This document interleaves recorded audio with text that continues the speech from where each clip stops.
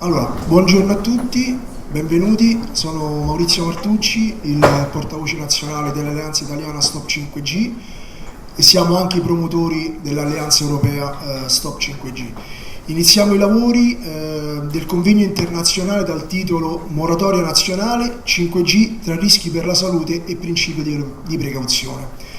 Un convegno reso possibile grazie al fattivo contributo da parte di cittadini che hanno partecipato a una raccolta fondi dal basso. La giornata di oggi vedrà non soltanto il convegno della mattina, ma anche un presidio simbolico, una manifestazione in piazza dalle ore 15 davanti a Montecitorio. Quindi vi invito tutti quanti a essere anche lì insieme a noi. Mi preme salutare e ringraziare quanti hanno dato la loro adesione a questa giornata storica. Dal Parlamento hanno aderito o sono presenti in aula l'onorevole Sara Cunial, che ringraziamo anche per aver fattivamente sostenuto il convegno. Ringraziamo e salutiamo l'onorevole Veronica Giannone, l'onorevole Matteo Dall'Osso, il senatore Saverio De Bonis, il senatore Andrea De Bertoldi, il senatore William De Vecchis, il senatore Sergio Romagnoli e il senatore Giuseppe Pisani.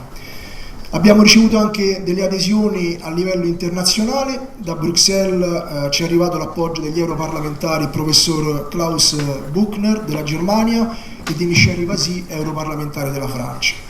Presenti in sala sono anche numerosi sindaci, assessori, consiglieri, dirigenti, funzionari, amministratori e rappresentanti a vario titolo di enti pubblici italiani. Si sono accreditati infatti i sindaci di Prata Sannita e Capriati a Volturno, Caserta, Aliano, Matera, Caneva, Pordenone, Filacciano e Cerveteri, Roma, Vallo Erate, Cuneo, Pietracupa, Campobasso, Bisagne e Barete, L'Aquila, Marsaglia, Cuneo, Bevilacqua, Verona, Sorianello, Vibo Valencia, Fossalto, Campobasso, Savignano Irpinio, Avellino e Nosate, Milano. Si sono accreditati anche alcuni consiglieri di Regione Lazio, presidenti della provincia di Caserta, oltre agli assessori di Fiumicino e Cerveteri, Roma, consiglieri municipali, oltre che delle città già menzionate prima dove sono presenti i sindaci, anche consiglieri dei comuni di Ladispoli e Ciampino, Roma, Bologna, Trento, Lanzada, Sondrio, Raviscanina e Sant'Angelo d'Alife, Caserta, Arco e Nogaredo, Trento, Monterenzio e Monte San Pietro, Bologna. Accreditati anche rappresentanti e dirigenti del Ministero dell'Ambiente, della Comunità Montana del Matese, dell'ISPRA, Istituto Superiore per la Protezione e la Ricerca Ambientale, e dell'ASL di Roma. In sala anche un nutrito gruppo di studenti e classi del quinto anno del Liceo Spaventa dell'Istituto Comprensivo di Città Sant'Angelo, Pescara. Ovviamente salutiamo questi ragazzi, come salutiamo tutti gli attivisti, gruppi, comitati, associazioni contro l'elettrosmog e gruppi Stop 5G provenienti da ogni parte d'Italia. Consentitemi, ovviamente a loro va il mio personale e sincero ringraziamento. Così come mi preme ringraziare tutte le realtà che hanno aderito, cito il coordinamento regionale Colvelva, il WWF, Azione Civile, Siamo e il Movimento Consumatori. Auguro un buon lavoro ai giornalisti e agli addetti stampa presenti in sala e ricordo che il convegno internazionale di oggi è patrocinato dai medici di ISDE Italia e dai sindaci dell'Associazione Nazionale Piccoli Comuni d'Italia con l'adesione degli scienziati dell'Istituto Ramazzini. Dunque, i lavori di oggi partono su iniziativa dell'Alleanza Italiana Stop 5G. Noi siamo una sigla informale, siamo cittadini, siamo un comitato partito dal basso che da oltre un anno, all'indomani dell'uscita del mio libro d'inchiesta, dove si è cercato di squarciare un velo sull'omertà che circonda una malattia tipica dell'era elettromagnetica come l'elettrosensibilità, è montata consapevolezza sui problemi che riguardano il 5G e quindi l'irradiazione elettromagnetica. Esattamente 8 mesi fa venne compiuto il primo atto ufficiale, il primo meeting nazionale Stop 5G, concluso nella risoluzione di Vicovaro, un momento storico al quale poi sono succeduti e seguiti tutta una serie di azioni interpretate e declinate sul territorio nazionale. Abbiamo poi raccolto insieme agli attivisti del comitato Monte Porzio Catone Ollus con due petizioni parallele oltre 40.000 firme che di volta in volta, step by step, stiamo girando al governo e continueremo a fare. Ovviamente la finalità è unica, è quella di chiedere una moratoria su questa pericolosissima sperimentazione. Partiamo da un presupposto, e questa è l'introduzione del convegno. Che cos'è il 5G? Noi ci troviamo qui proprio per questo, e grazie all'autorevole presenza di scienziati e medici di fama e caratura internazionale oggi cercheremo di capire il lato oscuro del 5G. Allora, il 5G non è altro che qualcosa di completamente diverso rispetto a un tipico aggiornamento di telefonia mobile. Quindi se qualcuno può pensare che il 5G sia un adeguamento di messaggistica piuttosto che di performance all'interno del proprio smartphone o cellulare, è completamente fuori strada. 5G si chiama Internet delle cose proprio perché prevede di collegare in maniera ubiquitaria e simultanea 1 milione di oggetti per chilometro quadrato. Quali sono questi oggetti? Partiamo ad esempio dalla casa domotica. La nostra abitazione è stata prevista, almeno questo è il progetto che hanno in mente, tutta in collegamento wireless, quindi lavatrice, frigorifero, qualsiasi elettrodomestico, termosifone, addirittura il pannolino dei bambini in collegamento wireless. Tutto questo prevede connessioni con Bluetooth, microchip, ma soprattutto 1 milione, almeno questa è la stima preventivata, di nuove antenne anche a frequenza millimetrica, che sono delle bande totalmente inesplorate per quanto riguarda la società civile. Copertura prevista 98% del territorio nazionale, per raggiungere il 99% della popolazione civile italiana. La richiesta delle aziende, che viene insistentemente formulata e rinnovata al governo, è quella di innalzare i limiti di esposizione di campo elettrico, attualmente nella media ponderata delle 24 ore a 6 volt metro, a qualcosa che viene detto è la media dei paesi del nord, a 61 volt metro. Voglio aprire e chiudere parentesi ricordando che questo tipo di innalzamento in fisica, essendo un vettoriale, comporta esattamente un più 110. Non è soltanto la stazione di radio base che andrà a essere implementata, quindi le antenne spesso posizionate sui tetti dei palazzi, ma anche mini antenne su tutti i lampioni della luce, sui semafori, addirittura nei tombini sotto i marciapiedi, all'interno delle abitazioni, come abbiamo detto prima, droni in cielo e dulcis in fundo il wifi dallo spazio con il lancio in orbita dei satelliti.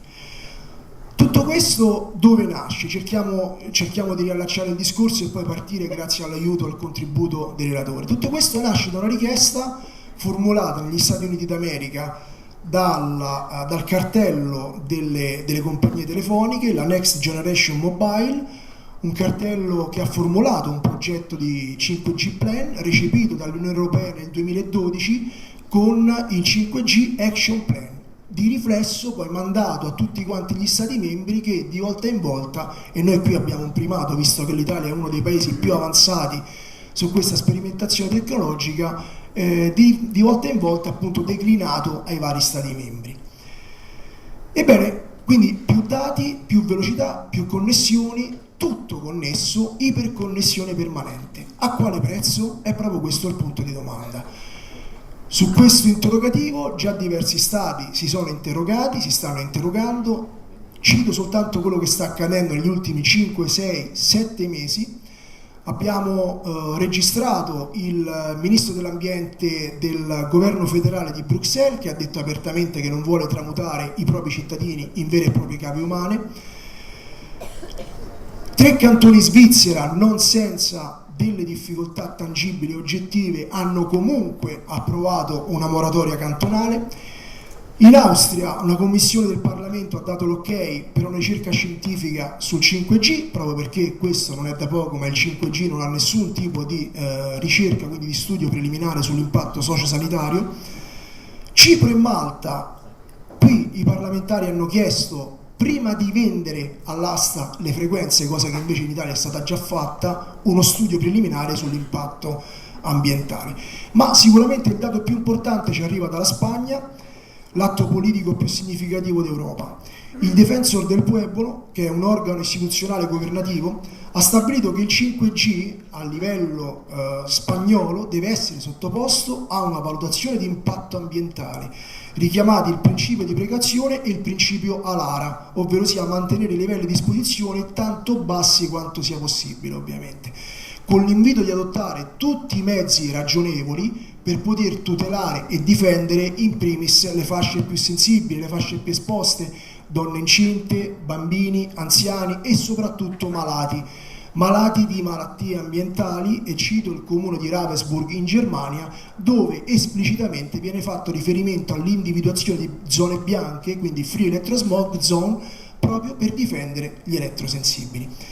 Allora, per capire bene da dove si parte, ci guardiamo adesso insieme un brevissimo filmato, dura 6 minuti, ma è un filmato molto indicativo e che ci inquadra a pennello la questione di oggi. È un filmato che riguarda un'interrogazione che è stata fatta in America dal senatore Richard Blumenthal, un politico e avvocato, senatore dello Stato del Connecticut, che è intervenuto nell'audizione del 5G e ha interpellato Brett Gillen, che è il vicepresidente esecutivo del Wireless Association, che è un cartello di aziende di telefonia mobile, e Steve Barry, che è amministratore delegato della Competitive Carriers Association, è un'altra compagnia di operatori del wireless. Vediamo insieme che cosa è accaduto, proprio sul punto da cui noi oggi partiremo per capire il lato oscuro del 5G.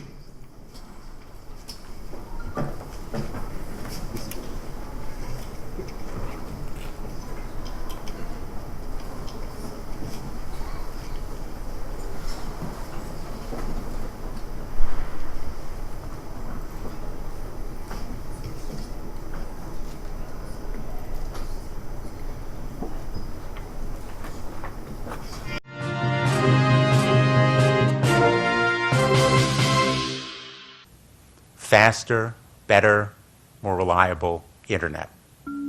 That's the promise of 5G technology, but there is also the peril. Health hazards associated with radio frequency that is higher also and requires more transmitters and antennas. And the stark, simple fact is the health hazards are unknown and unstudied. And that is a sign of neglect and disregard on the part of the Federal Communications Commission that seems unacceptable. There have been no answers so far. The FCC basically has said everything's fine, but in order to reach a conclusion about the health and safety of this new technology, we need facts. Mr. Chairman, thank you for having this hearing.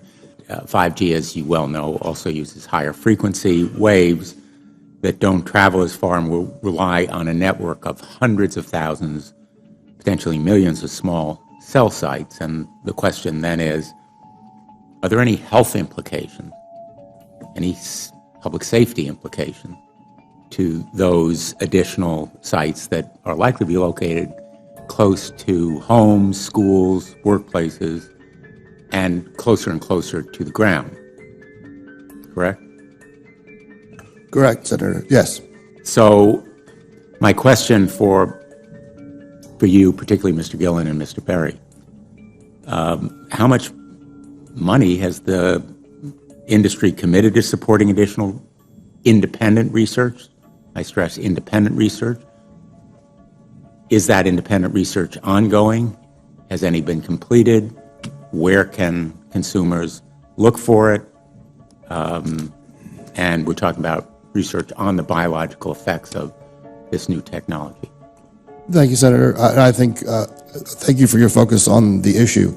Safety is paramount, and as you alluded to, we rely on the expert agencies, we rely on the findings of the FDA and others as to the requirements to keep all of us safe.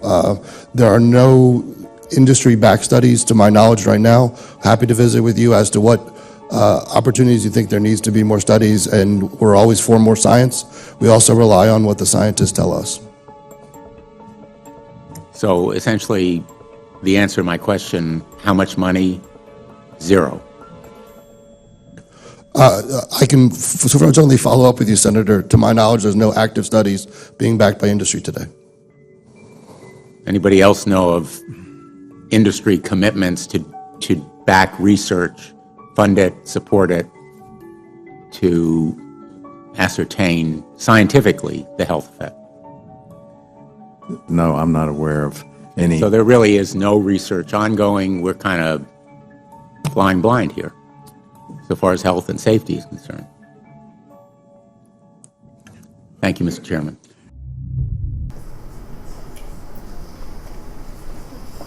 Eccoci qua. Noi partiamo esattamente da questo punto. Non ci sono studi preliminari su quella che potrà significare esporre in Italia 60 milioni di cittadini a un'irradiazione ubiquitaria permanente, multipla e cumulativa di radiofrequenze, oltre che a quelle totalmente inesplorate, anche le radiofrequenze in aggiunta 2G, 3G, 4G, Wi-Fi e WiMAX.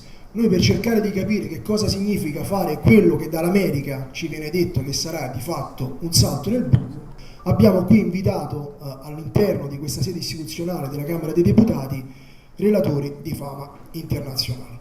Iniziamo con l'intervento della dottoressa Patrizia Gentilini, medico oncologo ed ematologo, ha lavorato per oltre 30 anni nel reparto di oncologia di Forlì, è responsabile dell'ufficio di presidenza della giunta esecutiva e componente del comitato scientifico dei medici per l'ambiente di ISDE Italia. Con la dottoressa Gentilini cominciamo a scoprire il lato oscuro del 5G e delle radiofrequenze, onde non ionizzanti, cercando di capire cosa si cela dietro questa che viene spacciata semplicemente come una nuova tecnologia dal progresso a cui nessuno di noi potrà farne a meno. Buongiorno a tutti e grazie per l'invito in questo convegno di livello internazionale sicuramente molto importante. Come è stato detto, appartengo all'Associazione dei Medici per l'Ambiente. Siamo un'associazione che è impegnata ovviamente su base totalmente volontaria su quelli che sono i rischi ambientali e abbiamo preso molto sul serio ciò che è scritto nell'articolo 5 del codice deontologico, e cioè che l'ambiente è un determinante fondamentale per la salute. E vorrei dirvi e farvi capire perché siamo qui e qual è il nostro obiettivo, è quello della prevenzione primaria, che troppo spesso si confonde con la diagnosi precoce. Prevenzione primaria vuol dire ricercare le cause delle malattie e agire su quelle, ma come scriveva colui che è stato il presidente della nostra associazione fino alla sua scomparsa, Lorenzo Tomatis, la prevenzione primaria tutela la salute, protegge il ricco come il povero, ma non porta onore, fame e denari, e per questo è negletta ai governi e alle istituzioni. Noi sentiamo oggi molto spesso parlare, sembra che l'obiettivo sia quello di cronicizzare le malattie, in particolare il cancro. Se ci pensate un attimo, noi siamo certamente molto più ambiziosi, perché noi vorremmo e facciamo di tutto perché la gente non si ammali o si ammali sempre meno, soprattutto i nostri bambini.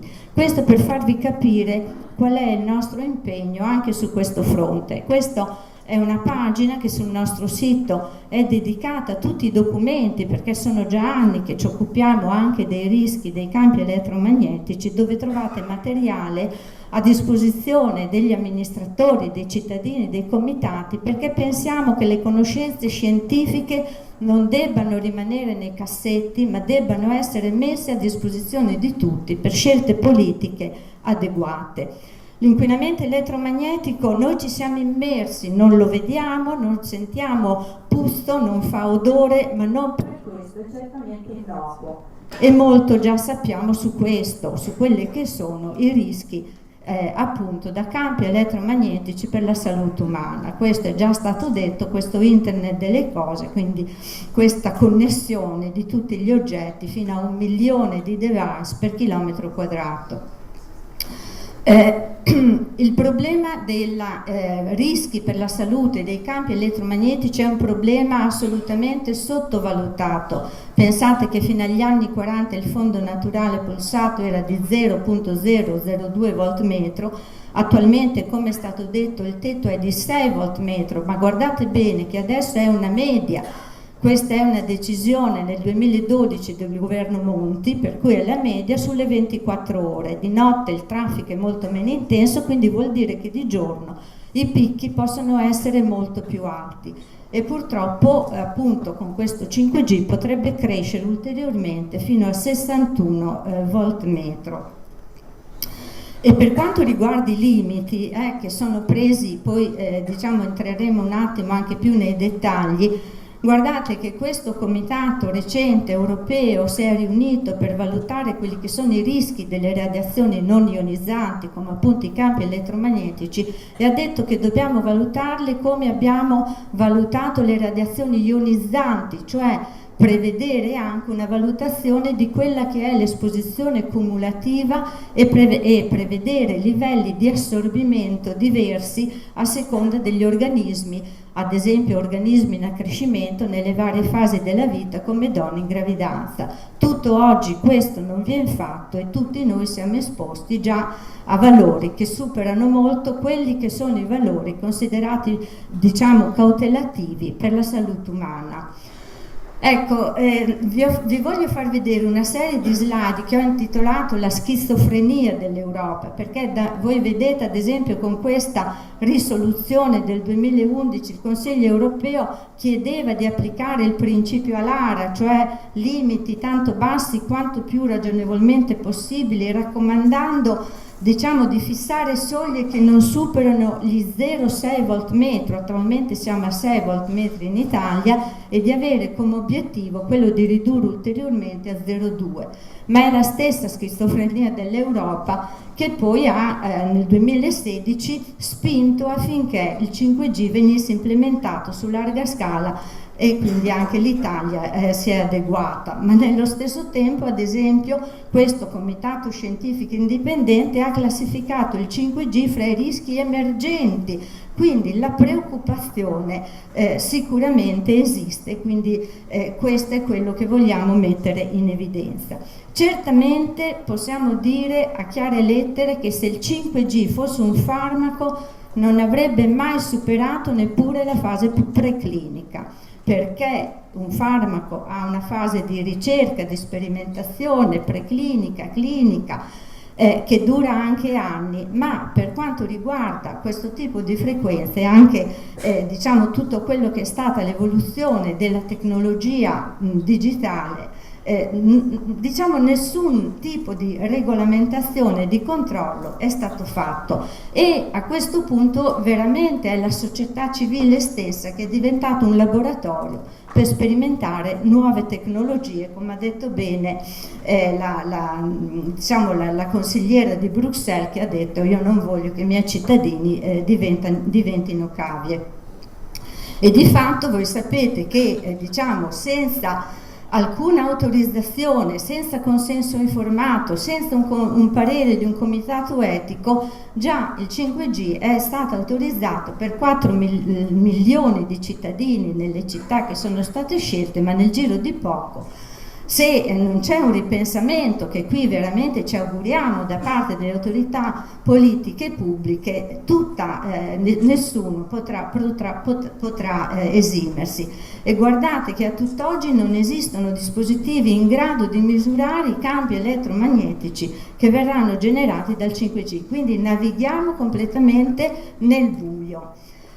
E qui, grazie ad un'associazione che è l'Associazione Amica, che ha fatto una serie di accessi agli atti, ha scritto ad esempio al Ministero della Salute, questa è la risposta. Voi vedete, il Ministero della Salute risponde infatti che non esistano atti che coinvolgano lo scrivente ufficio e la direzione generale nell'ambito dei processi di concessione delle frequenze del 5G. Quindi navighiamo a vista. E qui poi ci torneremo su questo rapporto dell'Istituto Superiore di Sanità che è uscito nell'agosto scorso e che abbiamo definito, poi vi spiegherò bene perché è estremamente discutibile, sul quale abbiamo preso una posizione molto netta di contrasto. Sul 5G questo discutibile rapporto solleva dubbi, perché dice che il 5G diciamo, lo sviluppo non sarà prevedibile, non è possibile formulare una previsione dei livelli di campo, ci vorrà una revisione della normativa, non si potranno considerare solo i valori medi ma anche i valori massimi raggiunti, ci saranno scenari non prevedibili, quindi ecco, questo ci tengo a sottolineare, questo rapporto che pure abbiamo criticato e poi vi farò e vi spiegherò il perché, esprime, come vedete, dei dubbi molto, ma poi di fatto non arriva a nessuna conseguente decisione. Quindi dobbiamo affrontare un momentino il campo e il settore di quelli che sono le conoscenze attuali sui rischi per la salute umana da esposizione a campi elettromagnetici, perché ricordiamo che questa esposizione è avvenuta con l'introduzione, con le tecnologie diciamo che ci sono state recentemente, perché di fatto le frequenze, le onde radio non esistono in natura. La prima domanda che ci dobbiamo fare è chi ha finanziato gli studi. Guardate che negli studi finanziati dall'industria non ci sono effetti nel 68% dei casi e ci sono diciamo si hanno risultati nel 32%, effetti quindi di rischio, evidenza di rischio, esattamente il contrario quando si tratta di studi invece indipendenti in cui nel 70% dei casi si rilevano i rischi e nel 30% no. Guardate che questo vale per i campi elettromagnetici ma vale in tutti gli altri campi quando si ha a che fare diciamo se non c'è un adeguato e rigoroso controllo anche di quella che è la comunicazione dei risultati e gli esiti degli stessi.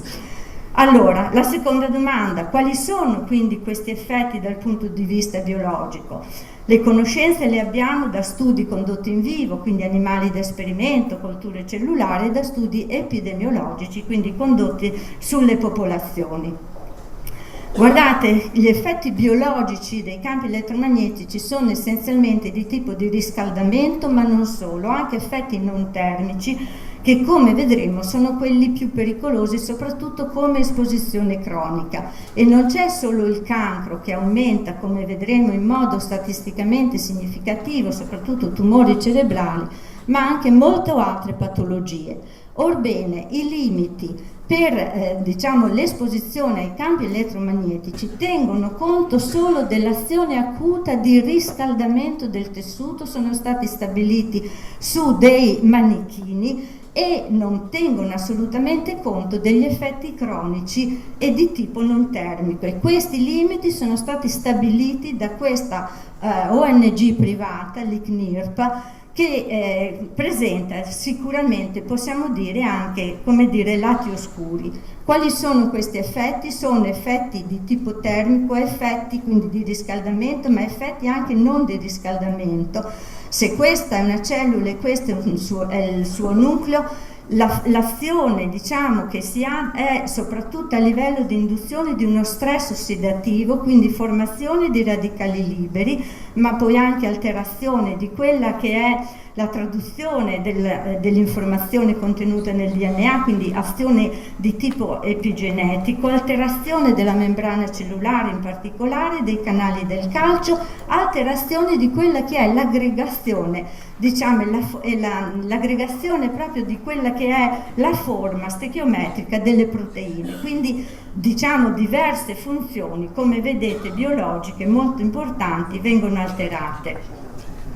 E per quanto riguarda lo stress ossidativo, vi ricordo ad esempio che in questo studio pubblicato di recente nelle persone elettrosensibili si è dimostrato probabilmente per la prima volta che queste persone che hanno questa sensibilità e lamentano tutta una serie di disturbi hanno gravi alterazioni dal punto di vista biochimico per esposizione a campi elettromagnetici, quindi si possono dosare nel sangue tutta un'alterazione di marcatori che sono espressione appunto dello stress ossidativo, e quindi si tratta di patologie che hanno un riscontro oggettivo. Quali sono dal punto di vista clinico gli effetti non cancerogeni? Alterazioni soprattutto per il danno alle pareti cellulari dal punto di vista della barriera ematoencefalica, malattie neurodegenerative, disturbi del comportamento, alterazioni agli organismi in via di sviluppo, alterazioni ad esempio, questo è stato visto in laboratorio, per quanto riguarda la funzionalità del pancreas, quindi disturbi di tipo metabolico, aumento del rischio di diabete, alterazioni del ritmo cardiaco. quindi un ventaglio di effetti, voi vedete, anche molto ampio. Tanto per farvi vedere uno studio epidemiologico recente, per esposizione occupazionale, quindi lavoratori della telefonia, dei radar, eccetera, quindi questa è una meta-analisi che ha preso in esame tutta una serie di studi, si vede che complessivamente in questi lavoratori aumenta del 26% in modo statisticamente significativo il rischio di sclerosi laterale amiotrofica e del 33% il rischio di Alzheimer, ma anche ad esempio l'uso del cellulare in gravidanza. Questo è uno studio diciamo molto ampio, fatto su quasi 84.000 coppie madre-bambino in diversi paesi del mondo. Si è valutato quello che era l'utilizzo che la madre faceva del cellulare in gravidanza e si è visto che le madri che usavano molto il cellulare avevano un aumento statisticamente significativo di bambini che poi avevano disturbi per quanto riguarda il deficit di attenzione e iperattività. Questo perché l'uso del cellulare altera molto probabilmente la secrezione di melatonina che agisce nella madre ma anche ovviamente nel feto.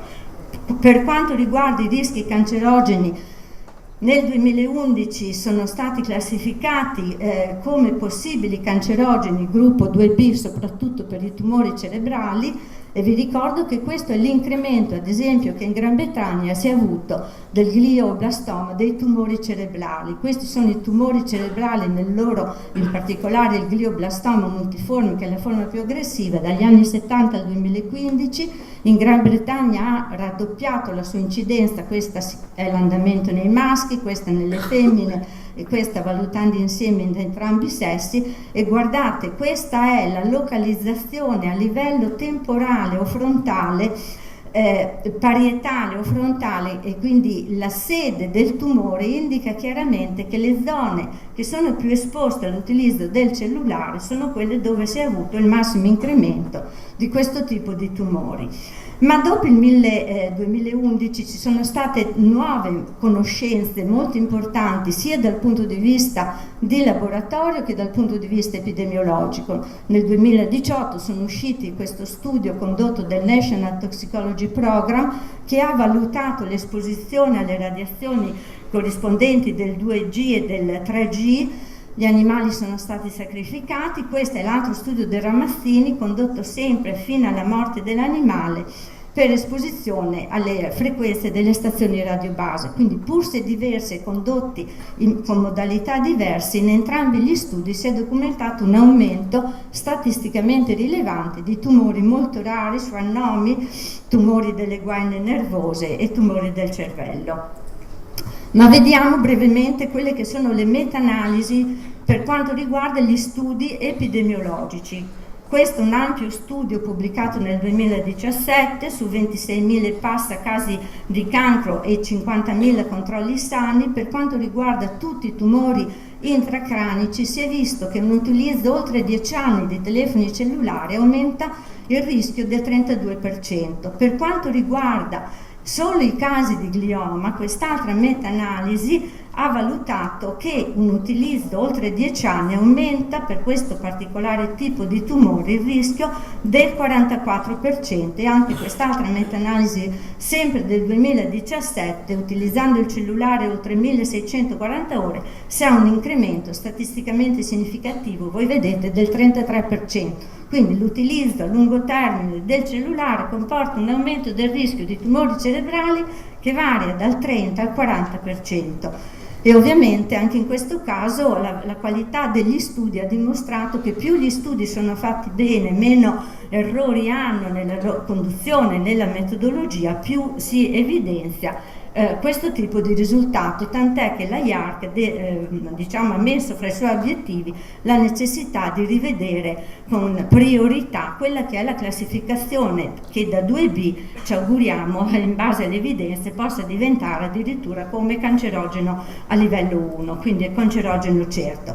Facciamo un passo indietro. Vi ho parlato di questo discutibile rapporto dell'Istituto Superiore di Sanità, ci tengo molto a fare capire alcune cose per le quali non abbiamo potuto tacere, perché questo rapporto finisce dicendo, voi vedete, l'uso comune del cellulare non è associata all'incremento del rischio di alcun tipo di tumore cerebrale.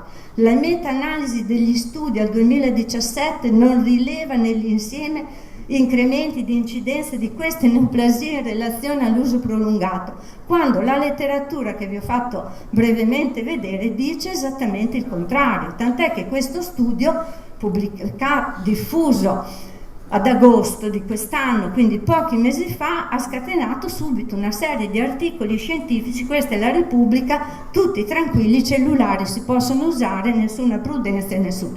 Tant'è che abbiamo pubblicato una serie, diciamo, di critiche, lanciata addirittura una petizione su Change, perché questo rapporto non può essere accettato, non è accettabile quello che viene detto e deve essere profondamente modificato. Nell'ultimo numero di Epidemiologia e Prevenzione, a firma di Benedetto Terracini, che è il padre dell'epidemiologia italiana, e del dottor Agostino Di Ciaula, il presidente del comitato scientifico di ISDE, è uscito proprio un editoriale su questo problema. Ma vorrei farvi capire, perché uno dice: ma come fanno allora gli autori di questo rapporto dell'Istituto Superiore a scrivere queste cose? Questa è la frase, ad esempio, che loro riportano. Per quanto riguarda il rischio di glioma, 4 studi su 7 riportano incrementi del rischio, però nell'esposizione più elevata, 4 su 7, evidentemente 3 non riportano questi rischi, che sono gli studi di Muscat, Inskip e Ion nel 2015.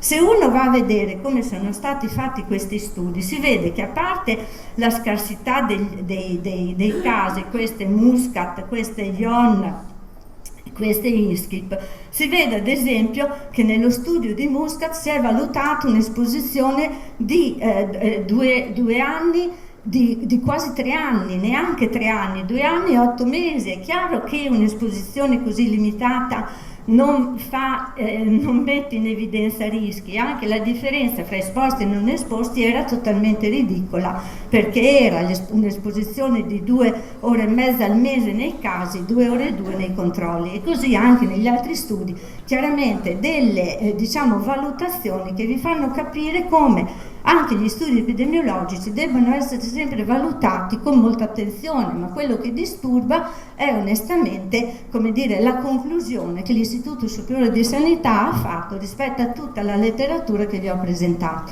Quali sono i rischi specifici del 5G? Onde centimetriche, onde millimetriche sono onde che entrano per 1 centimetro nella pelle, quindi hanno una penetrazione. I fautori del 5G dicono: ma sì, ma che cosa vuoi che ti faccia? Quindi qualcosa di assolutamente banale, ma noi sappiamo che nei primi strati dell'epidermide ci sono nervi, ci sono terminazioni nervose, ci sono vasi sanguigni. In vitro si è vista, per esposizione a questo tipo di frequenza, una disregolazione del profilo, diciamo, metabolico anche dei cheratinociti. Quindi gli effetti per esposizione a 5G, da studi, ripeto, ottenuti da laboratorio, studi non certo epidemiologici, che poi se tutti saremo esposti sarà anche fatica trovare la popolazione di controllo che non è esposta, sono effetti locali, ma anche effetti dal punto di vista sistemico, perché si generano tutta una serie di alterazioni di mediatori, anche della flogosi, di mediatori immunochimici, e alterazioni dal punto di vista della trasmissione dei segnali nervosi. Questa è una revisione recente fatta sempre dal dottor Agostino Di Ciaula, diciamo proprio focalizzata sul 5G, e ha fatto tutta una rassegna della letteratura per quanto riguarda gli studi sperimentali che sono stati condotti. Quindi si altera la proprietà delle membrane citoplasmatiche, dei sistemi neuromuscolari, si stimola la proliferazione cellulare, si altera la sintesi di proteine, via dicendo, insomma. Quindi gli effetti dal punto di vista sperimentale non sono sostanzialmente diversi da quelli che vi ho fatto vedere per gli altri tipi di onde. Sto per finire. La terza domanda: ci sono effetti del 5G sull'ambiente e su altre forme di vita? Ci sono, dobbiamo porci, soprattutto in questo momento veramente critico della vita sul nostro pianeta, questa domanda. Ebbene sì, questo è pubblicato su Nature, una rivista prestigiosa. Gli scienziati sono allarmati perché sarà più difficile prevedere gli eventi meteorologici estremi con tutto quello che sta capitando dei cambiamenti climatici. Non mi sembra affatto una cosa trascurabile, ma anche le alterazioni sugli insetti, soprattutto sulle api. Sappiamo già quello che è il problema diciamo della perdita di biodiversità. Le api non trovano l'alveare, hanno dei problemi per quanto riguarda l'orientamento e assorbono massimamente proprio questo tipo di frequenze. Ma anche qui è un problema per cui spesso veniamo ridicolizzati, ma c'è poco da essere ridicolizzati. Noi siamo profondamente preoccupati perché il verde nelle nostre città, ma anche nelle aree boschive, noi assistiamo a dei tagli selvaggi anche di alberi sani. E diciamo ci sono i documenti, questi sono documenti del governo inglese, che dimostrano come gli alberi frondosi, soprattutto le foglie che sono ricche d'acqua, possono ostacolare il segnale. Quindi noi non vorremmo che far piazza pulita di quello che è il verde nelle nostre città, con tutte le conseguenze sul clima, sulla salute, sulla qualità dell'aria, sia anche proprio fatto per diciamo aprire la strada al 5G. A che cosa serve davvero il 5G? Questa è la domanda fondamentale. Abbiamo davvero bisogno di più velocità, a parte i rischi dal punto di vista biologico, ma quali sono anche dal punto di vista psicologico quelli che possono essere, ci sono già studi in questo senso, su quello che è lo sviluppo, il neurosviluppo, l'aspetto comportamentale dei nostri bambini, che sempre più spesso passano tempo con questi oggetti.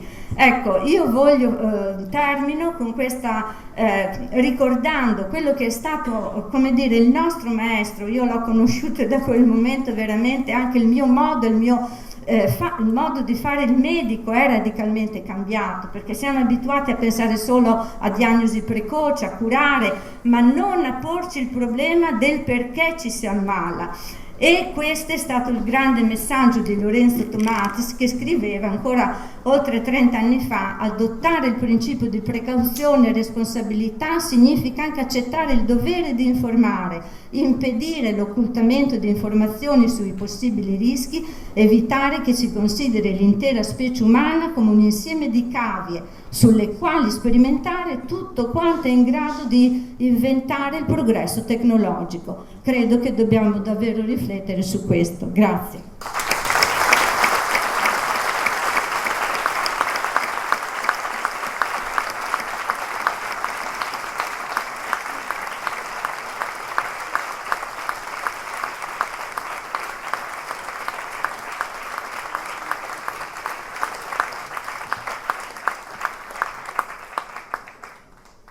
Bene, siccome noi in Italia abbiamo anche un primato invidiabile, a questo punto lo voglio sottolineare, che è quello della consapevolezza che dal basso sta circolando e soprattutto sta prendendo sempre più piede, e questo deve essere per noi un monito di speranza per il futuro. Sta prendendo piede nei comuni, sta prendendo piede nei territori, sta prendendo piede all'interno degli enti pubblici, in primis nei sindaci. Abbiamo adesso un intermezzo rispetto alle relazioni di carattere medico-scientifico con il presidente dell'Associazione Nazionale dei Piccoli Comuni Italiani, che raggruppa i sindaci dei comuni sotto i 5.000 o sotto i 15.000 abitanti.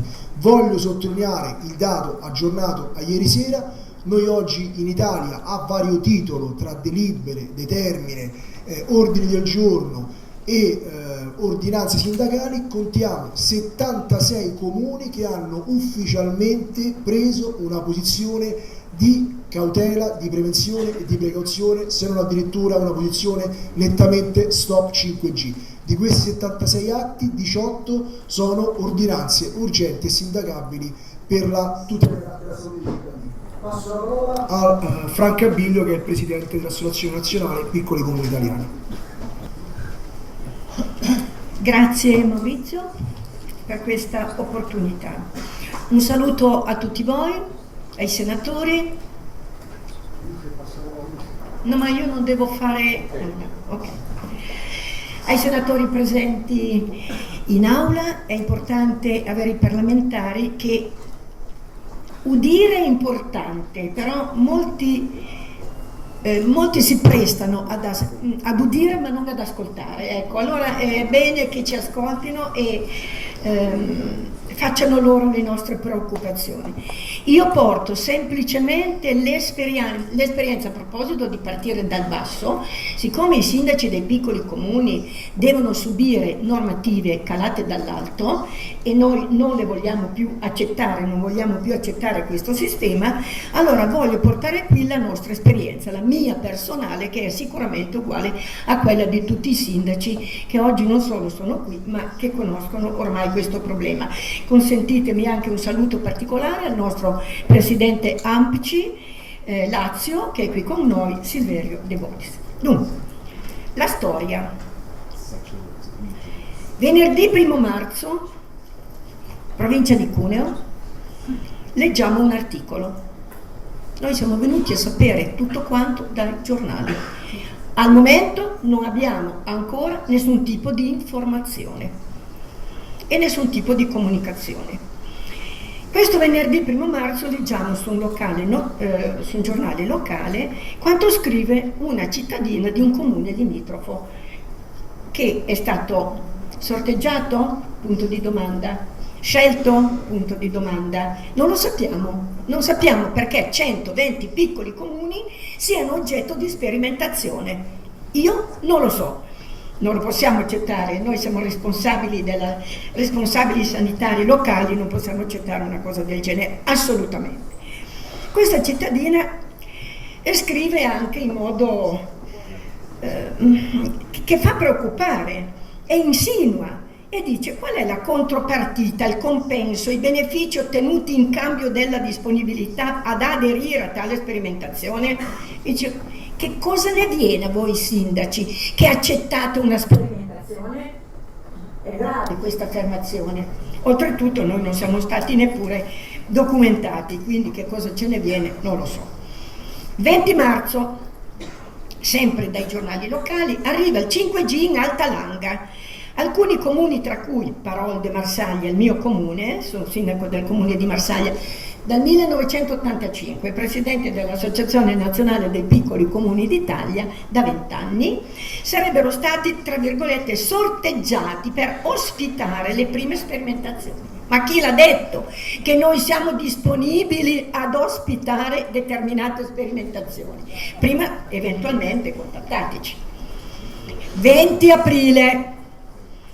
La Stampa è già un giornale che conosciamo tutti, un quotidiano che conosciamo tutti. Il 5G in 120 piccoli comuni italiani. ANCI e UNCEM, tra virgolette, importante opportunità. Quando noi, sindaci dei piccoli comuni, sentiamo parlare di opportunità ci preoccupiamo, perché la 56 del Rio, che prevedeva l'accorpamento obbligatorio, è stata venduta.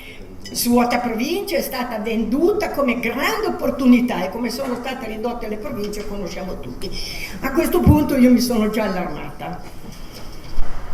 8 aprile sempre sulla Stampa. La rivoluzione del 5G non si fermerà a Torino. L'Agcom obbliga le compagnie a estendere il servizio in 120 piccoli comuni, 29 in Piemonte, 3 in Valle d'Aosta. Bene. Qualcun altro obbliga qualcun altro che sperimenta su di noi senza informarci. A questo punto, come Comune di Marsaglia, scriviamo al nostro prefetto chiedendogli di mettere in atto tutte quelle procedure tecno-giuridiche necessarie per la tutela della salute, perché prima di tutto ci preoccupa la salute. Nessuna risposta. La Stampa immediatamente dice Marsaglia, Roache, eccetera, scrivono al prefetto per avere delle sicurezze in tema di salute. Francaghilio scrive, non si sa nulla. Ci documentiamo e veniamo a sapere che il 5G Bruxelles blocca la sperimentazione. C'è un importante convegno a Milano il 30-31 marzo, ci documentiamo e cominciamo a preoccuparci, ad allertarci sempre di più. Per di più mercoledì 17 aprile, un grande convegno qui organizzato proprio da voi, io non potevo esserci, è venuto Silverio De Bonis che mi chiama immediatamente, mi dice Franca mettiamoci in contatto perché sono preoccupato. A questo punto, ma come Comune di Marsaglia però abbiamo mandato poi anche a tutti i sindaci delle lettere fino a 15.000 abitanti, perché è stato un po' come l'alluvione del 94 subita a Cuneo, quando non riuscivamo più a comunicare, isolati dalle 4 del mattino, non sapevamo se era un fenomeno, un evento nostro che colpiva Marsaglia o se colpiva chi e quanti altri. Quindi a questo punto abbiamo incominciato a scrivere a tutti i sindaci per dire: ma voi ne sapete qualcosa? Chi di voi è stato interessato? Chi di voi è al corrente? E l'abbiamo mandata questa lettera a tutti quanti. Dopodiché abbiamo immediatamente aderito al comitato cittadino Tuteliamo il nostro ambiente e la nostra salute, per incominciare ad essere in contatto con chi si interessava di questo problema, in modo da essere in contatto con loro e non sentirci isolati come ci siamo sentiti isolati quel mattino dell'alluvione. Il 30 aprile adottiamo in consiglio comunale, ma qui so che molti sindaci lo stanno facendo, la moratoria. In questa delibera del Consiglio viene impegnato il sindaco ad adottare anche l'ordinanza. Quindi viene anche contestualmente adottata questa ordinanza e mandata al prefetto, il quale ci dice che è illegittima perché non abbiamo seguito la prassi corretta. Occorreva prima informarlo, perché c'è una prassi, no? Per noi sindaci, tutto è complicato. Quella io non l'avevo rispettata, e molti altri comuni, qui c'è anche Valloriate in provincia di Cuneo, vi saluto, grazie, ciao. Non l'avevamo rispettata questa prassi, semplicemente adottato un'ordinanza per chiedere la sospensione di tale sperimentazione sul nostro territorio, e il prefetto dice: è illegittima, vabbè, ma noi non ci sposta molto questa cosa, no? Intanto il 21 giugno in Abruzzo c'è un importante convegno, voglio conoscere Maurizio Martucci di persona, con lui sono entrata in contatto anche prima, è stato importante e determinante questo nostro sentirci, questo nostro comunicare. In Abruzzo in effetti la preoccupazione è aumentata. Ecco, allora abbiamo detto no, qui a questo punto occorre saperne di più, ma non per noi, per i nostri cittadini, perché noi dobbiamo tutelare i nostri cittadini, abbiamo una grossa responsabilità per quanto riguarda questo. Dopo tutti questi movimenti ricevo una telefonata dal presidente Asso Telecomunicazioni Astel, Pietro Guindani, dottor Pietro Guindani. Conosci? Lo incontro a Grinzane Cavour, tanto per Valloriate che sa dov'è, in provincia di Cuneo, quindi da Roma è venuto fino da me. Ho avuto con lui un colloquio, sì, gentile, gentilissimo, però a livello commerciale, no? Quindi vendono un prodotto. A questo punto noi abbiamo detto che avremmo comunque attivato tutte quelle normative, tutto quello che noi potevamo attuare per saperne di più e attivare quel principio di precauzione che per noi è fondamentale. Cerca di convincermi e mi comunica che manderà una lettera ai sindaci, e prima però la manderà alla sottoscritta in modo che io la possa condividere o no. Questa lettera ovviamente non l'ho condivisa, è arrivata poi a tutti i sindaci spiegando una cosa importante, perché io quello che ho evidenziato era: ma scusate, siamo stati sorteggiati, spiegate come mai Marsaglia e tutti gli altri 120 comuni, compresa Marsaglia, sono soggetti a questo tipo di sperimentazione. Questa risposta che ho ricevuto io, che poi avete ricevuto tutti voi sindaci, che hanno ricevuto tutti i colleghi sindaci, ha un passaggio che mi interessa molto e sarà bene esporlo un attimo per capire anche da voi. Il suo comune, gentile sindaco, il suo comune non è stato sorteggiato, mi fa piacere, ma scelto. Grazie, quindi noi dovremmo ringraziare per una cosa che ci cala dall'alto, ci scelgono per una cosa che va bene per loro senza sapere se noi la gradiamo o no. Ma come si può agire in questo modo in un paese che dice di essere democratico? Viviamo in democrazia? Oltretutto il sindaco.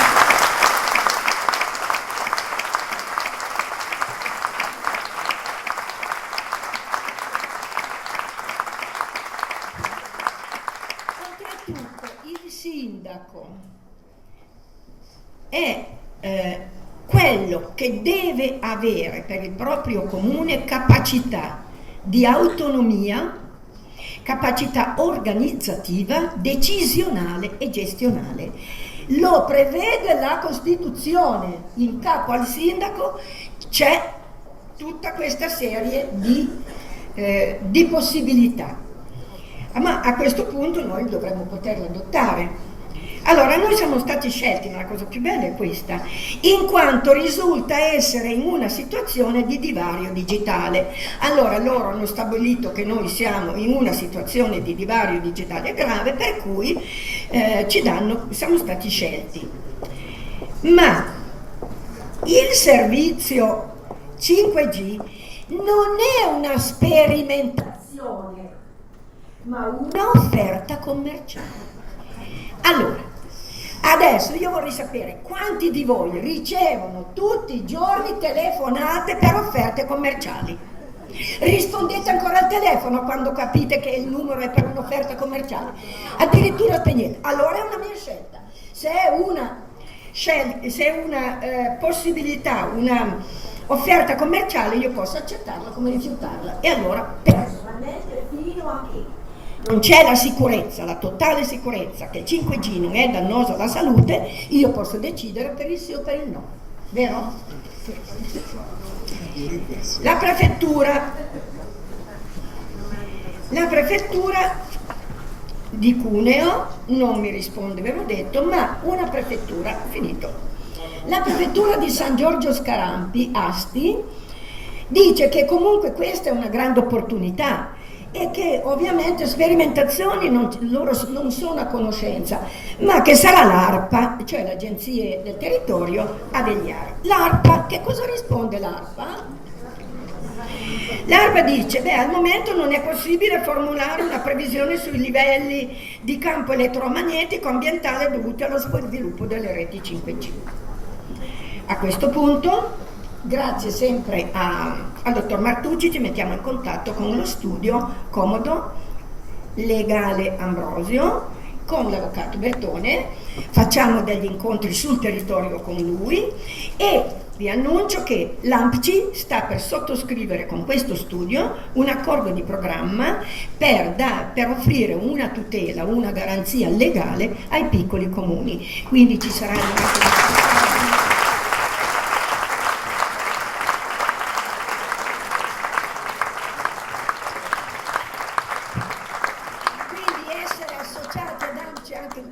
perché ci saranno delle agevolazioni a livello finanziario. Grazie a tutti.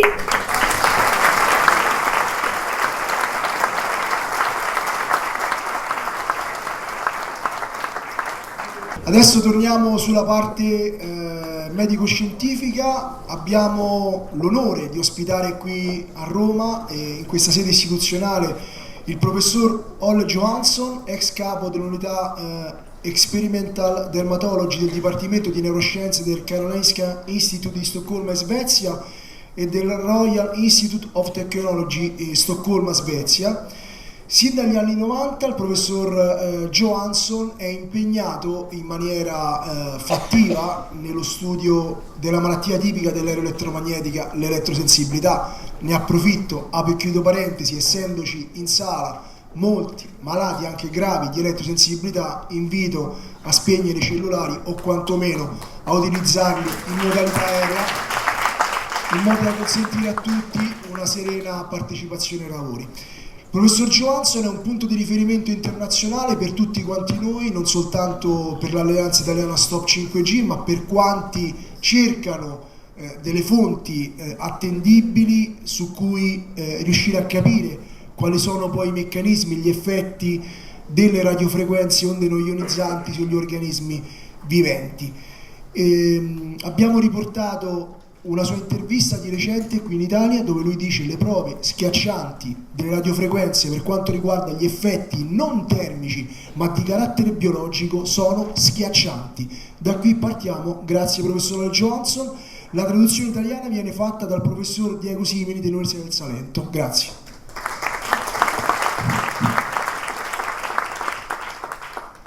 Dear ladies and gentlemen, it's a tremendous honor to be here today. The previous speakers have actually already covered all what I'm going to say, but I will shortly summarize some of the points. Gentili presenti, è un grande onore per me essere qua.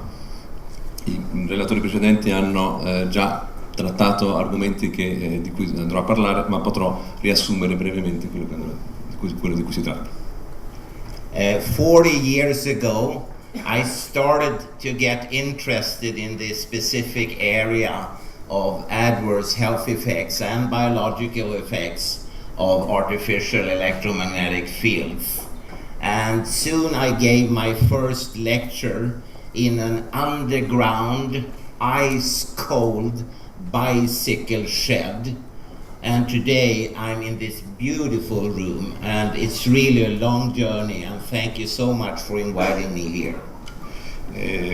40 anni fa ho iniziato a occuparmi degli effetti avversi delle radiofrequenze e 40 anni fa ho cominciato in un luogo freddo, in un sottosuolo piuttosto squallido, e invece oggi sono in questa bellissima sala e ne sono molto soddisfatto. All the arguments you have already heard, I put forward 20, 30, 40 years ago. Very, very few people listened. Now, the last 4 weeks, I have been in Philadelphia, Charlotte, Las Vegas, San Jose, in 2 places in Denmark, in Finland, Isle of Man, and I have been around in Italy for the last week. The interest is tremendous right now. Ne ho parlato negli ultimi 20, 30, 40 anni, ma pochissime persone mi stavano ad ascoltare. Invece nelle ultime 4 settimane sono stato, non ricordo tutta la lista dei posti, ma sono stato a Filadelfia, a Las Vegas, altri posti che ora non ho segnato, in Danimarca, Finlandia. Nell'ultima settimana sono stato in tanti posti in Italia e c'è un enorme interesse per l'argomento. Se ho lasciato qualcosa non sono cose fondamentali. The last week, as I said, I've been around in your beautiful country, meeting people with electrohypersensitivity and their relatives. They have a hard time in Italy. It's our responsibility, all of us, to help them and support them. Sono stato nell'ultima settimana in questo bellissimo paese e ho incontrato in particolare persone elettrosensibili e i loro parenti e vicini, e stanno passando un brutto periodo, una brutta vita in questo momento, e è la nostra responsabilità di occuparcene e di stare vicino a loro. Tom Butler is a professor in Ireland, and I will meet him in about 1 week. And he has recently said the following: children are at growing risk of present and future ill health from wireless technology due to weak governments, captured government departments and agencies, corrupt institutions, a compliant press, and unethical or ignorant academics. By inviting me here today, you prove that Italy is not like that. Tom Button è un professore irlandese che ho incontrato tra una settimana e dice quello che c'è scritto sulla slide: i bambini sono tutti in un rischio crescente nel presente e nel futuro di contrarre malattie dalla tecnologia wireless, dovuto a governi deboli, departamenti dei governi che sono corrotti, e le agenzie lo stesso sono istituzioni corrotte, e una stampa compiacente e accademici, scienziati non etici e oppure ignoranti. Actually, your fantastic country is at the forefront when it comes to taking responsibilities, and all the esteemed members of parliament, mayors, civil servants, and all of you present here today, I salute you for that. Quindi in questo favoloso paese mi trovo, ci sono questi rappresentanti parlamentari e hanno tutti una responsabilità grossa in questo ambito e li saluto rispettosamente per questo. You have already heard that at the American Senate in United States, the Senator Richard Blumenthal pointed firmly to that the wireless carriers, as well as their official authorities, concede they are not aware of any independent scientific studies on safety of 5G. So, you see, the citizens must use a precautionary principle of their own making.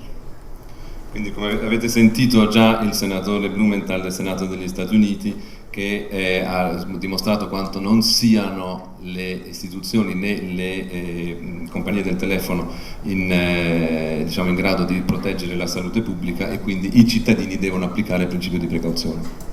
And the fantastic lady who spoke before me proved that Kafka is actually Italian. La signora meravigliosa che ha parlato prima di me ha dimostrato che Kafka è anche italiano.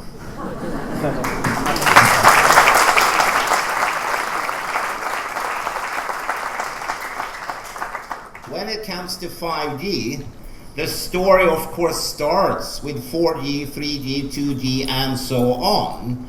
And there are 5 reasons to stop 5G now, and I will quickly go through them.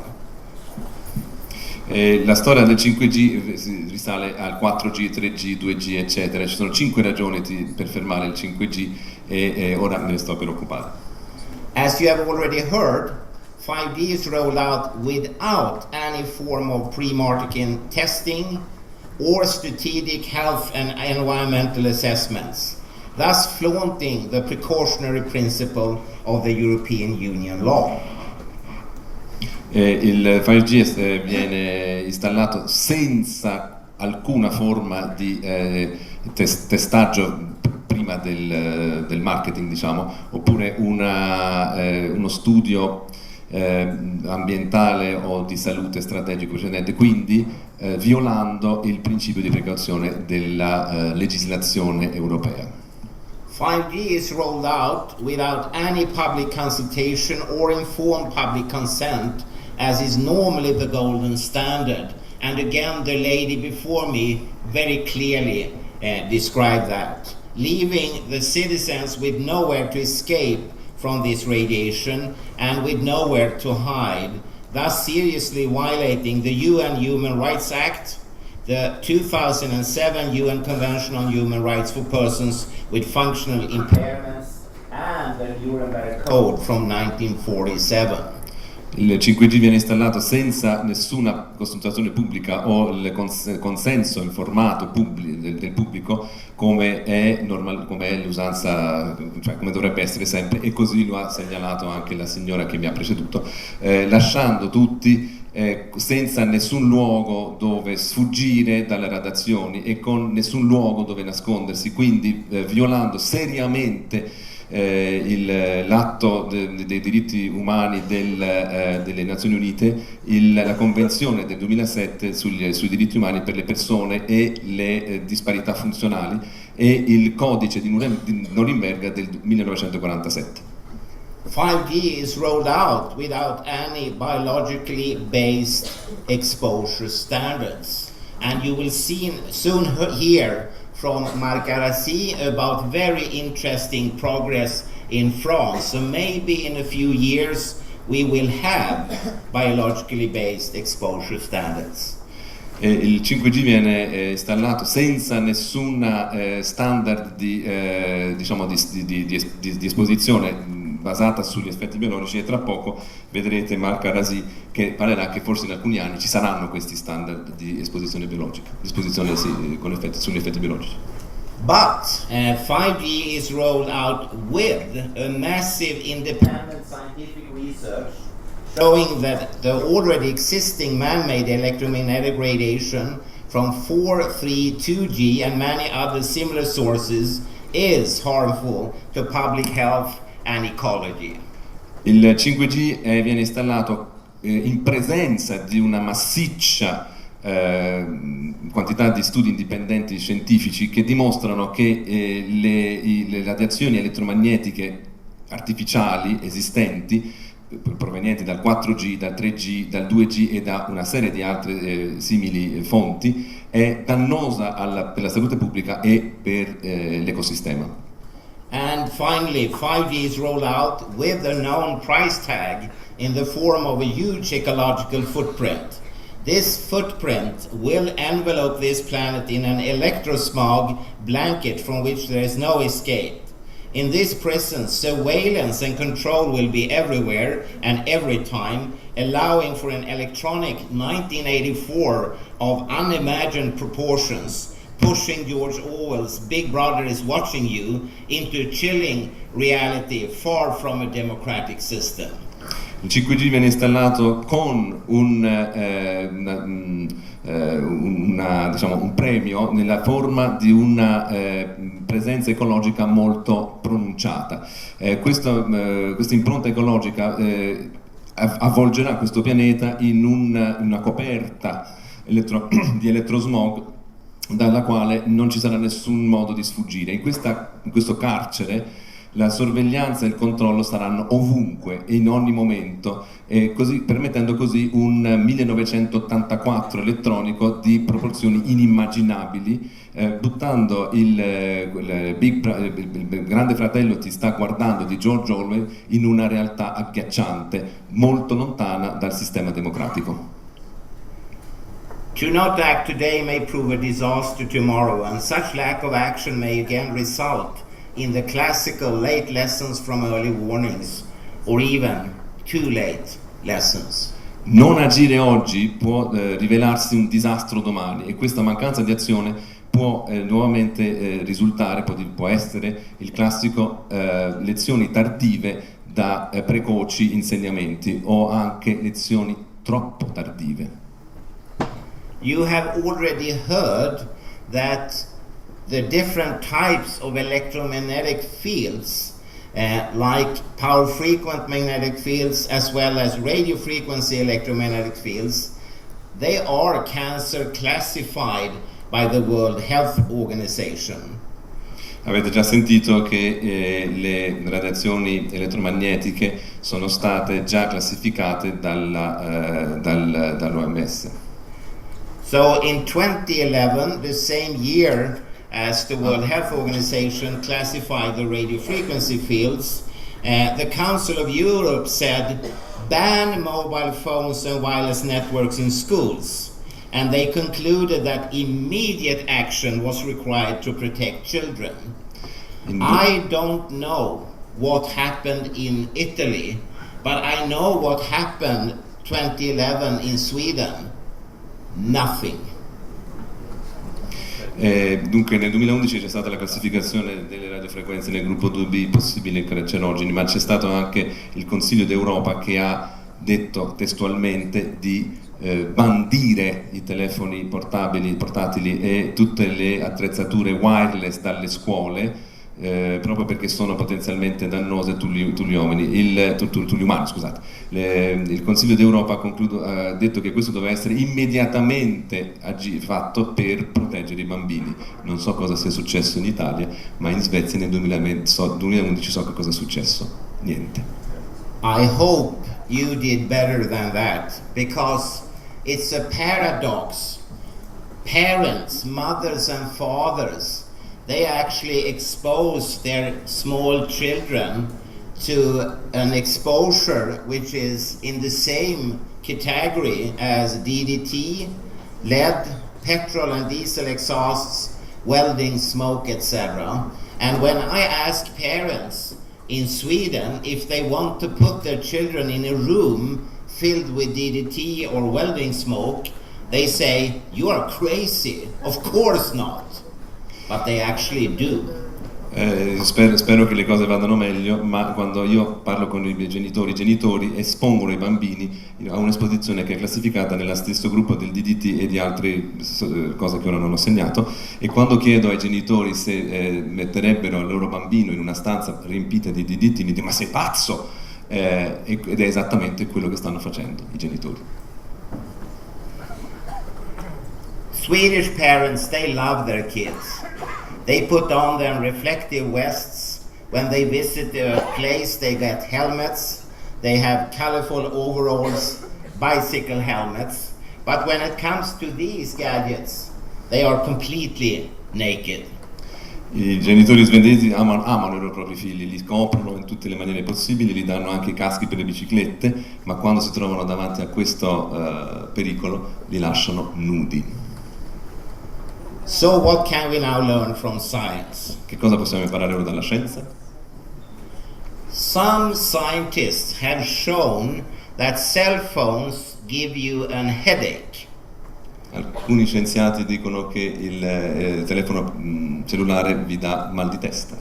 I have never met anyone, not even from the telecom industry, who says, when I ask them if they want to have a headache from their cell phone, yeah, that's what I want. Non ho mai sentito nessuno, neanche dall'industria telefonica, che quando gli chiedo ma vorresti avere mal di testa che viene dal telefono portatile? No, nessuno dice che è quello che vuole. So actually I could stop here. We don't need to go further because there is no one who wants to have a headache from their cell phone, regardless of it's a 3, 4 or 5G one. Potrei fermarmi anche qua perché nessuno vuole avere il mal di testa che provenga da un telefono che sia di 2, 3 o 4G. But maybe you will get disappointed. I have a few slides more. Potreste essere delusi, ho ancora qualche slide.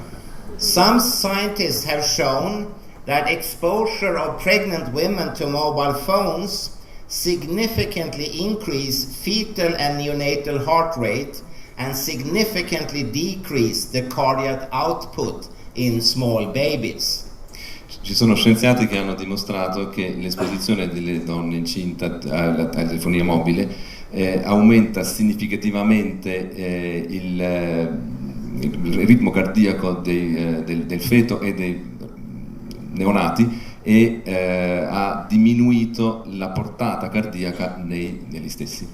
In layman terms, the babies got stressed.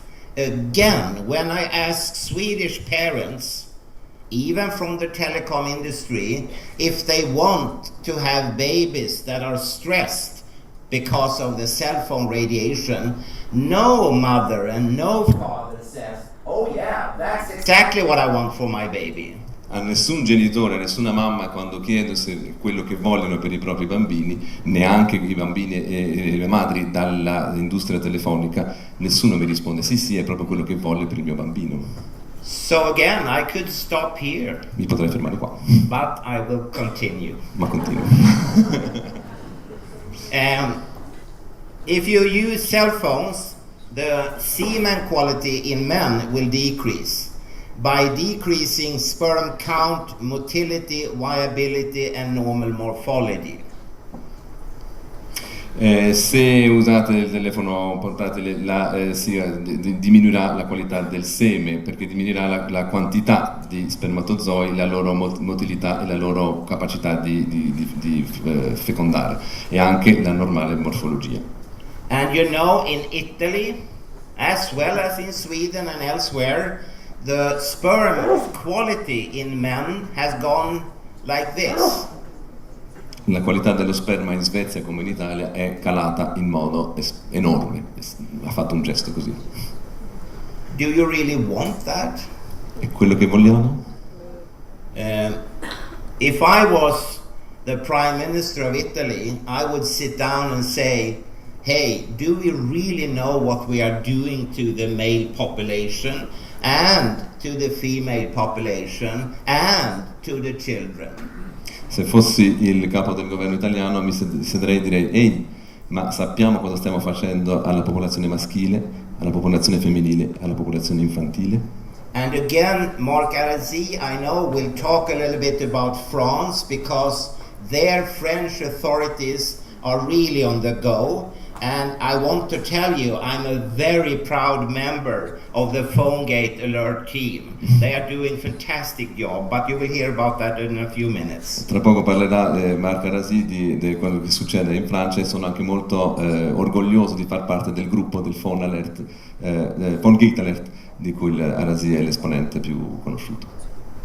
Other scientists have shown that in the 5th generation of mice being exposed to pretty weak fields actually, it ended in irreversible infertility. If the same would be true for Italians, then your grandchildren cannot get any more babies because of something you did today or actually some years ago. How many grands did you say? 5 generations, yeah. Questa progressiva diminuzione degli spermi potrebbe, anzi si ripercuoterà, secondo gli scienziati, in una diminuzione e una infertilità irreversibile su 5 generazioni, quindi bis nipoti, in quinta generazione. And I tell you, then those women and men want to call back in time, but it's too late because we are all dead then. It's too late to call back and say, please stop what you're doing. È troppo tardi per tornare indietro, no? Bisogna fare presto per tornare indietro. Other scientists have shown a negative impact on learning in rats. Alcuni scienziati hanno dimostrato una ritardata capacità di apprendimento nei ratti. And it was based on a decreased concentration capacity and a decreased short-term learning capacity. Ed era basato su una riduzione della capacità di concentrazione e l'apprendimento di breve termine. The same has been shown for boys who did less well in a learning task, a linguistic test, when they were exposed. Lo stesso è successo ai ragazzi quando sono esposti. But not only boys and girls and men and women are at jeopardy, also all other animals, and in this case tomato plants, are the same. Non solo ragazzi e animali, ma anche la cosa riguarda anche il mondo vegetale. And the paper that keeps me awake in the night, also here in Rome actually, is this one by Tahiri and co-workers, who showed that exposure to either GSM, that's 2G phones, or 2.4 gigahertz Wi-Fi routers, exposure of bacteria turned them into antibiotic resistant ones. Ciò che non mi fa dormire, e anche qui a Roma mi tiene sveglio, è questo studio riguardante l'esposizione di questo studio di Tahari, l'esposizione alle radiazioni dai telefoni mobili di 900 MHz e 2,4 GHz, che sono quelle emesse dai correntissimi Wi-Fi, dei routers Wi-Fi, che rende questi listeria, insomma questi batteri, resistenti a molti antibiotici. The very same year, 2017, independent of Tahiri and co-workers, the G20 countries had a special meeting in Europe because, as you know, more than 25,000 Europeans are put to a too early death because of antibiotic resistance in healthcare. Nel 2017 c'è stato l'incontro del G20 in Europa perché, come sapete, 24.000 persone in Europa sono morte prematuramente a causa dell'antibiotico resistenza.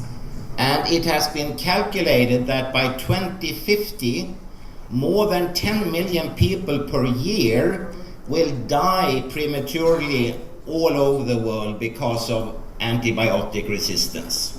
È stato stimato che nel 2050 più di 10 milioni di persone all'anno moriranno nel mondo per l'antibiotico resistenza.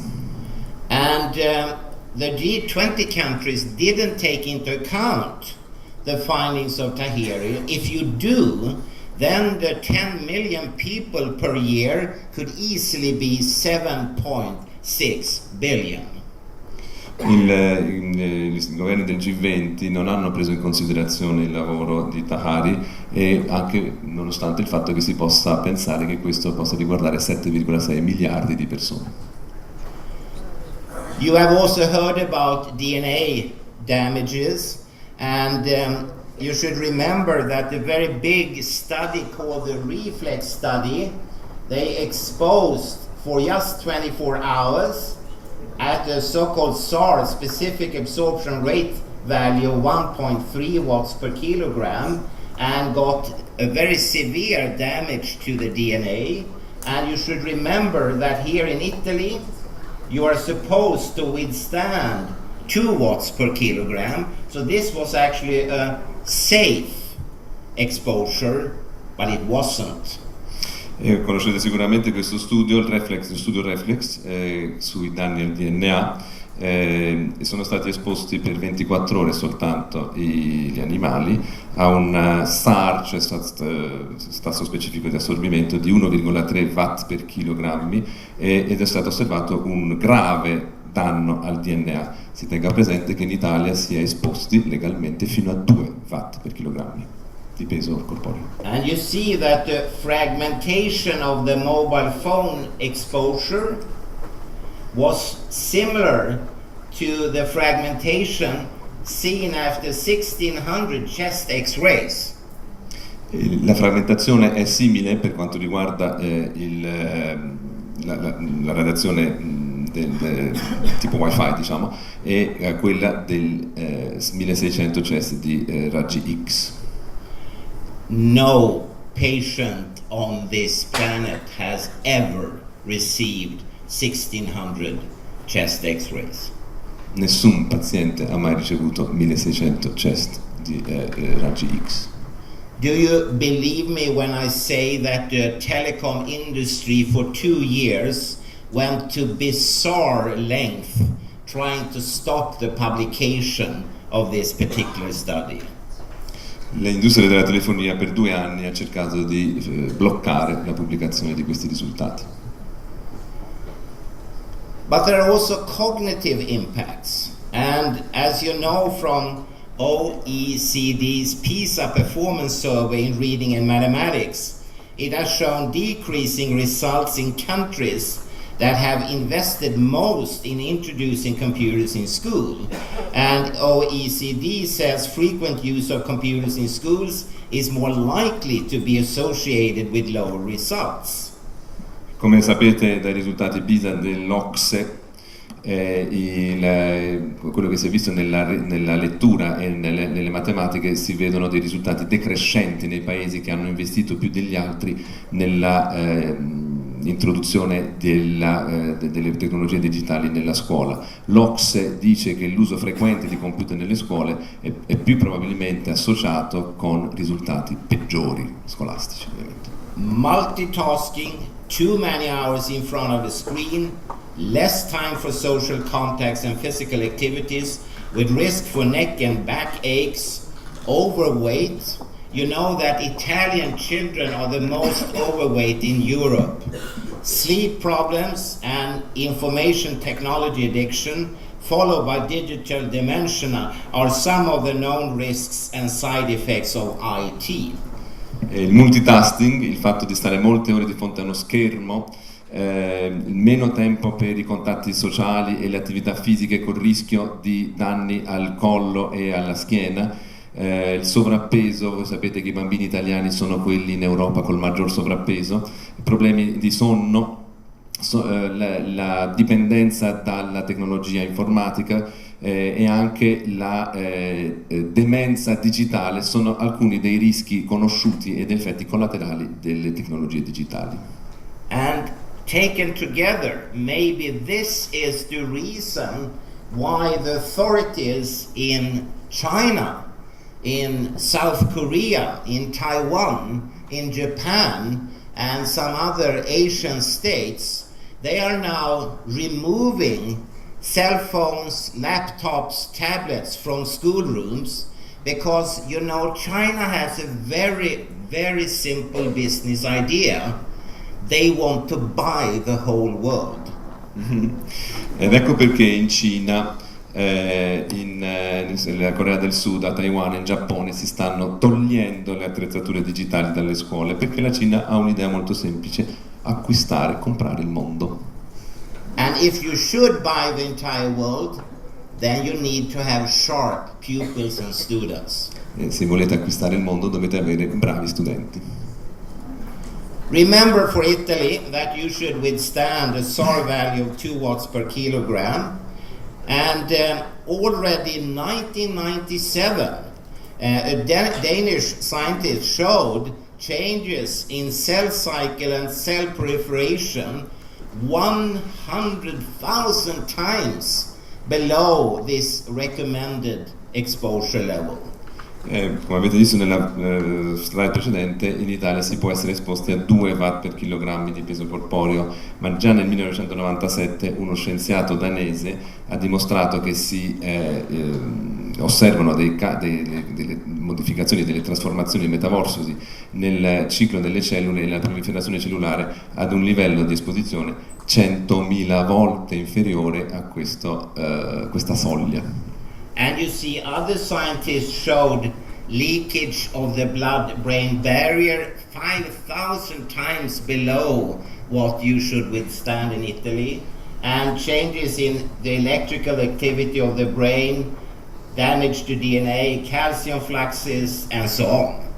Altri scienziati hanno dimostrato a livelli enormemente inferiori, come quelli che vedete sullo schermo, danni apprezzabili alla barriera ematoencefalica e alla trasmissione cellulare del cervello. And this slide is from a meeting in Göteborg on the Swedish west coast, 1998, and since then thousands of scientific studies have been added. Questo è una slide che ho già utilizzato in un incontro a Göteborg nel 1998, e da allora ci sono migliaia di ulteriori studi che si sono succeduti su questo argomento. So, acute or chronic exposure, very well below current official guidelines, to wireless radiation is harmful. L'esposizione acuta o cronica, molto al di sotto delle linee guida ufficiali attuali alle radiazioni del wireless, sono dannosi. L'esposizione è dannosa, scusate. Human exposure guidelines are decades out of date and are only concerned with one single 6, 10 or 30 minute acute thermal exposure of a fluid-filled plastic doll in an otherwise completely radiation-free environment. So, what I said before, the need of biological-based exposure standards is instant. Le linee guida per l'esposizione umana sono sono obsolete di decenni e si riguardano soltanto l'esposizione singola a 6, 10 o 30 minuti e riguardano l'esposizione che ha effetti acuti termici di una bambolina piena di un fluido plastico peraltro ambiente completamente libero da altre radiazioni. Il bisogno quindi, di cui parlavo prima, di standard per quanto riguarda l'esposizione biologica è necessaria. Not even Swedes are fluid-filled plastic dolls. Not even Swedes? Not even Swedes. Nemmeno gli svedesi sono delle bamboline di plastica riempite. So I have to tell you, this is just crazy. I mean, I could sit in my office and think about this and realize that the world is crazy when it comes to protection. Devo dire, questo è semplicemente pazzo. Io potrei anche stare seduto nel mio ufficio e rendermi conto che il mondo è pazzo. Children are more vulnerable to environmental exposures than adults. They depend on us to protect them, and the effects are much more devastating for society. Immediate protective action is called for. I bambini sono molto più vulnerabili all'esposizione ambientale degli adulti, dipendono da noi per la loro protezione e gli effetti sono molto più devastanti per la società. L'azione di protezione immediata è necessaria. If I would die here and now, that wouldn't mean anything. You would be a little bit shocked, a little bit sad. But if all the children starts to get damaged, then maybe you don't have a future in Italy. Se io muoio adesso e subito sicuramente sareste un po' tristi e colpiti, scossi, ma certo se questo riguarda i bambini non ci sarà un'Italia futura. When we talk about safety and recommendations, in Italy you can also talk about the microwatts per square meter, the power density, and the value here, the recommended maximal exposure level is 9 million microwatts per square meter, and please compare that to the natural background into which you were born. This is the natural background, and you see that the recommended maximal exposure is colossal, it's astronomical, it's biblical. It's actually a quintillion times higher. E quando si parla di sicurezza e di linee guida che raccomandano la sicurezza, bisogna tenere presente queste cifre. L'esposizione limite considerata per quanto in watt per metro quadrato, per superficie, microwatt per metro quadrato, scusate, adesso si parla di una possibilità di arrivare a 9 milioni di microwatt per metro quadro, mentre l'esposizione nella quale siamo nati e cresciuti è quella con tanti zeri che vedete nella slide, e quindi la cosa è aumentata di, credo che si dica, 1 quintilione di volte, cioè una quantità di zeri spaventosa. And 1997, I recommended that the natural background should be used as a genuine hygienic safe limit. And the year after, ICNIRP published their recommendation being a quintillion times higher. You have to realize I was pretty surprised.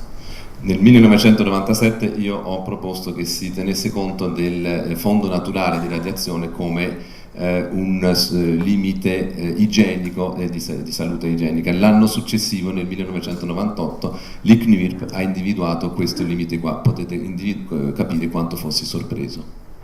If you use this safe limit, then you definitely will protect this family, your beautiful Italian dogs and your Italian cats. Se si applica questo limite legato al fondo naturale, si può preservare la bella famiglia, il cane italiano e il gatto italiano. But what are we doing about it, and what are others up to? I will finish my talk with this.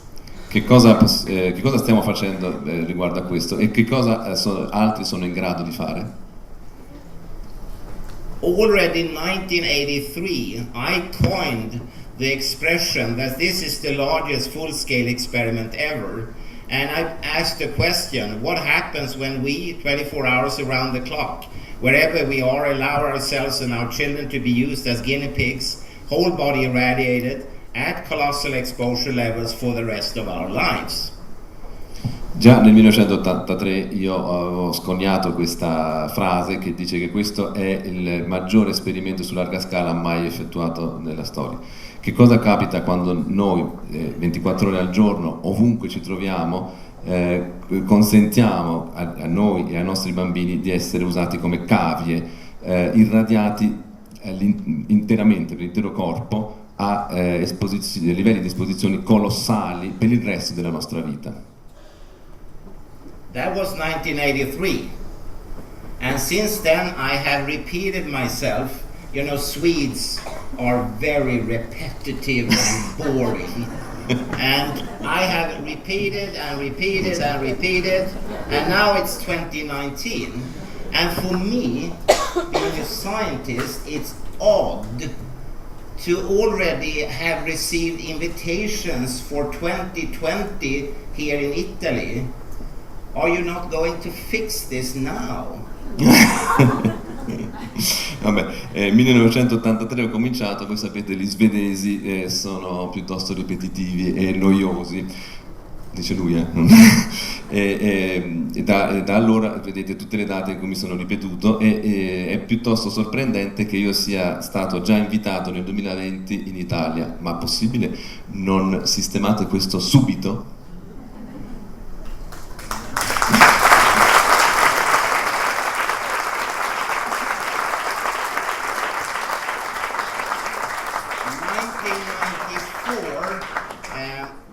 This tabloid in Sweden suggested that the best Christmas present that year was this. Nel 1994 questo tabloid svedese aveva suggerito che il miglior regalo di Natale per quell'anno era questo. I could tell you they regret that stupid image they produced. Devo dire che si sono pentiti di quella stupida immagine che hanno prodotto. But you have done so much good. You remember the previous picture? I put this question and no one answered it, but you did. 2006, I was invited with 29 other experts to Benevento outside of Naples, and we produced a resolution based upon the discussions. Yes. Ma in questo frattempo avete fatto del buono, perché è vero che nessuno mi ha risposto, ma voi avete risposto, perché nel 2006 c'è stato l'incontro, sono stato invitato a Benevento dove abbiamo prodotto questa risoluzione, la risoluzione di Benevento. And in that we pointed to that the precautionary principle has to be used.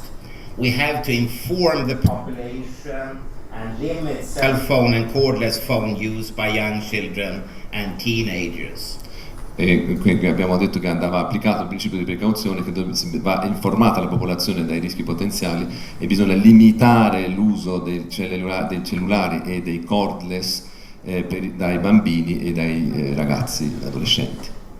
And you have also the Ramazzini Institute in Bologna. You have ruled in favor of cancer, brain tumor cancer patients, and so on. And now we are here today to finally fix this small question.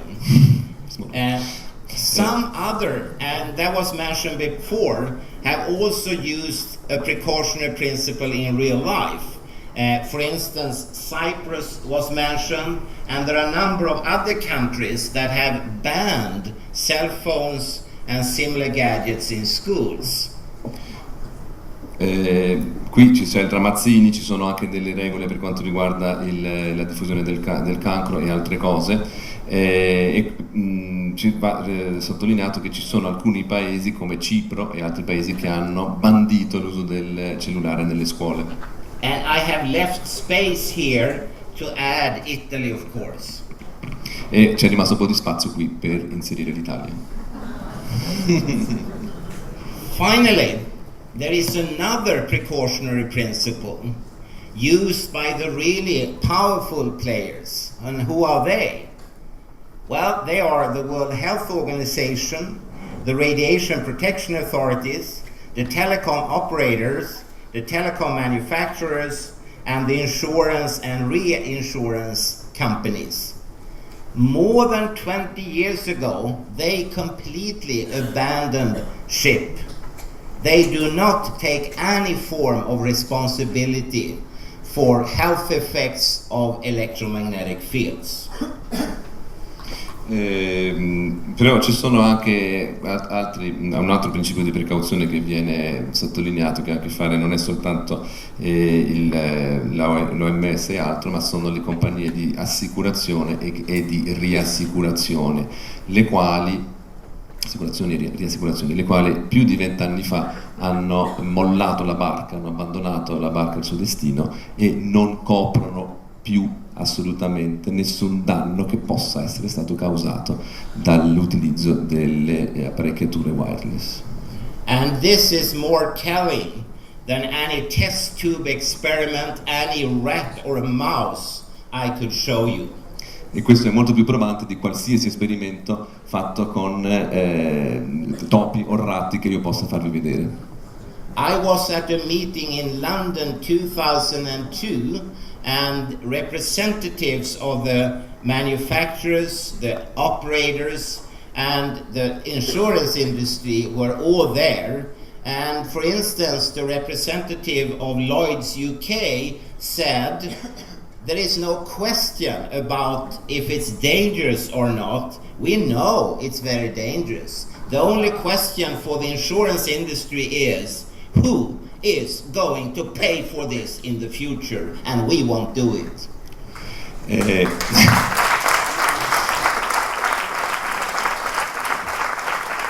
non ha capito, nel 2002 ero in un incontro a Londra e c'era questa cosa interessante con i rappresentanti anche dell'industria delle telefonie, e il problema fondamentale non era, il problema fondamentale era chi pagherà per questi danni.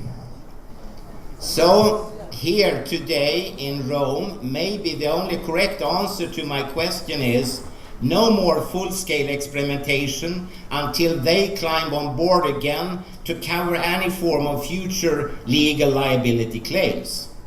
La mia risposta alla domanda è quindi non si implementi nessuna nuova tecnologia finché quelli non ritornano a bordo per garantire la copertura dei danni che possono causare.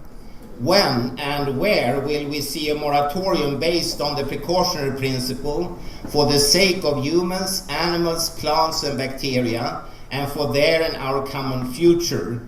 When will we all start listening? Quando e dove avremo una moratoria basata sul principio di precauzione per la salvaguardia degli umani, degli animali, delle piante e dei batteri, e quando avremo un futuro comune per tutti? Quando tutti noi saremo ascoltati? I am tired. Sono stanco. I don't want to come back again and lecture once again. When I come back to Italy next time, I want to lie on the beach. Sono stanco, non voglio più tornare a fare conferenze in Italia, voglio tornare in Italia a stare al mare. And you have my future in your hands. E avete il mio futuro nelle vostre mani. If you don't do anything, I will come back and haunt you year after year after year, giving lectures with increasing scientific impact. Se non fate niente, io vi ossessionerò ogni anno e continuerò a dire con altre evidenze scientifiche, vi ossessionerò appunto con questo. You remember that 1,000 years ago, Vikings came from the north of Europe and carved into stone, like in Venezia and Florentine and so on. We can come back again. Ricordate che 1 migliaio di anni fa i vichinghi sono arrivati dal nord e si sono installati e hanno veramente preso possesso di Venezia, Firenze e altri posti.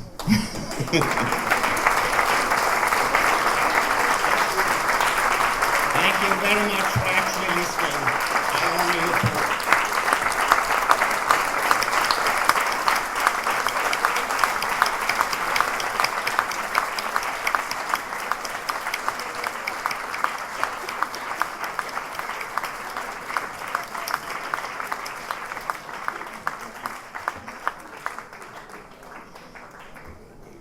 Bene, Adesso proseguiamo con gli interventi. Abbiamo sentito da stamattina diverse volte menzionare l'Agenzia Internazionale per la Ricerca sul Cancro, la IARC, dell'OMS. Abbiamo l'onore di ospitare la dottoressa Annissa Sco, medico epidemiologo, ha lavorato per 22 anni presso la IARC, per 9 è stata capogruppo, capo unità di epidemiologia per la prevenzione del cancro, per altri 2 anni capo sostituto del programma di controllo del cancro dell'OMS. La dottoressa Sasco ci parlerà di un progetto molto importante finanziato dall'Europa, si chiama Moby Kids, è lo studio sui rischi cancerogeni per i bambini che usano i telefoni cellulari, un progetto condotto in 14 paesi tra cui anche l'Italia, un progetto che è partito nel 2010 ma è già terminato nel 2015, quindi siamo in attesa della pubblicazione di questo importantissimo studio. In piena corsa al 5G, da 4 anni ci devono ancora spiegare i risultati del Moby Kids. Dottoressa Sasco. Grazie mille, cerco la mia presentazione.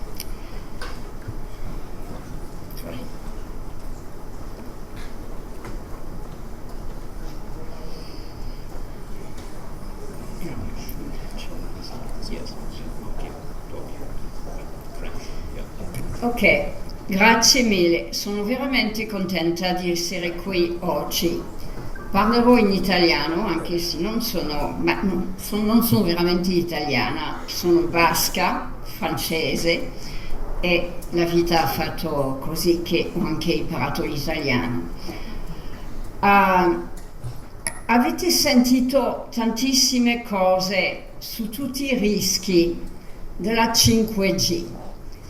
Ci sono 2 modi di parlare delle cose pericolose. Si può dire che tutto è sbagliato, che gli effetti sono centinaia di effetti e forse di fare paura alla gente. Io non voglio fare paura. Penso che, forse perché sono una femmina, non un maschio, voglio andare avanti un passo alla volta. E parlerò solo di quello di cui sono un'esperta, perché ho passato la mia vita a studiare questo per la prevenzione, e questo è solamente il cancro. Ma c'è una cosa da pensare prima che incomincio, è che ci sono tantissime cose sbagliate in questo mondo. La 5G, i campi elettromagnetici, è una cosa, ma non è l'unica, unfortunatamente. Ci sono anche problemi con i pesticidi, con tante sostanze chimiche, con tutto questo. E il vero problema è che siamo esposti a tantissime cose che sono sbagliate e dobbiamo provare di fare qualcosa per tutte queste cose senza un'ossessione legata a solo una cosa. Non ho nessun conflitto di interesse, sono stata pagata per venire qui, mi hanno pagato il viaggio e sono molto felice di essere qui perché amo l'Italia, amo Roma, che è una bellissima città. Poi l'ultima volta che sono venuta a Roma era con mia figlia, allora per me è molto piacevole di essere qui e perché penso che ci sono dei messaggi da far passare. Chi sono? È già stato detto, sono solo una, come si direbbe Macron, una niente, un rien. Sono solo un medico e ho passato la mia vita a cercare di fare qualcosa per evitare alcuni casi di cancro nel mondo. Anche se ho 3 diplomi di Harvard e conosci la gente, almeno in alcuni paesi, ascolta un po' quello che dico, non basta. Sono solo anche una mamma, adesso una nonna, e voglio proteggere tutti i bambini nel mondo. E per fare questo si deve fare scienza che è seria, dire solo le cose da quali siamo sicuri, ma quando sappiamo qualcosa dobbiamo parlare. È per questo che sono venuta. All'inizio ho lavorato come tutti sul tabacco, sull'alcol, sulla dieta, su tutte queste cose che ognuno di noi può cambiare a casa sua. Ma ho visto in 30 anni raddoppiare il numero di casi del cancro nel mondo. E una parte, certo, è perché la popolazione è più grande, perché la popolazione è più vecchia, ma gli epidemiologici non sono completamente stupidi e sanno correggere per questo. E se si prende il caso del cancro fra i bambini non sono più vecchi di prima, e parlo specialmente su questo, che è una cosa importante. E anche se ognuno di noi fa tutte le cose bene che possa fare a casa sua, ma non ha nessun controllo sull'aria che ci respiriamo, sull'acqua che beve, anche sulle cose che mangia e sulle cose che usa ogni giorno. E così, più avanzando nel mio lavoro, ho pensato che non bastava dire solo alla gente che cosa fare, come l'hanno fatto i medici per anni: non fare questo, non fare questo, non fare questo.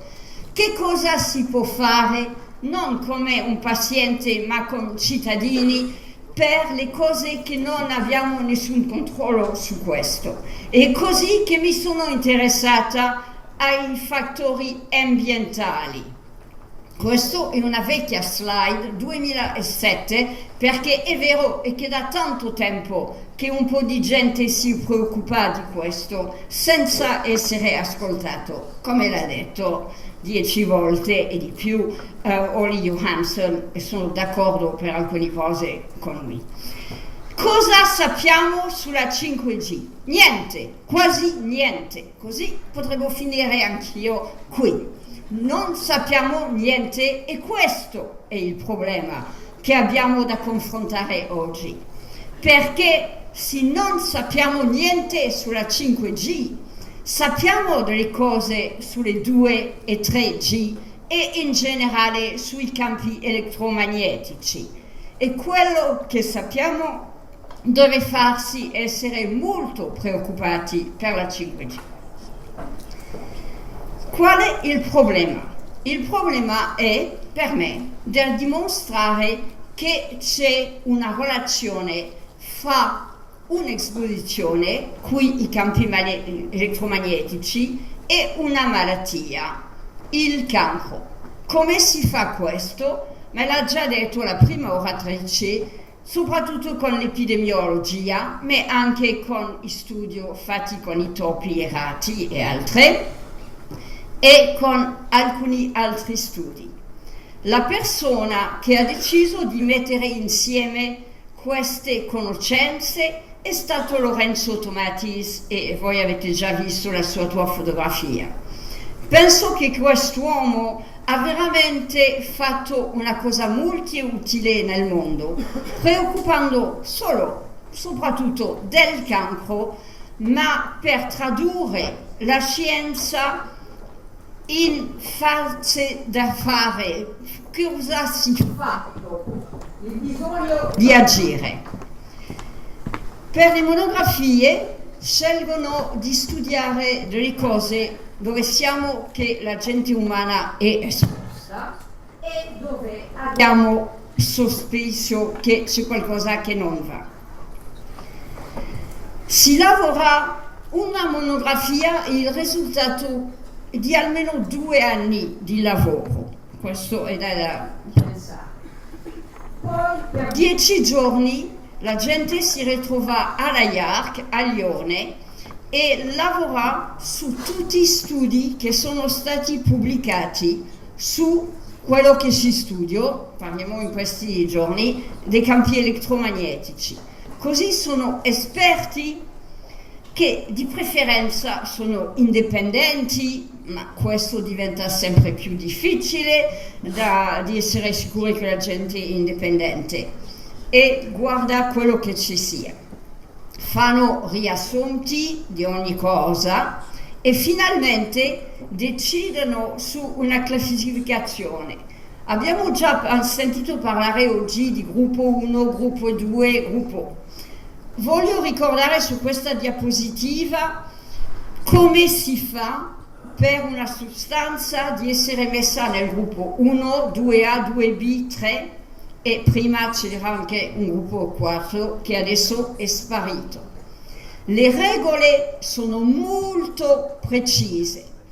Se volete sapere tutto, dovete leggere il preambolo delle monografie che è in linea in francese e in inglese sul sito della IARC e non si decide per caso di mettere una sostanza in un gruppo o nell'altro. Così è molto importante di sapere che ci sono delle regole che non sono sempre usate. Il livello il più forte di evidenza è il gruppo 1, lì non c'è dubbi, sappiamo che una sostanza è cancerogena. 2A abbiamo meno evidenze, e soprattutto per gli uomini, per le persone umane, e così è solo probabilmente cancerogena.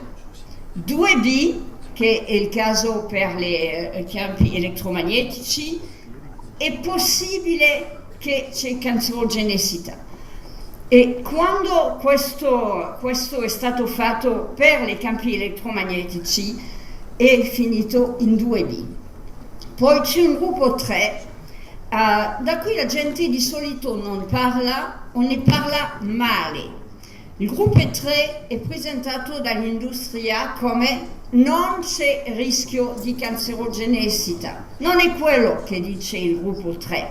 Il gruppo 3 dice solamente che dato le conoscenze che abbiamo al momento della valutazione non è possibile di classificare.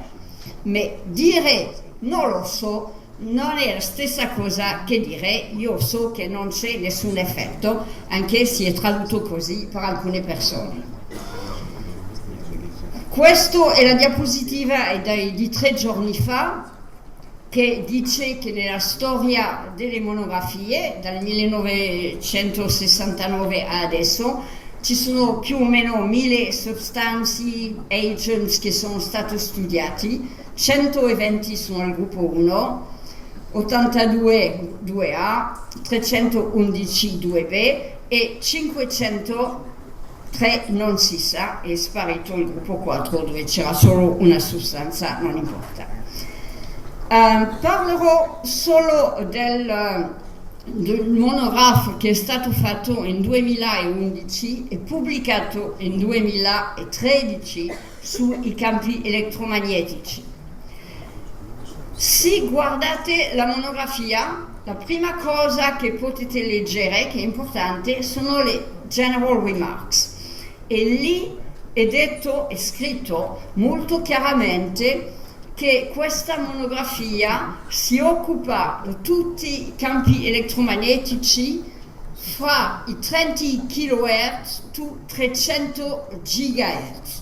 Così dicono dentro questa monografia che quasi tutto che si sapeva al momento da quando è stato fatto nel 2011 sono soprattutto studi di telefonia mobile con cancro del cervello, ma che la classificazione che è stata fatta si applica a tutte quelle esposizioni in questo range di esposizione di frequenze. E questa è una frase utile perché se no la gente dice solo il telefonino, non preoccuparsi del wifi e tutte le altre cose. No, è solo un range di frequenze. Quando hanno fatto questo è vero che la maggior parte di studi che erano sono studi che per l'epidemiologia eravamo fatte soprattutto nei paesi del nord, di Ardell, svedese, ha già dato Olli Johansson il suo nome, e un studio internazionale fatto dalla IARC, Interphone, poi c'era anche uno studio di coorte danese. E per gli studi di esperimenti fra topi, cavi, ratti, tutto questo, ma c'erano studi, alcuni che trovano un rischio, altri no, e così non si sapeva bene. Parlerò solo dell'epidemiologia perché soprattutto è il mio campo e parlerò di 2 studi per questa epoca, poi altri dopo, ma solo per i bimbi dopo. Ardel deve essere riconosciuto come il primo clinico epidemiologo che si è preoccupata di queste cose e ha fatto dei studi in Svezia che erano fra i primi a guardare questo. Così Ardel ha da essere riconosciuto per questo. Qui ci sono i risultati di Ardel in uno dei studi dove ha messo insieme i suoi casi e è stato il primo, e questo è molto importante, di guardare se c'era un effetto dell'età a quale uno incomincia a usare un telefono mobile. E questo è stato fatto negli anni 2000 e così per lui considerava giovane una persona che ha usato il telefonino prima di 20 anni. Adesso incominciano alle 2, 3 anni, 7 anni e lui è il primo di far vedere che quando uno usa il telefonino prima di 20 anni è molto peggio che dopo, con un rischio di 3 che moltiplica per 3 il rischio di fare un tumore al cervello. Vado indietro. Così ha finito dicendo che c'era un rischio per il cancro del cervello, per la gente che usa o il telefono cellulare o anche il dead phone, il cordless phone che possiamo usare a casa. E come l'ho detto, la cosa più importante era di sottolineare il fatto che quello che incominciano prima, più giovani, hanno un rischio più alto. Parlerò un po' di Interphone perché Maurizio mi ha chiesto di parlare soprattutto degli studi della IARC e sono importanti. Che cosa è Interphone? Interphone è un grande studio internazionale che è stato fatto in 14 paesi, che ha incominciato alla fine degli anni 90 e per vedere se l'uso del cellulare dà un rischio di cancro del cervello. E il studio è un studio fatto bene, ha i suoi problemi, come ogni studio, come ogni persona, come ogni paese, ok? Nessuno sulla terra è perfetto, almeno fra gli uomini. Così ci sono un po' di problemi con Interphone come con le altre cose, ma è stato fatto bene e penso che anche se ha dei problemi dice qualcosa. Fra i paesi che hanno partecipato a questo studio c'è anche l'Italia, e perché questo che ho sottolineato l'Italia. Questo studio ha costato più o meno 20 milioni di dollari, ma ha anche avuto una parte di questi soldi che venivano dall'industria della telefonia. E questo forse è un problema. Dicono no, che sono conflitti di interesse, sono limitati. Ma comunque vuole dire che la gente della telefonia che ha dato dei soldi sapeva e ha seguito tutto quello che succedeva dentro questo studio.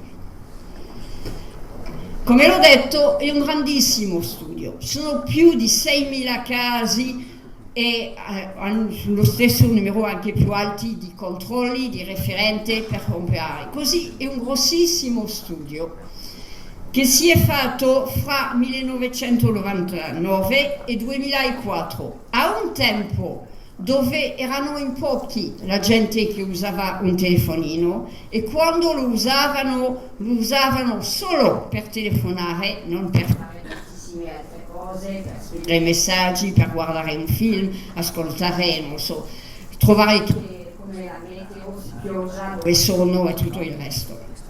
Così erano esposti, ma dei livelli e per delle durate molto più piccoline che quelli di adesso. Questi studi sono venuti pubblicati per alcuni paesi, hanno incominciato a dare i risultati per il loro paese dal 2004, che era la fine dello studio. Abbiamo dovuto aspettare 2010 per vedere il studio completo pubblicato. Perché? Non lo so. Ma mi sembra che una durata un po' lunga per mettersi d'accordo sulle parole che sarebbe scritto intorno ai numeri che erano nelle tabelle di questo studio. Ma comunque finalmente è uscito.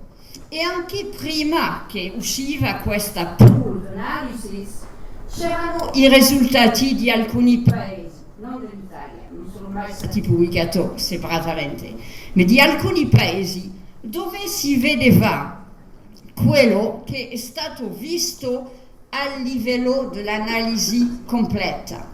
E che cosa si vede? Per non essere accusata di dire bugie, quello che vedete sul screen lì è un cut and paste, era quello che c'era scritto nello studio. Ho solo aggiunto un po' di colore perché a me piacciono i colori, come vedete. E per dire che in questo studio, se uno guarda solamente hai mai utilizzato un telefonino verso di no, non c'è nessun effetto, che mi sembra normale. Quello che era stato considerato come un uso regolare del telefonino era di dare almeno una chiamata per settimana per 6 mesi. Così era un altro mondo, ok? Ma non prendere in giro questa definizione, perché alla fine degli anni 90 era il caso, poi c'erano poca gente che aveva un telefonino, così hanno fatto quello che potevano fare con la situazione come esisteva. Ma la cosa più interessante che si vedeva già nei risultati paesi per paesi era che quelli che erano i più grossi utilizzatori del telefonino hanno un rischio più alto di fare un cancro del cervello. E questo per me è molto importante, anche se nelle parole che sono dentro questo studio dicono che questo è forse just per chance, non siamo sicuri. Quando quello che vediamo è che il rischio è più alto è fra la gente che è stata più esposta, soprattutto quando il rischio è più alto dalla parte di quale si tiene il telefonino, temporal lobe, dalla parte da quale si tiene il telefono. No, non è per chance che questo hanno un rischio più alto, è perché sono quelli che sono i più esposti. E così la conclusione, come scritta, mi dà un po' fastidio perché dicono non c'è un rischio, forse c'è un rischio per quelli che sono stati più esposti degli altri, ma forse ci sono solo bias e cose che sono andate storte, così non possiamo dire che è una causa del cancro. Ma almeno hanno pubblicato questo e così i loro risultati sono d'accordo con quelli di Ardel. Ma per me penso che veramente è l'unica cosa che si poteva aspettare, perché il cancro si vuole del tempo per sviluppare un cancro, così quando una cosa è nuova nella società non si può aspettare di avere casi di cancri la settimana dopo. Dobbiamo aspettare anni. Per l'amianto, che è una cosa che conoscete bene in Italia, ci è voluto 40 anni prima di riconoscere che era un cancerogeno. Allora, per il telefonino siamo solo all'inizio. Così a questo punto io dico che questo studio è bene di considerarlo perché non è un studio negativo, è il studio dove si trova quello che si poteva trovare in 2000 e intorno al 2000 con i primi usatori del telefonino. C'è la stessa cosa, ma andrò veloce, passerò, la stessa cosa per il neuronima dell'acustico, del nervo acustico. Questo non è un cancro, è un tumore dito benigno, ma comunque che dà molto fastidio, ci sono problemi per ascoltare, di equilibrio e tutto questo, e anche la chirurgia quando si fa è abbastanza aggressivo. I risultati sono gli stessi che per il cancro del cervello, così e le sentenze, le frasi che hanno usate sono quasi le stesse, ma anche per questo si vede che il rischio è per la gente che è stata usando il telefonino per più tempo. È la stessa cosa, così passiamo. Con questi studi l'agenzia ha messo il campo elettromagnetici nel gruppo 2B perché l'evidenza era limitata, è vero a questo tempo, fra gli uomini e fra gli esseri umani e anche fra gli animali in laboratorio. Così questa classificazione penso rifletteva quello che c'era all'epoca. Perché era un po' un problema? Beh, abbiamo cercato di agire su questa riunione e prima che venisse fatta ho fatto partire una lettera al direttore di allora dell'agenzia dicendo che la persona che era stata scelta per essere il presidente della monografia, Anders Alborg, della Svezia, sì, devo andare più veloce, ok, almeno per me non c'è il tempo della traduzione.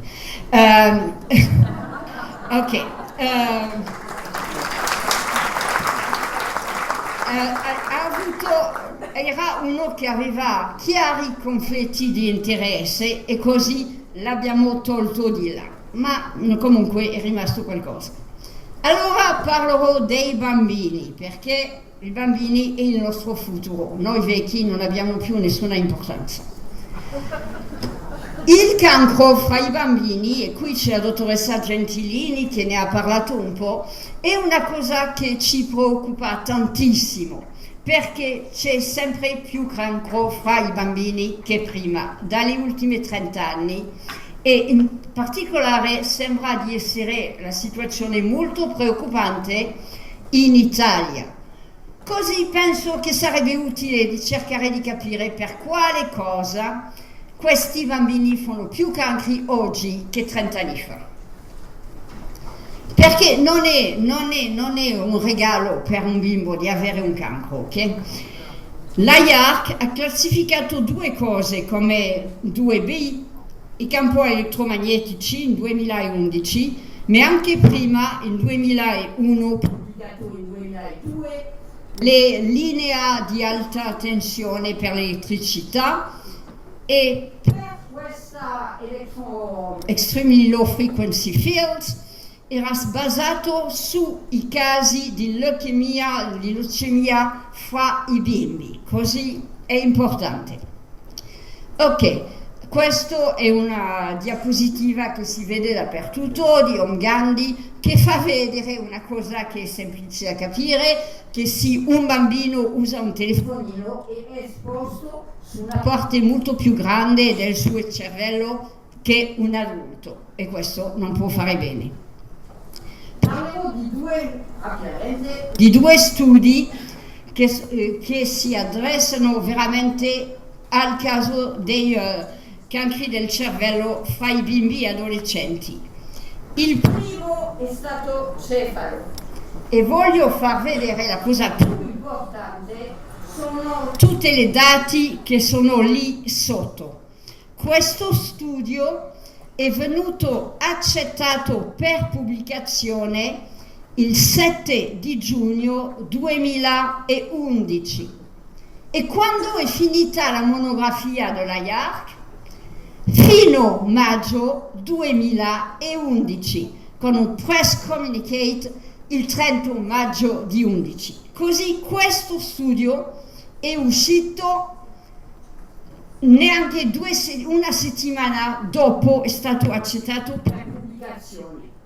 Quando succede questa cosa per le altre monografie e che la IARC sa che c'è un studio importante che sta per uscire, di solito la IARC contatta le riviste per dire andate un po' più veloce, c'è bisogno di avere questo. Le tre nomi che sono sottolineati lì erano persone che erano dentro la monografia, uno come esperto, Rösli dall'Austria, e due come segretariato perché lavorano alla IARC, Schulz e Poulsen. Questa gente sapeva che questo studio esisteva, ma non c'è neanche una parola su questo studio, la monografia, perché non era ancora pubblicato, così non era nemmeno guardato. Perché mi preoccupo questo? Perché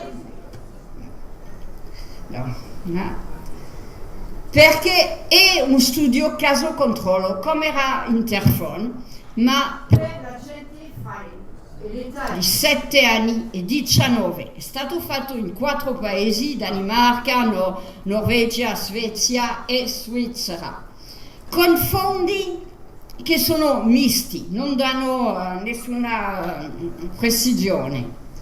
E questi sono i risultati come sono pubblicati, dove dicono che non c'è un rischio di tumore del cervello, anche se l'odds ratio, che è una stima del rischio relativo, è più grande di 1, che vuol dire che è più alto, ma il studio era troppo piccolino per i risultati di essere statistically significant. Questa è la nuova religione. Non importa. Non dirò che hanno fermato questo studio prima che essere abbastanza grande perché i risultati sarebbero statistically significant, ma comunque questo studio a me mi dà veramente fastidio perché è scritto in parole molto chiare che veramente questo studio dimostra che non c'è nessun effetto dell'uso del telefonino. Ma se invece di leggere le parole uno sta guardando i risultati che sono dentro le tavole, ci sono 116 rischi relativi, 97 sono più grandi di 1, 7 sono anche statistically significant, che vuol dire che c'è un rischio per alcune categorie. C'è un rischio che è di 2 per i bambini che hanno avuto per più tempo un abbonamento nel loro nome, che devono essere quelli che usano di più il telefonino. Così questo studio, che è sempre detto negativo, non è negativo per niente. Per me è non lo so che cosa sarebbe successo se questo studio avete fatto parte della monografia. Ma penso che alcune persone forse si sarebbero preoccupate di questi risultati. E il peggio è da venire. Il peggio può essere, di solito odio di usare il peggio, il migliore, perché ci sono tantissime cose che non vanno bene e non mi piace fare questa relazione. Ma comunque, che cosa è Moby Kids? E mi fermerò con questo. Moby Kids è il cancro del cervello fra l'età di 10 e 24 anni, bambini, adolescenti e giovani adulti. è stata fatta in 14 paesi, incluso l'Italia. È un studio, il protocollo è fatto bene, hanno fatto tanti studi per verificare le cose, è fatto bene. Dato che questo studio è stato pagato in grande parte, dalla Commissione europea, hanno dovuto spedire il 13 di gennaio 2017 un final report, perché hanno avuto i soldi, il studio è finito alla fine del 2015, dire qualcosa, che cosa hanno fatto con questi 20 milioni, 25 milioni, non lo so, una cosa importante. E allora dicono tutto, descrivono lo studio, dicono quello che hanno fatto. E per i risultati, non avevo niente da dire. Dicono, le parole esatte sono lì, ma dicono più o meno che questo studio è molto importante, che guardare il rischio di cancro per i bambini è serio, che la gente sarà interessata per questi risultati, allora che il loro dovere è di non dire niente prima che ci sia una pubblicazione scientifica. Sono d'accordo, c'è bisogno di una pubblicazione scientifica. E poi quando ci sarà la pubblicazione scientifica, lì si potrà parlare alla gente che sarà interessante per questi risultati, per dire quello che succede. Ok, è da 2 anni che vado in giro, non così tanto che Johansson, ma un po', per dire che è un problema perché non abbiamo questi risultati. Sono diventata ossessionata, mi dice la gente, con MobiKit. Forse, me lo sono veramente. Adesso quasi 3 anni sono passate e non abbiamo questi risultati. E alla differenza di Interpol non abbiamo nemmeno i risultati di paesi uno per uno, perché forse si potrebbe vedere qualcosa, come abbiamo fatto per Interpol. Lì non c'è niente e non ne posso più di aspettare questi risultati, perché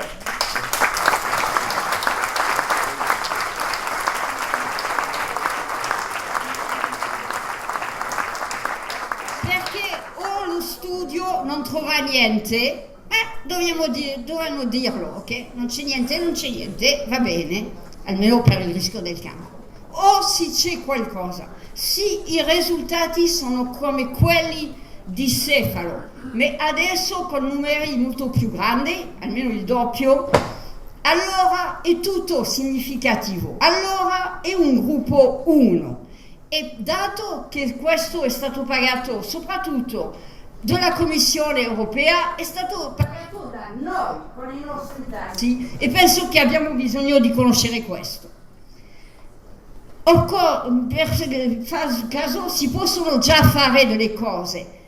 È vero che c'è bisogno di proteggere la popolazione, soprattutto i bimbi e le donne incinta. Ma come si fa per proteggere le donne incinta e i bimbi quando ci saranno antenne dappertutto? Mettiamo le donne incinte in un campo di concentrazione, zona bianca? No!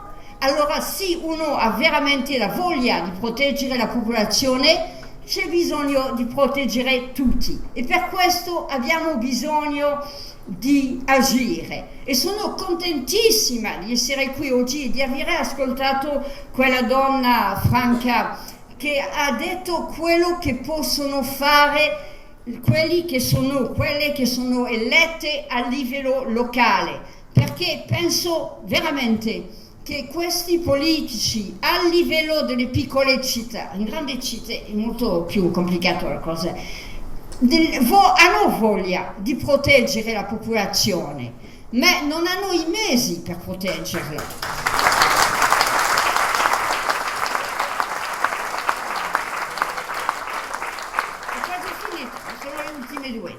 Così sono fotografie che avevo fatto io nel 2008 a Lione, vicino alla Yark, dove c'era stata prima di Natale una campagna di pubblicità per dire che non era una buona idea per Natale di comprare un telefonino per i bimbi. 2008, che è una vecchia cosa.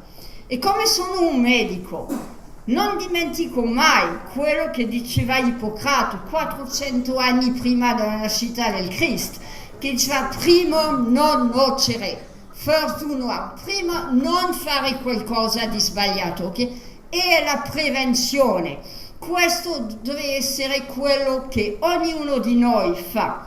Nel 2008 con David Servan-Schreiber, che era un altro francese che è morto di glioblastoma, avevamo scritto un appello per dire alla gente come usare con prudenza un telefonino.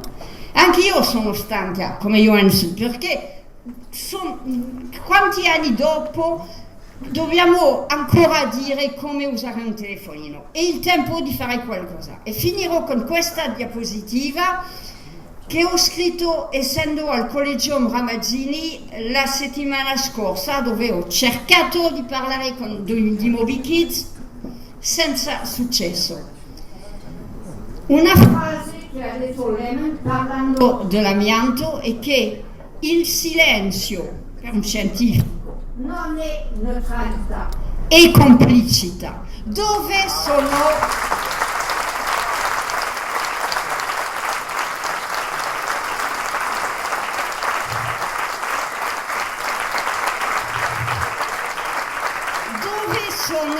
i scientifici, gli epidemiologi italiani? Ne conosco un grande numero. C'è un epidemiologo in questa sala? No. Voi avete epidemiologi che sono bravi, ok? Perché non c'è più nessuno che parla di questo problema? Questo non lo capisco, veramente non lo capisco. E dopo ho sentito un altro che era la IARC che diceva: sto per andare in Turchia, mi dà un problema, perché in Turchia c'è un scientifico che ha fatto pubblico i risultati di inquinamento dell'acqua, così non ha niente da vedere con i campi magnetici. Questo ha perso il lavoro, ma non è in prigione almeno, e lui diceva: ma come posso andare di là, devo dire qualcosa su questo turco. Prima di andare in Turchia, dire alla gente che cosa fare, forse dobbiamo farlo qui. E la gente che oggi non parla, non va bene. Grazie.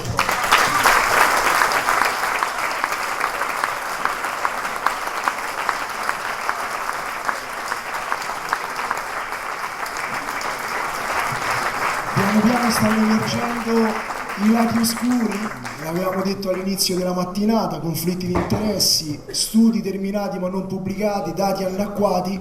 E adesso arriviamo a un altro punto molto molto interessante, ovvero sia miliardi di consumatori di apparecchi di telefonia mobile, quindi cellulari e smartphone, che sono stati consapevolmente fuorviati per quanto riguarda i limiti di esposizione che questi apparecchi emanano, perché un conto è tenere lo smartphone, il cellulare a debita distanza, un conto è tenerlo attaccato al corpo, all'orecchio, addirittura molte donne lo usano metterlo nel reggiseno, gli uomini lo mettono nei pantaloni a distanza ravvicinata dai punti sensibili.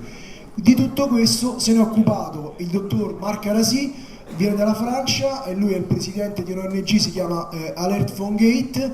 Siamo stati insieme il 1° di ottobre al Parlamento Europeo a Bruxelles con Martin Pal. Abbiamo spiegato anche ai membri dell'Europarlamento quali sono i rischi del 5G, quindi la richiesta di moratoria internazionale è stata girata anche lì. Lasciamo la parola al dottor Marc Arasi che ci parlerà di PhoneGate e quindi dello scandalo dei cellulari fuori legge. Ciao a tutti, bonjour à tous. Vous avez reçu ce matin, je sais, beaucoup d'informations importantes. Stamattina avete ricevuto molte informazioni importanti. Et peut-être que comme moi, vous avez déjà un peu faim. E forse avete già un po' fame. D'être le plus synthétique possible. Sarò il più sintetico possibile. Je voudrais d'abord remercier très chaleureusement Mauricio Martucci pour l'invitation et pour l'ensemble des personnes qui ont permis. Marc, s'il te plaît, plus près du micro. T'es trop grand. Il faut qu'on...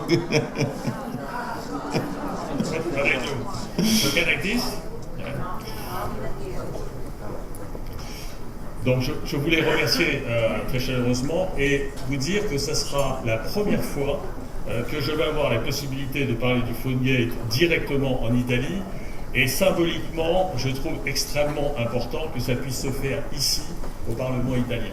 Sono molto contento di essere qui ed è la prima volta che riesco a parlare in Italia e sono felice che questo avvenga nella sede del Parlamento italiano.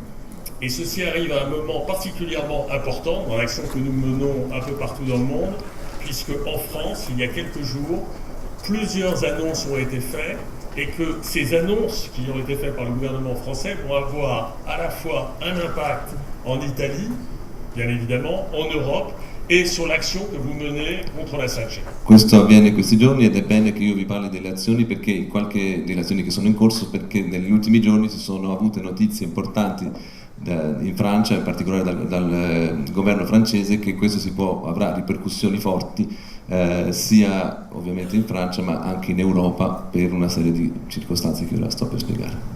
Et vous allez avoir la possibilité, à partir de demain, toutes les slides que nous allons présenter là tout de suite, vous les retrouverez sur le site d'Alert PhoneGate. Già da domani potrete avere a disposizione le slide che sto per farvi vedere sul sito di Alert PhoneGate, che è quel bollino che vedete in basso a destra. Je vais vous donc raconter une histoire qui paraît tout à fait incroyable, celle de la surexposition depuis 30 ans. Nous avons tous été surexposés aux ondes de nos téléphones portables. Nous avons tous mis en danger notre santé depuis 30 ans et pour ça, nous sommes face à la tromperie finalement généralisée des industriels de la téléphonie mobile. Vi sto per raccontare una storia incredibile. Negli ultimi 30 anni siamo stati esposti in modo impressionante alle onde di telefonia mobile e quindi vi sto per raccontare cosa succede e come funziona nei confronti delle industrie della telefonia mobile. Alors, une présentation rapide. Comme Annie, comme Annie Chasco, je suis médecin de formation généraliste et depuis une quinzaine d'années, je m'intéresse aux liens entre les radiofréquences et les risques sur la santé humaine. Sono medico generalista da una quindicina d'anni, sono medico generalista come Annie Chasco e da 15 anni mi occupo delle ripercussioni sulla salute delle onde elettromagnetiche.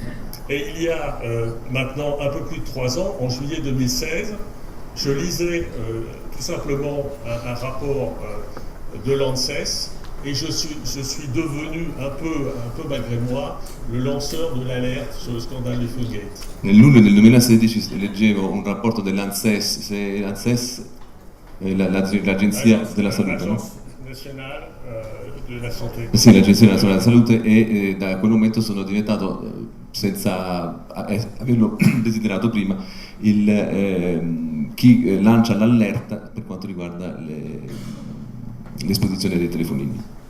Dans ce rapport, qui était consacré au lien entre les radiofréquences et la santé des enfants, il y avait marqué que 9 téléphones sur 10 vendus en France en 2015 dépassaient les seuils réglementaires et que le quart de ces téléphones dépassaient plus de 2 fois les seuils réglementaires. In quel rapporto si dice che era dedicato alla diffusione del cancro nei bambini, si esprimeva il fatto che 9 telefonini su 10 superavano la soglia regolamentare di esposizione e di questi la metà arrivava al doppio dell'emissione consentita nel 2015. Et donc j'ai fait quelque chose de finalement extrêmement simple. J'ai demandé à essayer d'avoir les rapports de tests qu'avait publié l'Agence nazionale de santé. Ho fatto una cosa molto semplice, ho chiesto di avere i rapporti relativi a queste emissioni dall'Agenzia di Salute. Et là, le scandale commence là, parce que tout d'un coup, personne n'a voulu me communiquer ces rapports. E lì comincia lo scandalo perché nessuno ha voluto trasmettere quei rapporti. Nous avons donc tout le travail que nous avons fait, finalement, a consisté, à travers des actions légales, à obliger le gouvernement français à publier ces rapports. Tutto quello che abbiamo fatto, il lavoro che abbiamo fatto è quello di costringere il governo francese a pubblicare quei rapporti. Et ces rapports avaient été gardés secrets et après une bataille, et la bataille continue encore en ce moment, elle n'est pas terminée, nous avons obtenu, mois après mois, année après année, d'ottenir la publication de ces résultats. Questi rapporti che erano rimasti segreti, faticosamente siamo riusciti ad ottenere la pubblicazione di questi risultati mese dopo mese, anno dopo anno. Et il y a maintenant un peu plus d'un an et demi, nous avons constitué une organisation à vocation internationale qui s'appelle Alert PhoneGate. Da circa un anno e mezzo abbiamo costituito un'associazione internazionale che si chiama appunto Alert PhoneGate. Et cette association, son principal but est la protection de la santé des utilisateurs de téléphones portables. Lo scopo fondamentale di questa associazione è la protezione della salute degli utenti del telefono mobile, cioè del telefonino cellulare. Et pour ça, nous avons reçu un soutien international. Nous sommes maintenant connectés avec un peu plus de 60 pays dans le monde. Abbiamo ottenuto un sostegno internazionale, abbiamo collegamenti in più di 60 paesi al mondo. Et nous marchons sur deux pieds très importants. Le premier, un comité scientifique, et nous avons la chance ici d'avoir et le docteur Anis Sasko et le professeur Ole Johansson, qui sont tous les deux membres du conseil scientifique. E questa azione che cammina su due gambe, una di queste è il comitato scientifico di cui fa parte sia la dottoressa Sasko sia il dottor Johansson. Et nous sommes très fiers de compter dans ce comité scientifique pratiquement une bonne partie de tous les principaux experts scientifiques internationali. E siamo orgogliosi di dire che in questo comitato scientifico ci sono la maggior parte degli scienziati che si occupano di questo argomento a livello internazionale. Et sur le deuxième pied, pour bien tenir debout, nous avons constitué ce que nous appelons un consortium international d'avocats. E l'altra gamba è costituita da un consorzio internazionale di avvocati. Et vous allez voir pourquoi, parce que dans l'explication, vous allez comprendre que les avocats vont jouer un rôle très très important dans le scandale de PhoneGate. Nella spiegazione capirete quanto è importante il ruolo degli avvocati in questa lotta. Alors, ici, en Italie, vous avez déjà entendu parler du scandale de PhoneGate. In Italia avete già sentito parlare dello scandalo PhoneGate. Il y a eu une couverture internationale dans les plus grands supports et si vous vous souvenez, en novembre l'année dernière, comment on fait pour voir la vidéo? Il y avait l'année dernière, au mois de novembre, un grand travail d'investigation fait par l'équipe de Report qui est venue en France pour m'interviewer. Et pour tous ceux qui veulent m'entendre parler en italien sur le sujet, je vous conseille d'aller regarder cette vidéo et l'ensemble du reportage qui est vraiment très bien fait. Et je tiens d'ailleurs à remercier, elle n'est pas là, Lucina Paternazzi qui a fait le reportage et qui a publié, et je veux le redire, les journalistes aujourd'hui qui publient sur le PhoneGate sono dei giornalisti coraggiosi. E dunque c'è una copertura mediatica importante, perciò conoscete forse già il PhoneGate. Nel novembre 2018 c'è stata l'equipe di Report che mi ha intervistato, e una puntata di novembre scorso, e c'era il video che sarebbe potuto partire ma non l'ha trovato, ci sono i giornalisti che ne parlano. Bisogna ringraziare questi giornalisti e sottolineare che sono persone coraggiose che non si tirano indietro. Parce qu'il ne vous a pas échappé que la plupart des médias aujourd'hui, et c'est le cas nous en France, appartiennent aux industriels de la téléphonie mobile. Non vi sfugge che la gran parte, succede sicuramente in Francia, la gran parte dei mezzi di comunicazione di massa sono di proprietà delle aziende produttrici di telefoni mobili. Il nous a fallu pratiquement 2 ans pour obtenir la première publication aux États-Unis sur le scandale du PhoneGate. Ci sono voluti 2 anni per avere la prima pubblicazione sullo scandalo PhoneGate negli Stati Uniti. Et là, vous voyez l'investigation qui a été faite dans le grand journal, le Chicago Tribune. E si vede quello che è successo nel Chicago Tribune, una grande inchiesta. Et je tiens à remercier ici personnellement le journaliste Sam Rowe qui a écrit cet article, parce que Sam, il est prix Pulitzer, il est 4 fois nommé au Pulitzer. Et il a mis 18 mois entre le moment où vous voyez là le mail qu'il m'a envoyé il y a 18 mois, et il a mis près de 18 mois pour pouvoir écrire cet article. Voglio ringraziare pubblicamente Sam Rowe, che è stato premio Pulitzer, è stato 4 volte nominato al premio Pulitzer, anche perché per poter pubblicare questo articolo ci ha messo 18 mesi dal momento in cui si è messo in contatto con me, diciamo con Marc Arasi, e il momento della pubblicazione dell'articolo, il che denota uno sforzo notevole. Juste une information pour vous dire que le PhoneGate est entré dans le Wikipédia français et que bientôt il sera dans tous les Wikipédia du monde. Il PhoneGate è entrato nel Wikipedia francese e presto sarà in tutti i Wikipedia del mondo. Donc, en simplifié, le PhoneGate, ce sera, selon mon opinion, plus de 10 fois le scandale de Dieselgate. Secondo me il PhoneGate sarà almeno 10 volte più grosso del Dieselgate. Pourquoi? Parce que tous les industriels sont concernés, pas comme dans l'automobile où certains constructeurs automobiles n'étaient pas concernés. Là, ce sont tous les industriels et ce sont plus de 5 milliards, c'est-à-dire nous tous, puisque nous utilisons tous des téléphones portables, ce sont nous tous qui avons été directement impactés par cette surexposition. Perché? Perché a differenza di quel che avviene con le automobili in cui alcune aziende erano coinvolte e non altre, qui saranno coinvolte tutte le aziende produttrici di apparecchiature mobili e ovviamente riguarda la quasi totalità dell'umanità.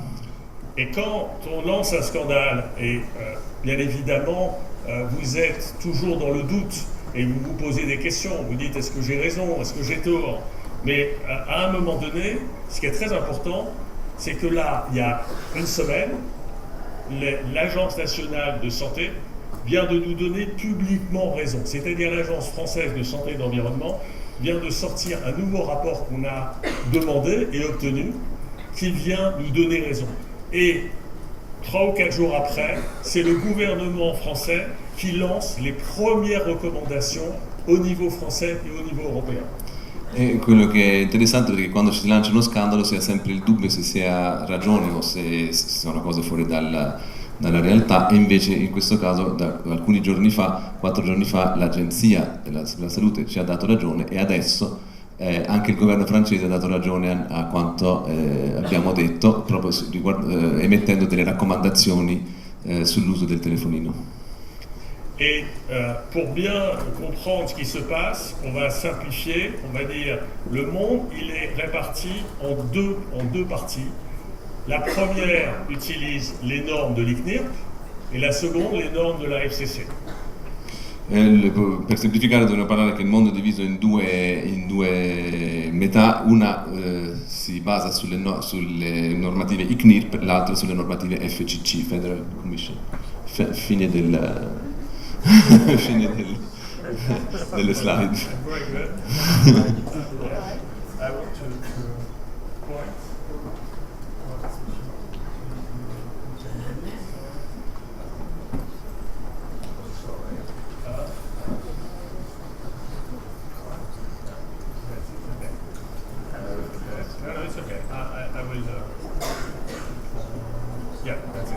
So, sorry for that. Désolé pour ça. On a donc le monde en deux parties. Donc vous voyez, les États-Unis, le Canada, l'Iran, l'Inde utilisent les normes FCC depuis 1996. Gli Stati Uniti, il Canada, l'Iran e altri paesi utilizzano le norme FCC dal 1996. Et puis la France, l'Italie, l'Europe et 150 pays dans le monde utilisent les normes, ce qu'on appelle de l'ICNIRP. La Francia, l'Italia e altri 150 paesi utilizzano le norme ICNIRP, le linee guida ICNIRP. Et je vais vous faire une confidence incroyable. Un Européen aujourd'hui est 3 fois plus exposé qu'un Américain. Una confidenza incredibile, un europeo oggi è esposto 3 volte più di uno statunitense. Donc, quand on parle de scandale, ce qui est très important, c'est de vous dire, vous allez me dire, oui, mais c'est quoi vos preuves? Alors, j'ai amené ça, j'ai amené ceci. Nous avons 570 rapports de tests faits par notre agence nationale française Nous avons obtenu leur publication et ces tests ont été faits par des laboratoires agréés au niveau européen par la directive européenne. Dice quali sono le prove, dove stanno le cose, e questo sta in questo rapporto di 570 pagine dell'ANSES che sono stati realizzati da laboratori riconosciuti a livello europeo. Et bien évidemment ces preuves, elles sont utilisées en ce moment au niveau légal en France, mais nous pensons qu'elles peuvent être utilisées partout en Europe. Queste prove possono essere utilizzate anche a livello legale in Francia, ma pensiamo che possano essere utilizzate ovunque in Europa. Et donc, nous avons obtenu, alors je vais passer peut-être un peu plus vite, voilà, je vais là. Voilà, synthétiquement, quelques résultats de ces tests. Sinteticamente Là, con i risultati del test. Vous avez le nom du fabricant, vous avez la distance à laquelle le fabricant mesurait entre 2012 et 2016, c'est-à-dire entre 15 et 25 mm de la peau, c'est-à-dire en lévitation. Et là, vous voyez, par exemple, pour le Polaroid, que dans la notice, il y avait marqué que le DAS était de 1,05. Et en fait, quand notre agence a mesuré, parce qu'elle a fait ça, elle a mesuré à 0 mm, et vous vous rendez compte qu'on passe directement de 1 à 7,42, c'est-à-dire près de 7 fois, quand le téléphone est utilisé, comme quand vous l'avez à la main ou dans votre poche. Quindi nella colonna centrale si vede il SAR, tasso di assorbimento specifico, misurato dall'azienda produttrice a una distanza da 15 a 25 mm dal corpo, e sulla colonna di destra il tasso di assorbimento specifico misurato dall'Agenzia Nazionale, ovviamente a contatto col corpo, che è come viene abitualmente usato il telefonino. Vous voyez que la limite française, européenne et italienne est de 2 watts par kilo, et que quand on mesure réellement l'usage de votre téléphone à 0 mm, eh bien vous voyez que ça dépasse quasi automatiquement le niveau d'exposition. Il limite italiano, francese, europeo è di 2 watt per chilo, e si vede facilmente che a 0 mm il tasso di assorbimento specifico è largamente al di sopra del limite fissato. Et donc, je vous parlais du journaliste Sam Rowe aux États-Unis. Alors lui, qu'est-ce qu'il a fait? Il a dit, je vais aller tester les téléphones les plus populaires aux États-Unis. Sam Rowe ha fatto un esperimento sui telefoni più diffusi negli Stati Uniti. Et qu'est-ce qu'il a fait? Il a été acheter des téléphones, comme vous pourriez acheter un téléphone dans un magasin, et il l'a donné à un laboratoire agréé de la FCC. Ha comprato i telefoni appunto più diffusi e li ha fatti studiare da un laboratorio riconosciuto dalla FCC, della Federal Commission. Et vous n'allez pas le croire, eh bien, par exemple, quand il a pris 4 iPhone 7 différents, quando ha preso 4 iPhone 7 diversi, pas un seul n'était déjà, ne correspondait à la norme. Ils étaient tous supérieurs à la norme. Comme vous voyez ici, la norme aux États-Unis est 1.6, et vous voyez ici les iPhone 7, ils étaient à pratiquement 2.5 au lieu de 1.003. Tutti al di fuori del limite dell'iPhone 7. Mais ce qui est le plus important, c'est que quand tout d'un coup vous faites une mesure de distance de 3 mm, vous voyez, vous passez de 5 mm, lui il n'a pas fait 0, il a fait de 5 à 2 mm, c'est-à-dire comme quand vous l'avez par exemple dans la poche de pantalon. Fate una misurazione a 5,2 mm come quando si ha nella tasca dei pantaloni. Et là, vous voyez pour l'iPhone 7, vous passez de 2,5 et vous passez pratiquement à 7,5, c'est-à-dire plus de 3 fois Con da 5 a 2 mm si più che triplica il valore. Avec 3 mm de différence. Con una differenza di 3 mm. Et ça, j'imagine que personne ne le savait. E questo probabilmente nessuno lo sapeva. Et c'est la même chose en pire pour le Samsung S8, vous voyez S9, le Galaxy S9, non, S8.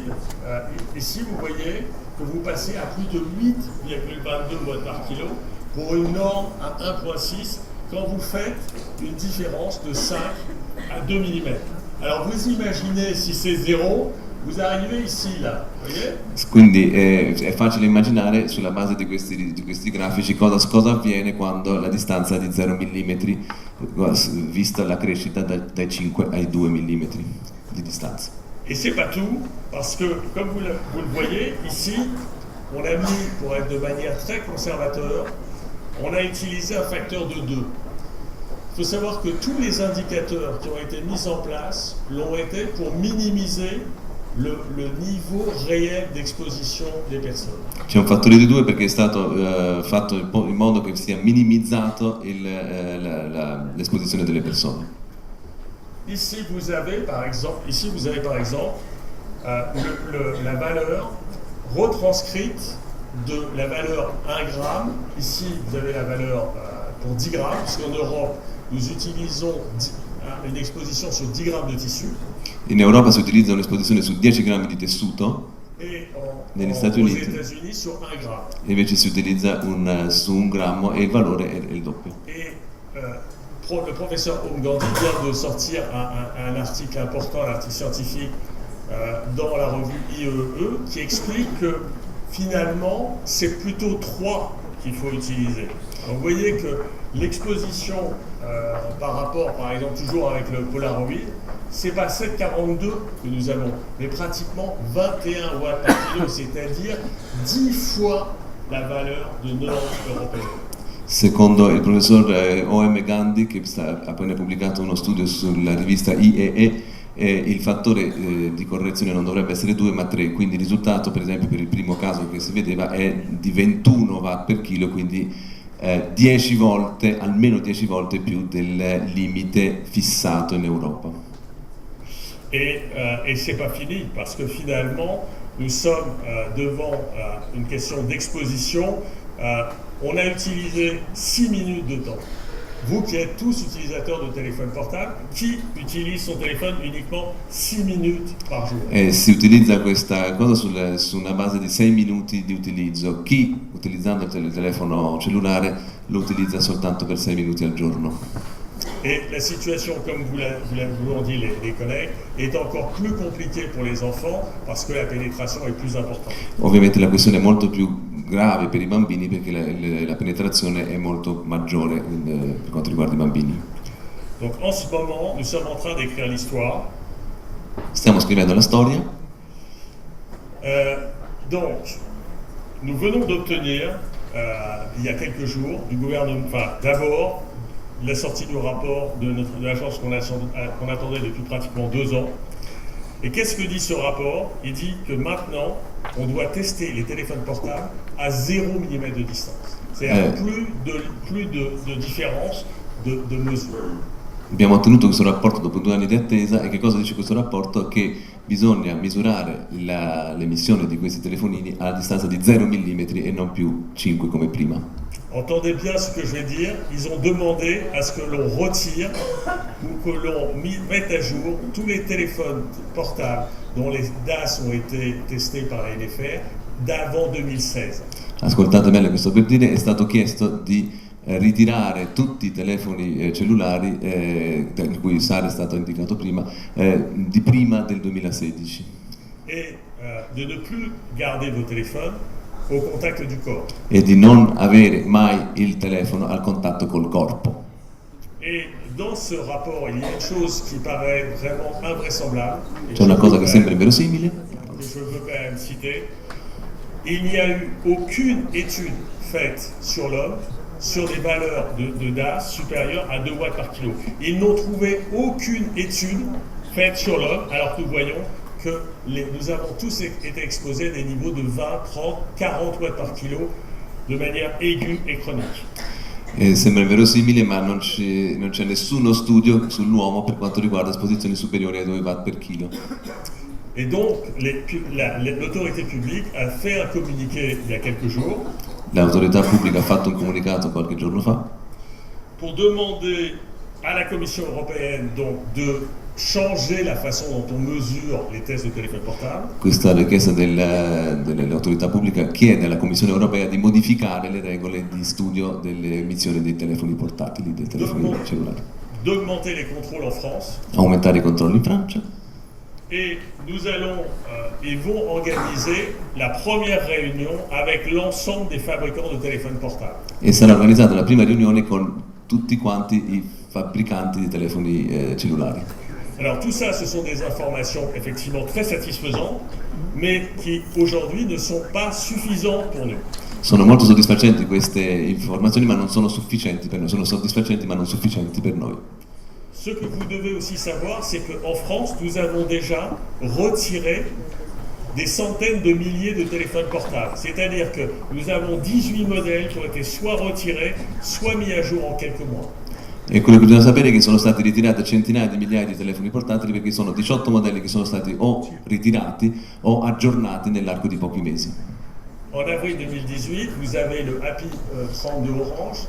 Il y a 100 000 téléphones qui ont été retirés avec un échange gratuit. On a redonné un téléphone plus sûr aux personnes. E in aprile 2018 sono stati ritirati 100.000 telefoni di questo modello e che sono stati sostituiti con apparecchi più sicuri. Et nous avons aussi commencé à interdire certains téléphones par arrêté ministériel.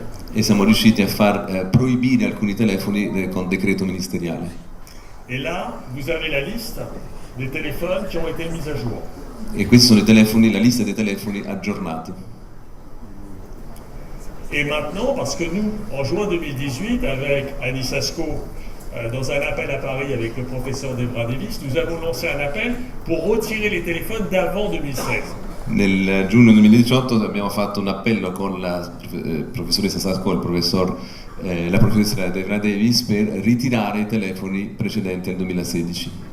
Et donc, comme vous l'avez entendu, nous avons obtenu gain de cause, et donc ce sont près de 200 modèles qui vont devoir être soit retirés, soit être mis à jour. Come avete sentito abbiamo avuto successo e quindi saranno circa 200 i modelli che saranno ritirati o aggiornati. Juste pour vous montrer qu'il y a une différence entre la publicité et la réalité. Differenza tra pubblicità e realtà. Samsung explique partout qu'il a les téléphones avec les DAS les plus bas. Samsung spiega sempre di avere i telefoni con il SAR più basso. Et là, vous pouvez voir que c'est tout à fait l'inverse. E invece è esattamente il contrario. Pratiquement tous les téléphones de Samsung, mais c'est aussi le cas de tous les autres. Mais j'insiste sur Samsung parce qu'ils ont fait leur publicité sur le niveau de DAS bas. È il caso di tutte le altre aziende, ma insiste su Samsung semplicemente perché hanno fatto una pubblicità specifica per quanto riguarda la SAR, tasso di assorbimento specifico. Et donc avec Maurizio Martucci, nous étions il y a quelques jours au Parlement européen. Il est beau Maurizio, hein? eravamo giorni fa al Parlamento europeo con Maurizio, è bello Maurizio. Et en ce moment, avec le soutien de députés européens, nous sommes en train de lancer la bataille au niveau européen pour ottenir l'ensemble de ces changements. E a livello europeo stiamo lanciando, grazie all'aiuto di parlamentari europei, la questione per ottenere questo cambiamento. Je sais que peut-être dans la salle, il y a des gens qui sont concernés par l'électrohypersensibilité. Alors je peux dire juste un mot là-dessus. So che c'è in sala, ci sono alcune persone che sono interessate dall'elettrosensibilità, che sono elettrosensibili. Nous pensons maintenant mieux comprendre pourquoi certaines personnes sont devenues électrohypersensibles.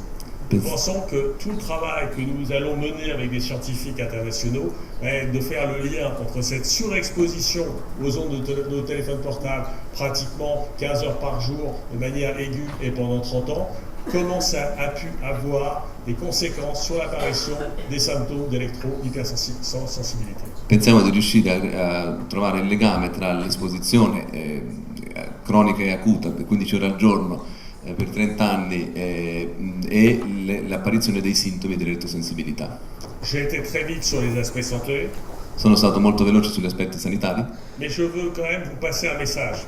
Ma vorrei ne passare un mettez messaggio. plus vos téléphones dans vos poches, ne mettez plus vos téléphones à l'oreille, maintenant que vous avez vu, parce qu'aujourd'hui, aucun téléphone n'est conforme et ne va protéger votre santé. Je dis bien aucun. Dato che nessun telefono, e vi voglio far passare questo messaggio, dato che nessun telefono è sicuro, non mettete mai il telefono vicino al corpo, non tenetelo mai vicino all'orecchio e insomma, questo. Et donc, ça, c'est bien parce que c'est Stefano Bertone qui va apprendre la suite. Et Stefano est un des premiers avocats internationaux à m'avoir appelé et à avoir dit « Oh, c'est vraiment important ce que tu fais avec le Phonegate ». C'est vrai, Stefano Bertone che seguirà è stato tra i primi avvocati internazionali con cui sono stato in contatto e che mi ha elogiato l'azione di Phonegate. Et ce Alert Phone Gate, scusate. que je vais vous expliquer très sommairement, c'est que nous, Segnet, nous avons lancé les premières actions criminelles en France, les actions pénales. Noi abbiamo lanciato le prime azioni penali in Francia Et que, en même temps, nous avons lancé les premières actions collectives. e anche sono state lanciate le prime azioni collettive. Et c'est dirigé pour l'instant contre les constructeurs Xiaomi et Nokia. Per il momento sono rivolte ai costruttori Xiaomi e Nokia. Et souvenez-vous du Chicago Tribune, et bien maintenant, le lendemain de l'apparition dans le Chicago Tribune, la première class action avait lieu aux États-Unis. Ricordatevi dell'articolo del Chicago Tribune, ebbene il giorno successivo alla pubblicazione di quell'articolo è partita la prima class action negli Stati Uniti. Et en quelques semaines, c'est déjà 5 class actions qui ont été lancées, 4 aux États-Unis et une au Canada. E in alcune settimane ci sono 5 class action, di cui 4 negli Stati Uniti e una nel Canada. In Canada. J'avais mis une slide pour faire vraiment dire tout le bien que je pense de la décision historique qu'a obtenue Stefano en Italie et que tout ça doit converger pour essayer d'avoir finalement une action commune au niveau européen. Ho messo questa slide per dire tutto il bene possibile dell'azione messa in su in Italia, in particolare per quanto riguarda la sentenza del TAR del Lazio, e quindi spero che questo sia un elemento importante. Et je finirai là-dessus, parce que j'avais pas encore vraiment prononcé le terme 5G. Non ho ancora pronunciato il termine 5G. La question qui se pose, c'est est-ce que nous pouvons faire, nous collectivement, vous élus, vous maires, est-ce que vous pouvez faire confiance aux industriels de la santé? C'est ça la question. Eh bien, je pense que vous avez vu à travers finalement ces révélations du scandale du PhoneGate qu'il n'est absolument pas possible de faire confiance aux industriels et qui nous ont trompés depuis 30 ans. Et ça, je pense que ça doit être clairement compris. La domanda che faccio anche agli eletti e ai sindaci presenti è: possiamo aver fiducia negli industriali della telefonia? La risposta è: visto che ci hanno ingannato per 30 anni, evidentemente no. Et je vous engage maintenant à utiliser...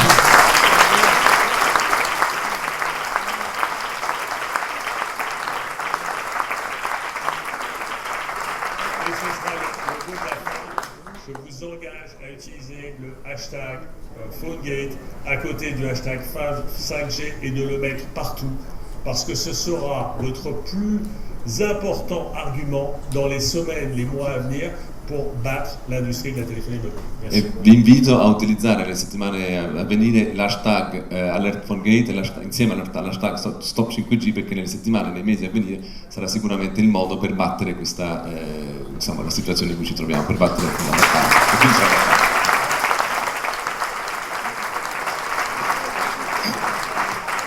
Esaurita la parte scientifico-medica, adesso ci introduciamo nella parte legale.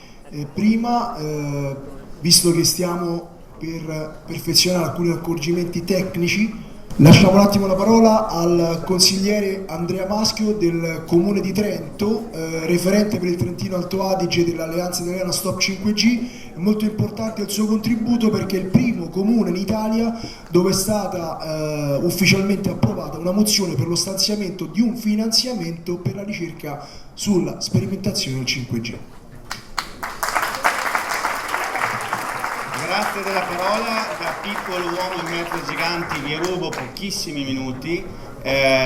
Cosa è successo? In dicembre 2018 abbiamo presentato anche il nostro comune la richiesta di moratoria. La risposta è: con carte alla mano, la dirigenza ci ha detto: guardate che Agcom ci ha inviato questo, e in quella lettera c'era un'intimidazione, la chiamo io, al sindaco e alla giunta a guardarsi bene da mettere in campo qualsiasi tipo di strumentazione amministrativa per limitare il posizionamento delle antenne. A quel punto ho scritto alla Grillo per avere delle risposte. La Grillo ha detto: va tutto bene, monitoreremo quelli che hanno i cardiopatici. Più o meno era stata questa la risposta, quindi non andava tutto bene. Detto questo, cosa abbiamo fatto? Al di là di lavorare con i professionisti in campo, in primis con l'aiuto anche di Bertone, Maurizio, tutti i tecnici, gli scienziati, sull'aspetto di come invece un sindaco può realmente entrare nel merito del posizionamento delle antenne, ho presentato un emendamento al bilancio alla variazione di bilancio per far cosa? Per destinare una quota economica da parte del Comune per uno studio sul 5G. Quindi nel luglio 2019 abbiamo approvato questo emendamento che prevede 30.000 euro in 2 anni da parte del Comune di Trento, trasformati in 0,255 centesimi ad abitante. Perché? Perché l'idea non era quella che Trento, se lo fa, risolve un problema, perché con 30.000 euro non andiamo da nessuna parte, si parla di un minimo di 2,5 milioni. È del tutto evidente che tutti i comuni si devono mettere a braccetto e lavorare insieme. Se tutti i comuni destinano 255 centesimi ad abitante, supereremo quei 2,5 milioni e faremo uno studio indipendente italiano completamente finanziato dall'ente pubblico, e questo sarebbe l'indipendenza totale delle compagnie. Quindi concludo dicendo che ci siamo resi capofila dell'informazione a tutti i comuni, abbiamo spedito tramite PEC il nostro emendamento, e l'invito ai sindaci di confrontarci per fare in modo che anche in tutti gli altri comuni si porti avanti questa iniziativa. Nel frattempo, con la parte amministrativa e legale del Comune di Trento, nonché con l'aiuto dell'avvocato Bertone, stiamo cercando di verificare qual è il modo per mettere insieme tutti questi sforzi e renderli utili per un'unica ricerca. Grazie.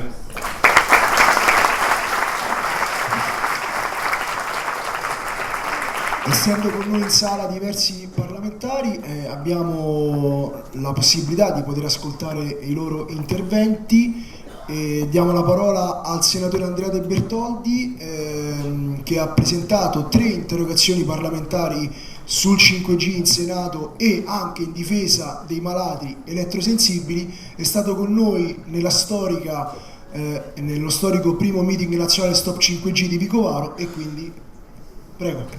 Grazie Maurizio. Innanzitutto chiedo scusa soprattutto ai relatori del fatto che ho dovuto assentarmi per gran parte della mattinata, ma io sono segretario della Commissione Finanze del Senato, siamo in piena manovra finanziaria e quindi ho dovuto spostarmi per audizioni che naturalmente ci competevano. Non mancherò comunque di verificare gli atti e di informarmi di quello che ho perso, ci tenevo a dirlo per correttezza. Io, come ha detto Maurizio, intanto sarò brevissimo, andrò in sintesi perché è già tante le ore che state ascoltando. Andrò in sintesi per dire che io ci sono.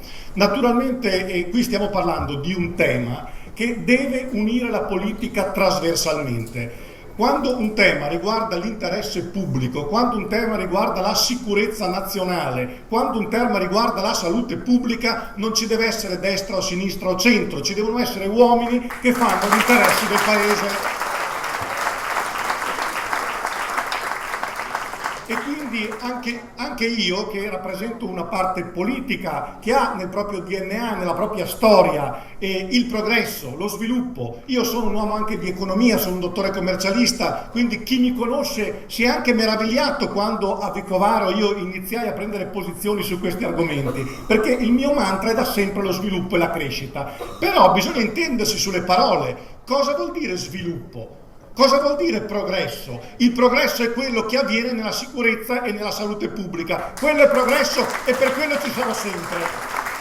Allora il messaggio che io voglio che venga da me come parlamentare, dalla mia forza politica di Fratelli d'Italia, da tutti i partiti che su questo argomento vogliono unirsi, è che la politica deve battersi affinché appunto lo sviluppo sia tale e solo quando c'è la salute garantita. Allora io mi domando, visto che oggi nessuno mi ha garantito che c'è stata una sperimentazione, nessuno mi può dire che c'è stata una sperimentazione indipendente dai finanziamenti privati, che possa darmi non la certezza, perché nella vita le certezze, Maurizio, sono poche o addirittura ce n'è una sola e non è propriamente la migliore, ma mi possono dare ragionevole certezza, ragionevole convinzione che il 5G, il 6G, il 100G non sia dannoso per la salute, e allora bene, andiamo avanti, oppure fermiamoci qualche mese. Siamo vissuti fino ad oggi senza il 5G, non credo che se aspettiamo un anno o 6 mesi caschi il mondo.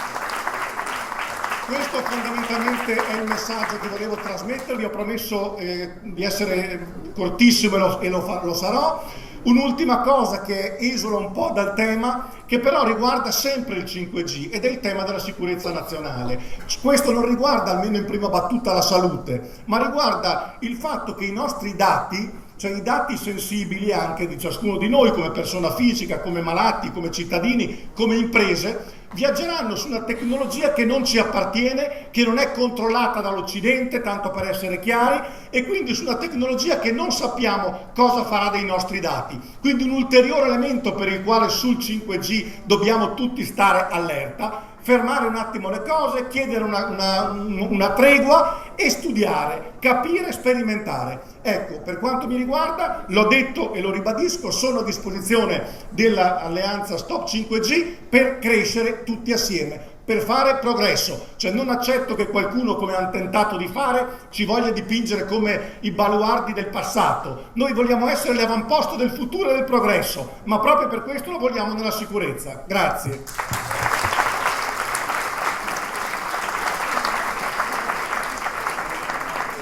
Bene, allora adesso entriamo nella parte legale. L'avvocato Stefano Bertone è stato citato più volte in mattinata, esperto per quanto riguarda le cause civili, ha assistito diversi malati a cui anche i tribunali hanno riconosciuto in primo grado il nesso causale elettrosmog, radiofrequenze, tumore. E attraverso il suo studio Ambrosio e Comodo Foro di Torino ha assistito l'associazione APLE per la protezione e lotta contro l'elettrosmog nel famoso contenzioso che ha visto appunto soccombere in primo grado al Tarlazio i 3 ministeri, che poi hanno fatto appello e parzialmente la sentenza appunto ha dato un esito parzialmente diverso. Comunque diamo la parola all'avvocato Bertone. Grazie. Io sono Stefano Bertone, sono un avvocato di Torino, faccio parte dello studio Ambrosio e Comodo. Ambrosio e Comodo è uno studio legale che in campo di danni alla persona si occupa esclusivamente di danneggiati, di vittime.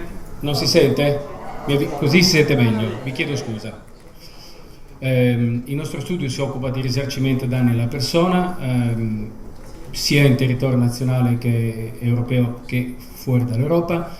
Può darsi che abbiate sentito parlare stamattina, sicuramente perché è stato anticipato, ma anche in precedenza, di alcune delle nostre iniziative anche nei campi delle danni da radiofrequenze, perché noi abbiamo assistito e assistiamo a lavoratori che hanno chiesto la rendita per malattia professionale all'INAIL per essersi feriti e aver riportato lesioni dall'uso del telefono cellulare, e perché abbiamo fatto un'iniziativa legale per conto dell'associazione APLE di Padova contro i ministeri competenti perché tutta la popolazione nazionale fosse informata sui rischi derivanti dall'uso dei telefoni cellulari. Ci tengo a precisare che sia le azioni relative ai lavoratori che quelle per la campagna di informazione sono fatte con il supporto e la condivisione molto stretta sia dal punto di vista tecnico che culturale con l'associazione APLE di Padova, fondata dall'architetto Masiero, che è presente anche il suo compagno marito, nonché dal professor Levis, che sono i tre fondatori di questa meritorevolissima associazione, e che hanno permesso di raggiungere degli obiettivi insperati fino a pochi anni fa. E allora, ovviamente questo è un mondo molto circolare, un mondo in cui c'è un grande scambio di informazioni e di condivisione fra categorie diverse, tra avvocati, oncologi, dottori, epidemiologi, e quindi molte cose che io vi dirò le avete già sentite, quindi cercherò di essere molto veloce. Partiamo dai presupposti. La IARC, in maniera molto conservatrice rispetto ad altre posizioni, nel 2011 dice che le radiofrequenze sono possibili cancerogeni. Nel 2013 pubblica la monografia in cui spiega perché e che cosa ha trovato. Non ci torniamo perché stamattina l'abbiamo già sentito, l'avete già sentito, però vengono ritrovate le associazioni positive tra l'esposizione alla radiofrequenza, telefoni cellulari cordless e determinati tipi di tumori anche mortali, e sottolinea la maggiore vulnerabilità dei bambini e dei piccoli. Però la IARC conclude dicendo dobbiamo fare ancora studi, dobbiamo fare gli studi soprattutto sugli animali, e gli studi sugli animali arrivano nel 2016 con le anticipazioni dello studio NDP, nel 2018 con lo studio NDP e con lo studio della Fondazione Ramazzini, di cui si è già parlato stamattina. tumore della testa, schwannomi cardiaci, rotture del DNA, quest'ultima confermata in un rapporto pubblicato pochi giorni fa. E così nel 2019 la IARC propone, l'Advisory Board, l'Advisory Panel, una richiesta di rivalutazione della valutazione possibile cancerogeno per renderla più forte, più stretta. In effetti la letteratura scientifica maggioritaria, quella indipendente, quella che non ha conflitti di interesse con l'industria, già da anni sostiene che le radiofrequenze siano dei probabili, se non certi, cancerogeni. È possibile soltanto perché in sede IARC a Lione nel 2011 c'è stato uno scontro fra una linea ed un'altra linea e si è arrivata a questa linea, diciamo, questa conclusione moderata, ma la maggior parte della letteratura scientifica è convinta che siano certi. Noi come avvocati cosa facciamo? Nessuna ricerca. Noi sfruttiamo, utilizziamo il lavoro di scienziati come quelli che avete qui oggi, che quindi per forza ringraziamo perché danno un grande contributo al progresso dell'umanità dal punto di vista della tutela della salute, e lo applichiamo nei processi. Lo applichiamo nei processi e i tribunali italiani, direi più di qualunque altro paese al mondo, hanno recepito queste preoccupazioni della letteratura scientifica, queste evidenze, concludendo già 10 anni fa è documentato che i tumori cerebrali dopo una certa esposizione sono collegati all'esposizione a telefoni cellulari, campi elettromagnetici. La Cassazione nel 2012 ha confermato la posizione della Corte d'Appello di Brescia, quella sentenza è diventata definitiva, quello era un tumore del settimo nervo cranico. Successivamente abbiamo avuto le sentenze, e questo non era un procedimento seguito da noi, ci tengo a dirlo, il consulente tecnico a parte era il professor Levis, ma gli avvocati non eravamo noi. Mentre i casi di Ivrea del 2017 è stata la prima sentenza al mondo di primo grado che ha accertato questo nesso di causa, è una causa seguita da noi, adesso è in appello a Torino. A Firenze nel 2017 un altro avvocato, l'avvocato Bonafede, cioè il ministro della giustizia, ha vinto questa causa, quindi possiamo dire che il ministro della giustizia sa perfettamente quali sono i rischi derivanti dalla telefonia cellulare, lo sa perfettamente perché quella causa l'ha fatta e l'ha vinta lui. E Monza 2019, un'altra causa seguita dal nostro studio, hanno confermato questo legame causale. Sono tutte impugnate, quindi nessuna di queste è per il momento definitiva. Il Terlazio nel 2019, ne parlava prima Marcherazzi, ha accolto la posizione dell'Apple da noi sostenuta in giudizio e ha detto sì, effettivamente l'utilizzazione inadeguata, su inadeguata ci sarebbe da dire, ma comunque dei telefoni cellulari comportando l'esposizione di parti sensibili del corpo umano ai campi elettromagnetici può avere effetti nocivi per la salute umana, e questi effetti riguardano soprattutto i più giovani, i più vulnerabili, potendo incidere negativamente sul loro sviluppo psicofisico. Quindi è un'affermazione in fatto di una magistratura amministrativa italiana centrale, perché il TAR Lazio si occupa dei ricorsi contro le amministrazioni centrali, contro i ministeri, estremamente importante. Sulla base di queste considerazioni il TAR Lazio ha ordinato ai ministeri di fare una campagna informativa.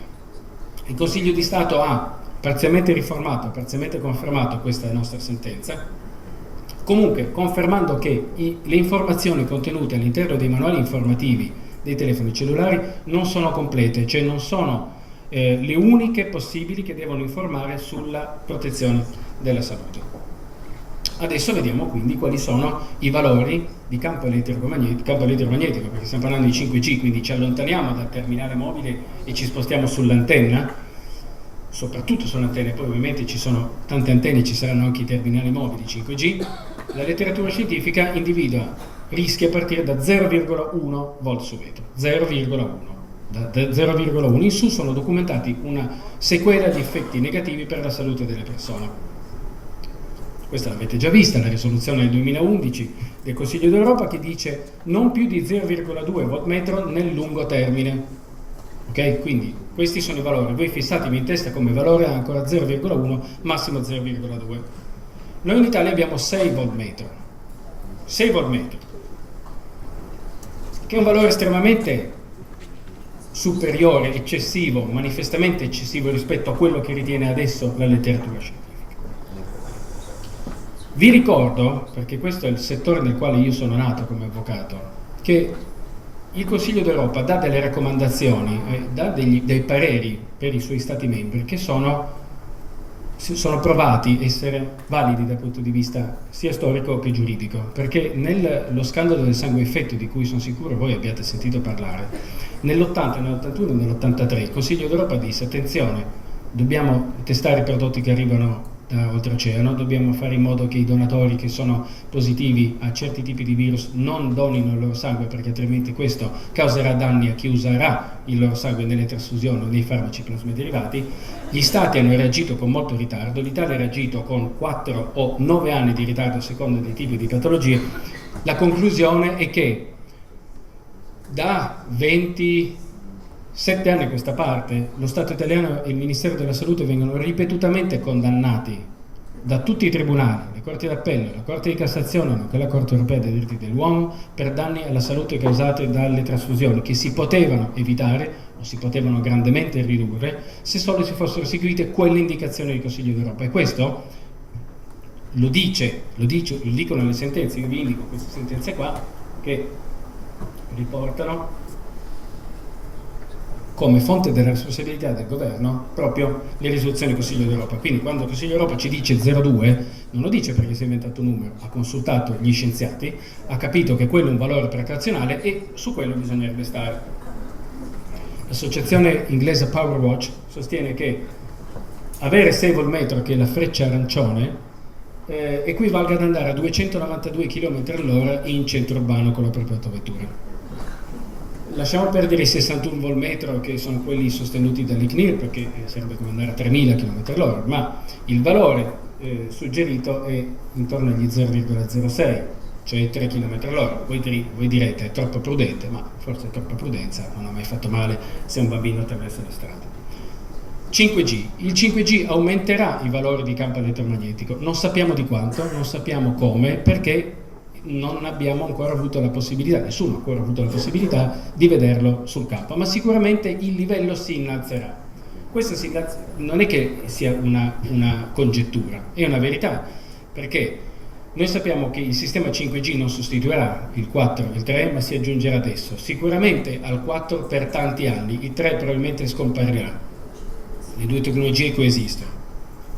I gestori presentano delle richieste di autorizzazione all'esercizio degli impianti 5G congiuntamente al 3 e al 4, quindi per adesso coesistono e il valore di campo elettromagnetico del 5G è sicuramente lì. Ericsson dice che uno dei maggiori produttori mondiali di hardware per il funzionamento della telefonia, non solo 5 ma anche 4 e 3G, dice con i valori di 6 volt metro è impossibile far funzionare 5G. Questo significa che loro prevedono che il 5G saturerà il campo elettrico fino a farlo andare oltre i 6 volt metro. Questo è un problema legale, i 6 volt metro non si possono toccare, ma come abbiamo detto non è che ci debbano far stare tranquilli.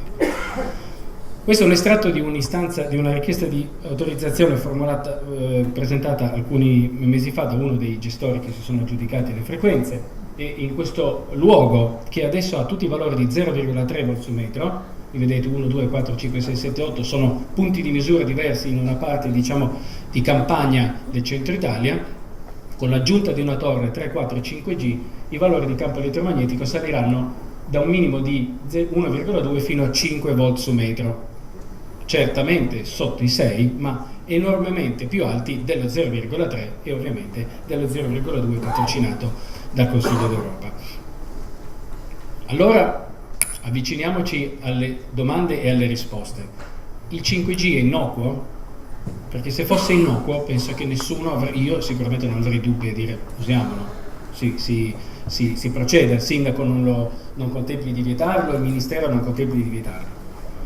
Però queste garanzie di innocuità sembrano non esserci. L'Istituto Superiore di Sanità meno di un anno fa dichiara che non si fanno ipotizzare particolari problemi per la salute della popolazione. La frase non è propriamente rassicurante, perché io ho provato a fare queste simulazioni. Domani c'è l'operazione chirurgica di vostro figlio, il dottore dice ma non vedo particolari problemi. Io vorrei sentirmi dire stia tranquillo, andrà tutto bene. Oppure l'airbag della mia auto funzionerà o no? Ma guardi, in caso di grosso incidente io non vedo particolari problemi. Non è questo il test che noi vogliamo per la tutela della nostra salute. Il test che noi vogliamo è la salubrità, l'innocuità o una chiara enunciazione di pericolosità e quindi la possibilità di decidere come difenderci, se c'è un modo di difenderci, da quel tipo di pericolo, ma certamente non l'andare avanti con un certo agente chimico o fisico in assenza di prove sulla salubrità. Altro problema, l'Istituto Superiore dichiara questa cosa che è falsa. Le dimensioni più piccole delle celle comporteranno delle potenze di emissione più basse con una distribuzione più uniforme e picchi di emissione più bassi. Io ho detto falso perché questa frase è falsa se significa che il 5G funzionerà così come viene descritto. Noi sappiamo che il 5G non sarà da solo, il 5G si aggiungerà al 4G e per un certo tempo anche al 3G. E allora non è vero. È vero che la singola antenna, microantenna piazzata nel tombino avrà un valore di campo elettromagnetico più basso di quello della grande antenna che sta sul ripetitore alto 30 metri. Su questo non c'è dubbio, quella frase è vera, ma nel complesso il valore di campo elettromagnetico aumenterà e quindi quella frase non è applicabile. Ci dà dei problemi, cioè l'interprete legale dice ma queste sono delle garanzie, una frase del genere mi dà delle certezze? L'amministratore se lo deve chiedere. Abbiamo visto in apertura il senatore Blumenthal che interroga i membri di CTIA e di un'azienda, un altro gruppo di aziende, e le quali dicono no, noi non siamo a conoscenza che ci siano studi in corso, quindi i gestori non possono garantire in questo momento che ci siano degli studi e né hanno detto comunque è sicuro. Loro dicono noi stiamo con quello che ci dicono gli scienziati, ci teniamo alla salute, ma non hanno espresso una garanzia. Il Parlamento europeo ha commissionato uno studio nell'aprile 2019 e questo studio raccomanda come prima cosa di fare uno studio sugli effetti a lungo termine del campo 5G sulla salute, in particolare considerando la forma pulsata delle onde e la loro forma a raggio, perché come abbiamo capito il 5G avrà una delle possibilità, una delle capacità di seguire l'utente sul suo terminale portatile con un raggio diretto e noi non sappiamo ancora se questo raggio diretto sarà di che dimensione e che potenza sarà, densità di potenza sarà. Ricapitoliamo, i gestori non hanno studi in corso, l'Istituto Superiore di Sanità non ha svolto studi, l'INE non è stata coinvolta come ex ISPES, il Ministero della Salute non è stato coinvolto, il Ministero dello Sviluppo Economico non ha svolto studi. Queste informazioni vengono dall'Associazione Amica che ha svolto un'interessante indagine sul coinvolgimento dei ministeri e il risultato è stato che nessuno sa niente o può dire niente. Allora non esistono elementi ad oggi per affermare che il 5G sia innocuo.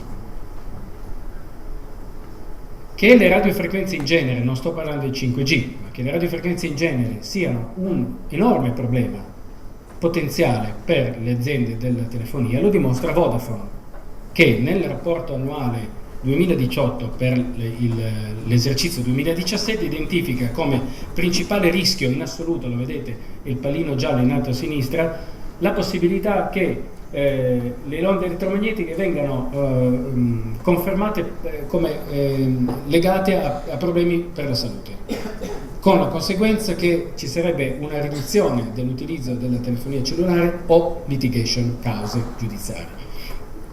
È vero, si piazza nel posto più a sinistra possibile, cioè con la minor probabilità di verificarsi rispetto ad altri rischi aziendali per Vodafone, questo bisogna dirlo, ma se voi lo guardate è in assoluto il maggior rischio che il gruppo Vodafone vede nel suo intero business planetario e questo dobbiamo tenerlo in conto. Normativa italiana, abbiamo un articolo 32 che dice che la salute viene tutelata come diritto fondamentale dell'individuo. Partiamo da questo presupposto. La legge del 296 del 58 ha fondato il Ministero della Salute con lo scopo di tutelare la salute e poi abbiamo la legge quadro del 2001 che ci dice già dal titolo di cosa stiamo parlando. Legge quadro sulla protezione dall'esposizione a campi elettrici, magnetici ed elettromagnetici. Il titolo della legge dice tutto. 19 anni fa lo Stato italiano sapeva che doveva fare una legge per proteggere i cittadini dai campi elettromagnetici. Inutile e sembra strano oggi dover discutere del fatto che sia ridiscutibile il concetto di pericolosità dei campi elettromagnetici. Figuratevi che all'articolo 6 si prevedeva la creazione di un comitato per la prevenzione e la riduzione dell'inquinamento elettromagnetico. Come si concilia questo con un avvicendarsi continuo di tecnologie che aumentano invece l'inquinamento elettromagnetico? Quindi bisogna resettare la prospettiva, dobbiamo dimenticarci i 6 volt metro, bisogna scendere agli 0,6 volt metro, questo in ottica precauzionale. E quindi la domanda: cosa può fare il cittadino? Supponiamo che ci sia il cittadino o il comitato di cittadini o un'associazione, cosa possono fare? Possono bloccare il 5G, possono provare a bloccare il 5G in questo momento in cui non c'è una garanzia di innocuità? Sì, lo possono fare. Devono usare un ricorso cautelare, ex articolo 700 codice procedura civile, e cioè si va dal giudice ordinario del tribunale del luogo ove c'è l'antenna che viene messa in servizio con il sistema 5G e si dice al giudice: scusa, ma io ritengo che questo impianto mi ponga dei immediati problemi per la salute, non c'è alcuna garanzia di innocuità, viceversa la letteratura scientifica dimostra che le radiofrequenze sono molto pericolose per la salute, c'è un aumento del livello di campo elettromagnetico e i livelli attuali che ci sono a casa mia aumenteranno, già sono pericolosi, diciamolo questo, già sono pericolosi quelli attuali, ma se vengono aumentati ulteriormente saranno più pericolosi e quindi mi devi bloccare l'installazione, devi impedire che l'impianto funzioni fin tanto che non ci sarà un'indicazione in segno contrario. Possono i giudici applicare valori di legge più bassi di quelli fissati, valori più bassi di quelli previsti dalla legge? La risposta è sì. E quindi, se ci sono i 6 volt metro previsti dalla legge, questo non significa che tutto ciò che sta sotto i 6 volt metro sia automaticamente lecito. Significa solo che quello che sta sopra i 6 volt metro è automaticamente illegale. Nei campi degli elettrodotti, per esempio, quindi le frequenze estremamente basse, il Tribunale di Venezia ha dichiarato nel 2003 che il rispetto dei limiti, anche per il carattere pubblicistico, non implica una presunzione assoluta di illiceità, ben potendo sussistere una situazione che, pur rispettosa dei limiti, quindi parametriamolo ai 6 volt metro, pur rispettosa dei 6 volt metro, si rivela in concreto lesiva anche solo potenzialmente del diritto alla salute. Queste ineccezioni di tribunale sono state poi confermate, era un altro caso, ma in Cassazione, dove si dice i limiti massimi di disposizione non hanno lo scopo di rendere di per sé lecita la condotta che vi si uniformi. Quindi il giudice può applicare dei limiti più bassi, può dire sì, effettivamente mi portano questa letteratura scientifica indipendente che mi dice che io non devo andare oltre gli 0,06 o gli 0,6 volt metro, cambiano molto come peso, ma per dirla chiara, molto diversi dai 6 volt metro, io ordino a tutti i gestori che formano questo campo elettromagnetico di fare in modo che il livello complessivo non sia di più di 0,6. Dovere di precauzione. Il giudice ha anche l'obbligo di leggere la legislazione comunitaria. Che cosa dicono i trattati europei? Che la politica dell'Unione è fondata sui principi della precauzione e dell'azione preventiva in via prioritaria alla fonte, che è quello che si diceva stamattina, che diceva una delle prime relatrici, l'azione preventiva rispetto alla diagnosi precoce. Questo è importante, questa grossa differenza. La stessa direttiva che crea il codice delle comunicazioni elettroniche di meno di un anno fa contiene un suo preambolo la necessità imperativa per gli Stati di garantire che i cittadini non siano esposti a campi elettromagnetici a un livello dannoso per la salute. È molto chiaro il preambolo. E gli Stati possono prevedere restrizioni laddove ciò sia necessario per proteggere la salute pubblica dai campi elettromagnetici. Quindi c'è anche una copertura, un'autorizzazione comunitaria a chi voglia seguire la strada della prevenzione.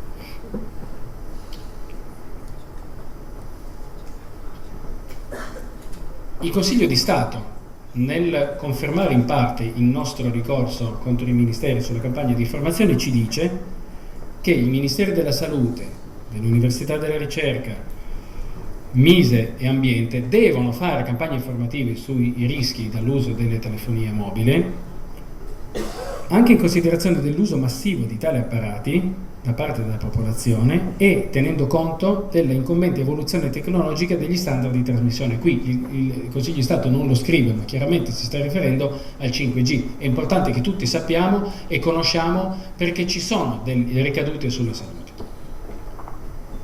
Poi volevo fare questo piccolo inciso. Me ne rendo conto rispetto ai primi convegni che facevo all'inizio dell'anno, anche organizzati a Vicovaro, per esempio. Io parlavo di principio di precauzione. Ma non sono più sicuro che dobbiamo parlare di principio di precauzione, perché il concetto della precauzione è quando sussistono incertezze, quando ci sono inconclusività scientifiche, e allora si dice nel dubbio adottiamo la precauzione. Qua noi abbiamo una massiccia letteratura scientifica indipendente, nel senso che non ha nessun interesse a dire quello che dice, che ci informa che questi campi elettromagnetici sono pericolosi, sono potenzialmente mortali per chi vi si espone, secondo dosimetrie che vanno discusse, quanto si vuole, eccetera, no? Ma lo sono. E quindi non è più inconclusiva la scienza è chiara, l'ha già detto che sono agenti fisici che possono ledere la salute delle persone. Quindi non è una questione di principio di precauzione, è un principio di azione, bisogna intervenire con dei divieti. Se poi uno non si sente così...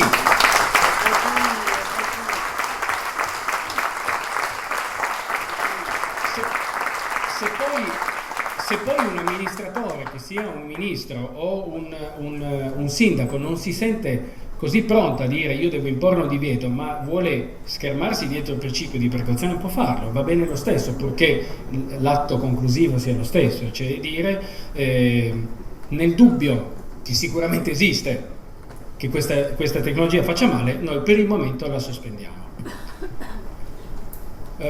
Avevo preparato questo passaggio ma non ci sto con i tempi, quindi lo salto. Ve lo dico soltanto che se ne è accennato stamattina, letteratura scientifica indipendente, non indipendente, c'è una piccola parte di scienziati molto ben individuata che non è affatto indipendente, che è legata in un modo o nell'altro agli interessi dell'industria telefonica, il che è legittimo perché ognuno può decidere di farsi finanziare da chi vuole, ma naturalmente i pesi della letteratura scientifica scevra da interessi sono diversi da quelli di chi in un modo o nell'altro si relaziona con il gestore della telefonia mobile. E allora veniamo al sindaco. Abbiamo visto il cittadino, cosa può fare il sindaco? Quali strumenti ha? Ha due strumenti: il regolamento previsto dalla legge 4 sull'inquinamento elettromagnetico, articolo 8,6, e le ordinanze previste dal testo unico per gli enti locali. È vero, qui c'è un problema che negli anni ha agitato e animato le corti, i TAR di tutta Italia, il Consiglio di Stato, ed è lì che i limiti di legge li fissa lo Stato, non li fissa il Comune. Quindi se lo Stato ha deciso che sono 6 volt metro, ahimè, fin tanto che non c'è una modifica legislativa che abbassa questi limiti, 6 volt metro restano. Ma i Comuni hanno un potere, un dovere, che è quello di minimizzare l'esposizione. Quindi loro possono fare in modo che la gente del loro territorio comunale sia esposta a livelli di campo elettromagnetico il più basso possibile. Questo il Comune lo può fare, non può dire non può dirlo, questo ve lo dico proprio, cioè noi perderemo qualunque causa, non può dire io adesso dico che nel comune di Vigevano devono essere massimo 0,5 volt metro, perché quella causa il gestore la impugna e giustamente, stando così le cose, la vince.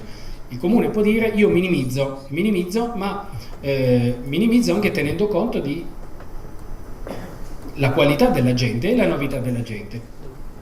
Agente intendo l'agente fisico, cioè quindi il campo elettromagnetico generato dall'antenna. E io, sindaco, dico al momento il 5G, cioè sto facendo finta di essere un sindaco, la rendo un po' più colloquiale, al momento lo vieto, lo blocco, lo sottopongo ad una moratoria nel mio territorio comunale, perché gli elementi che vi ho dato prima sono quelli di possibili rischi per la salute non contrastati da prove circa l'innocuità. Il sindaco, il comune che fa questa attività la deve fare con un estremo rigore, con un'attenzione altissima al modo in cui segue la procedura, perché, diamone atto, c'è una serietà, diciamo, dell'investimento che hanno fatto le aziende che non si può non tenere conto. Cioè le aziende hanno acquistato il diritto di usare le frequenze spendendo più di 6 miliardi di euro. Certamente vogliono utilizzare quelle frequenze, certamente un sindaco che dice no, tu sul mio territorio per adesso non le usi, deve porsi su un piano di estrema serietà, che deve dimostrare alla TAR, deve dimostrare al giudice amministrativo, quando il gestore impugnerà il divieto del comune, che ha fatto tutto quello che gli competeva per difendere la salute della popolazione. E quindi deve fare un'istruttoria molto completa, deve fare un'istruttoria che dimostri al TAR perché solo lui è rimasto come baluardo della tutela della salute in assenza delle istituzioni centrali, che hanno bandito la gara senza neanche mettere una volta la parola salute, quindi è una cosa estremamente grave, che è un buon indizio di disinteresse, e deve farlo seguendo, secondo noi, questi principi. Primo, richiedere ai ministeri che mettano nero su bianco che il 5G non farà male. Diteci, confermatemi per cortesia che il 5G non fa male, quindi io posso esporre la popolazione del mio comune a questo agente fisico senza rischi che si facciano del male. Bisogna fare una simulazione di campo elettromagnetico e dire: oggi io ho tot sul territorio comunale, ma se e quando arriverà 5G questo campo elettromagnetico aumenterà, perché è ovvio che se rimanesse lo stesso e avesse le stesse caratteristiche di quelli precedenti, il TAR respingerebbe giustamente, o meglio, annullerebbe i problemi. Con una perizia tecnica ben fatta che spieghi perché e per come ci sarà un aumento del valore di campo elettrico. Ci vuole una perizia medico-legale che spieghi quali sono gli effetti che oggi vi sono stati raccontati da tutti questi super esperti mondiali. Devono essere raccolti dati tipici, specifici dell'ambito locale. Meglio ancora se questo viene fatto d'accordo con la comunità locale, che è molto più economico e anche molto più efficace. Ci sono elettrosensibili, ci sono malati oncologici, ci sono persone con epilessia, tutte persone che soffrirebbero in maniera accentuata l'aumento del valore di campo elettrico. Benissimo, coinvolgiamole, facciamone una mappatura, spiega, è un motivo in più che spiega perché queste persone in questo momento non devono essere esposte all'agente fisico. E poi una richiesta di garanzia formale dei gestori. Noi abbiamo ipotizzato questa specie di questionario, l'abbiamo ipotizzato ma lo renderemo per i comuni che ci seguiranno valido, un documento attuale. 2 domande semplicissime: siete in grado di garantire che le onde elettromagnetiche 5G saranno innocue per la salute pubblica? Sì? No? Se avete risposto sì, se vi assumete le responsabilità civili e penali per eventuali danni che dovessero verificarsi. Sì, no. Se avete risposto no, spiegate perché. A noi pare molto semplice. Io faccio questo esempio. Se chiedo a Maurizio Martucci: posso venire al convegno sicuro che tu non mi sparerai mentre sono sul palco? Sono certo che lui mi mette nero su bianco: sta tranquillo, sì, non ti sparo, punto, e finisce lì. Perché un gestore non dovrebbe, sei sicuro dell'innocuità dei campi elettromagnetici, scrivere sì, ti garantisco che sono innocui? Oppure, se non lo può fare, dice: ok, io non lo posso fare, ma in ogni caso mi assumo la responsabilità. Io penso che nella dinamica corretta che ci deve essere tra l'operatore privato, che ha diritto di fare la sua impresa, e il sindaco, che ha il dovere, il comune che ha il dovere di tutelare la popolazione, questi scambi di informazioni possano esistere e debbano esistere. Vedremo quali saranno le risposte. Il comune assume tutte queste informazioni e fa un regolamento ai sensi dell'articolo 8,6 della legge quadro 36/2001, e cioè spiega che allo stato attuale delle conoscenze scientifiche, per tutto quello che ho detto, che non mi ripeto, è opportuno vietare la diffusione dei segnali 5G. Ok? Si fa un divieto di installazione delle grandi antenne, delle piccole antenne, dei ponti radio, insomma, in modo che sia chiaro che riguarda tutto il sistema 5G, che come sapete è molto complesso, non è come quello preesistente.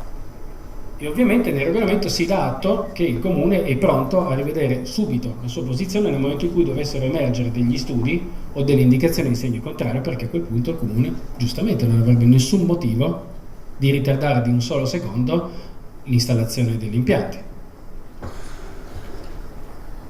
Concludo facendo questo ragionamento che ha la sua ricaduta di tipo legale, non è solo una considerazione sociologica, perché secondo me il sindaco, l'amministratore pubblico che vuole discutere di 5G, e deve farlo anche di 4G, di 3G, deve riconsiderare il concetto di servizio pubblico, perché noi sappiamo che le stazioni radio base e la telefonia mobile sono definiti servizi di pubblica utilità, sono definiti servizio pubblico, tant'è che vengono parificate le organizzazioni primarie.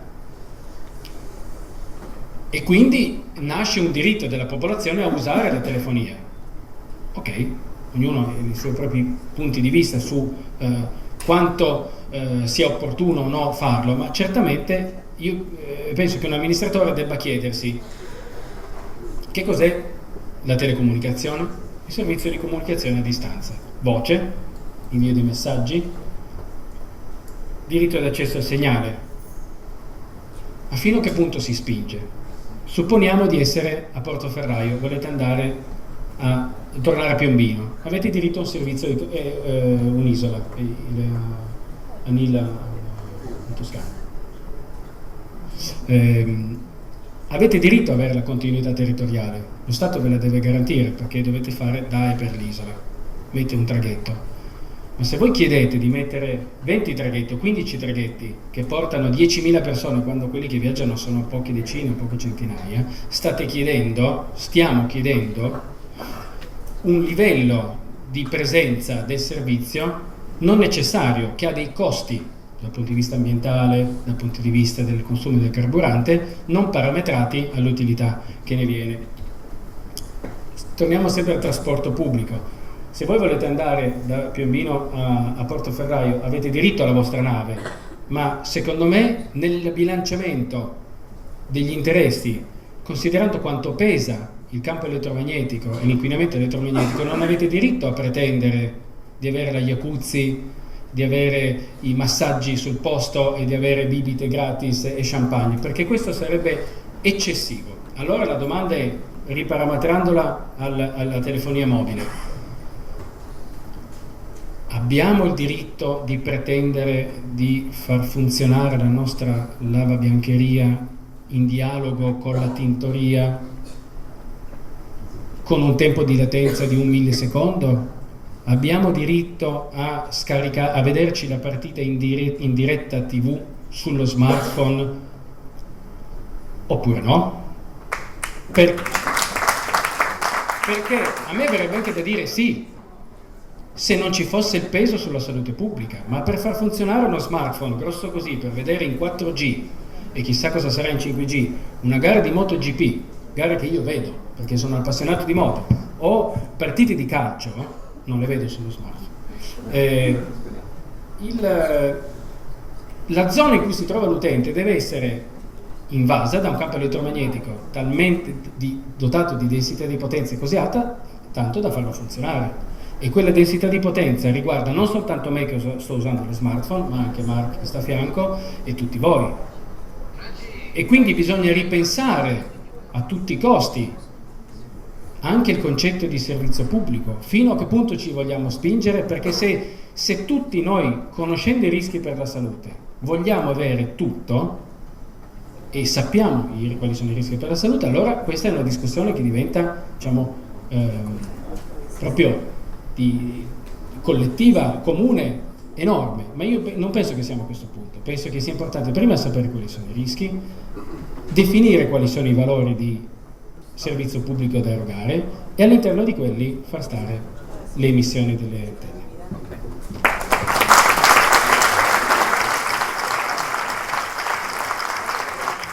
Bene, proseguiamo con gli interventi di carattere politico. Dopo la parte legale diamo la parola al senatore Sergio Romagnoli. Buonasera a tutti. Devo dirvi la verità. Sono Sergio Romagnoli, ex dirigente d'azienda, ho conosciuto con piacere la dottoressa Centini tanto tempo fa ad Assisi, quando si parlava di inceneritori. Ero giovane ancora quella volta. E sono onorato di essere a un incontro come questo perché è per me di enorme importanza, adesso vi spiegherò anche per quale motivo. Solitamente non amo, sono molto schietto e poi capirete perché. Non amo gli interventi politici di chi fa raccimola voti speculando su queste cose, io non lo sopporto affatto. Quindi farò un intervento, se mi permettete, come Sergio Romagnoli paziente. Perché paziente? Perché il 15 novembre del 2016 all'improvviso mi hanno operato di un tumore al cervello,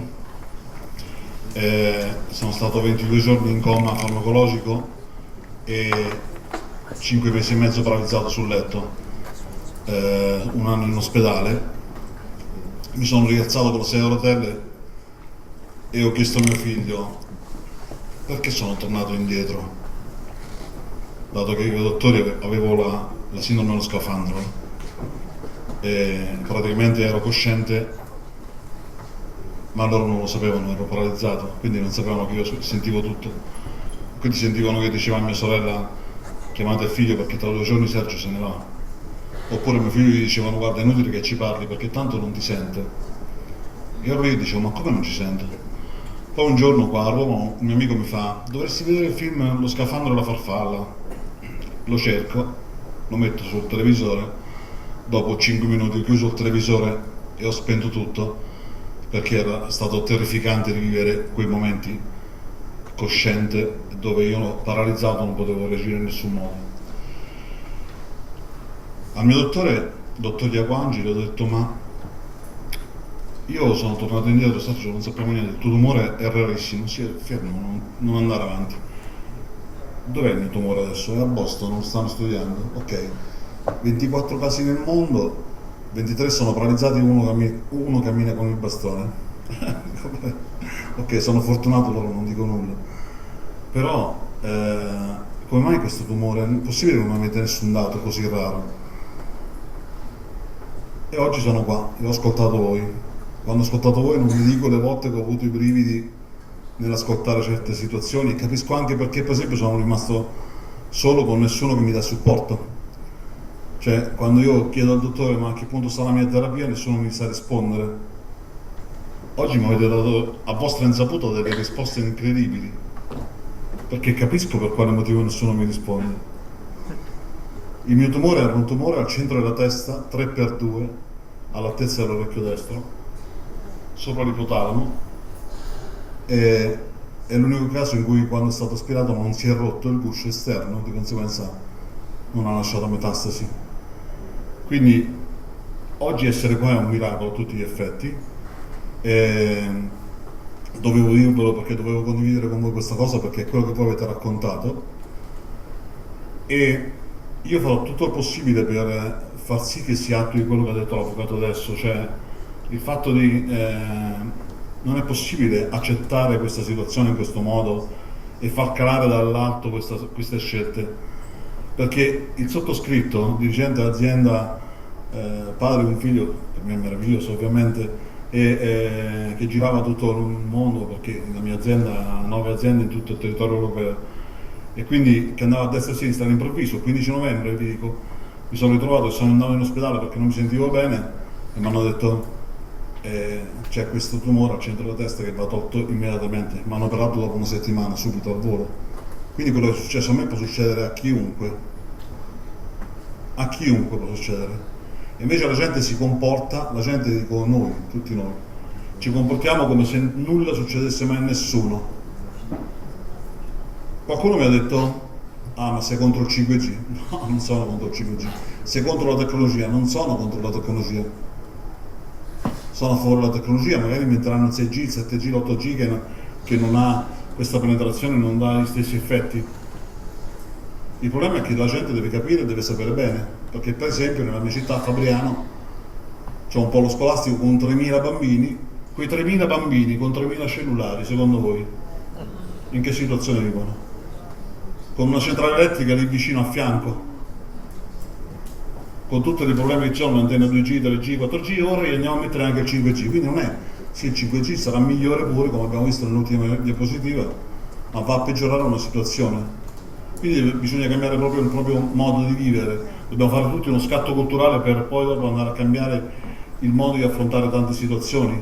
La sera, quando andiamo a dormire, magari spegniamo il wifi o quant'altro e mettiamo il cellulare in modalità aereo, cosa che fa pochissima gente. Quindi quello che volevo dirvi io, e ho chiuso perché mi sono allungato anche troppo, è quello di dire: purtroppo, anzi per fortuna, io sono l'esempio vivente che quello che avete detto succede veramente, dottoressa.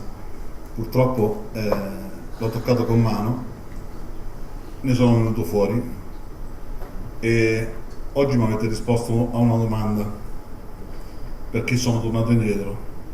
Forse oggi l'ho capito.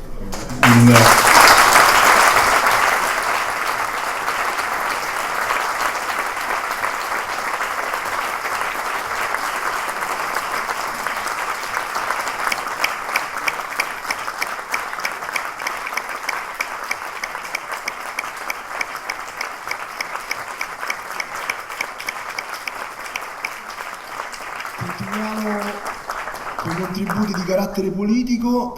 La parola adesso al senatore Saverio De Bonis, già autore di 2 interrogazioni parlamentari per la moratoria sui pericoli del 5G in difesa dei malati elettrosensibili, ed è stato ovviamente promotore al Senato nel mese di aprile della conferenza stampa che ha visto insieme ai deputati e senatori anche l'Alleanza Italiana Stop 5G. Grazie, buongiorno a tutti, grazie ai relatori e a tutti voi convenuti.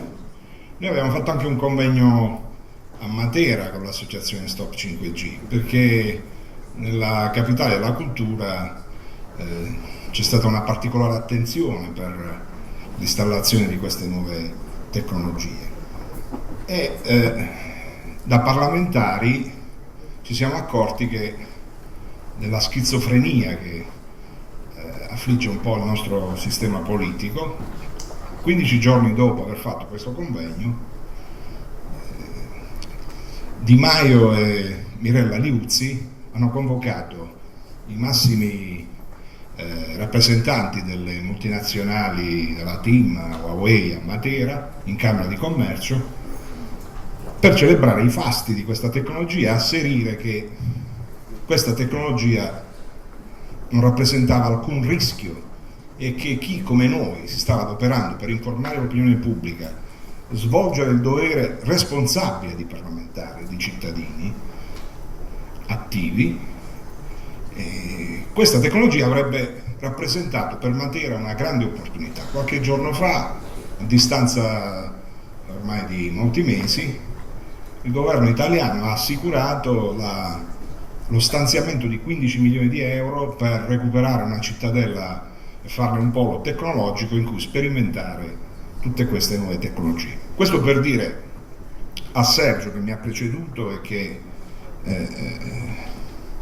io stimo sin da quando ero nel gruppo del Movimento 5 Stelle, che la nostra azione di parlamentari è anche quella di reagire di fronte a queste cose. Tu, più di tutti quanti noi, forse hai toccato con mano l'aspetto biologico della vicenda, ma chi svolge un'azione politica e si ritrova all'interno di un gruppo che avrebbe dovuto intaccare, migliorare, cambiare, trasformare questo paese, poi invece si accorge che su vicende come i fanghi, come il glifosato, come il 5G, principi cardini della nostra cultura europea, del nostro sistema europeo, vengono assolutamente trascurati, sottovalutati, snobbati, e quindi non abbiamo più altri strumenti.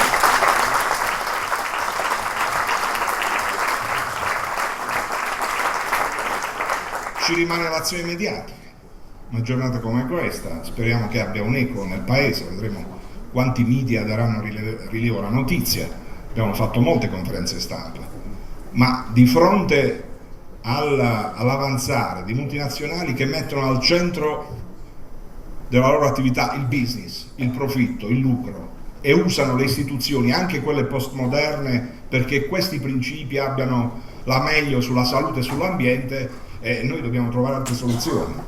Lo dobbiamo fare perché lo dobbiamo ai nostri figli, lo dobbiamo a tante patologie che oggi esplodono dal cibo, dall'alimentazione. Ero in commissione poche ore fa con 2 tossicologi, abbiamo tentato di spiegare gli aspetti della tossicologia alimentare, sulle importazioni di navi di grano contaminato, sulla nostra salute pubblica, ma c'è uno scarso livello di coscienza quando bisogna prendere le decisioni si prendono nel Parlamento. Noi sui fanghi abbiamo provato a convocare 40 senatori e avevamo cercato nel decreto Genova di far capire che quell'operazione, a parte che impropria, poteva contaminare tutta la catena alimentare.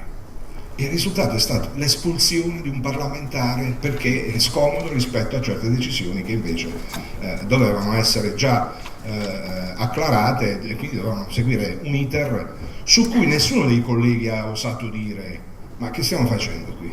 Cioè, ma ci rendiamo conto che andiamo contro noi stessi, ci stiamo contaminando di cibi avvelenati, ci stiamo riempendo di antenne sul nostro territorio senza fare bilancio di quelle preesistenti, del 2G, del 3G, del 4G, che fine faranno queste antenne? C'è un piano di bonifica per recuperarle, per eliminarle, nessuno ci dice niente.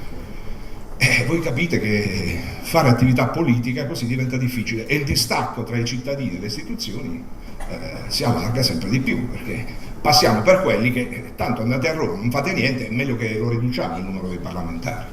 Cioè l'inefficacia anche della nostra azione politica si traduce anche in una riduzione degli spazi democratici. Noi su questo dobbiamo far leva, dobbiamo fare attenzione, perché il culmine di tutto quanto questo è togliere dallo spazio della democrazia dei parlamentari ingombranti che possono ostacolare i business delle grandi multinazionali.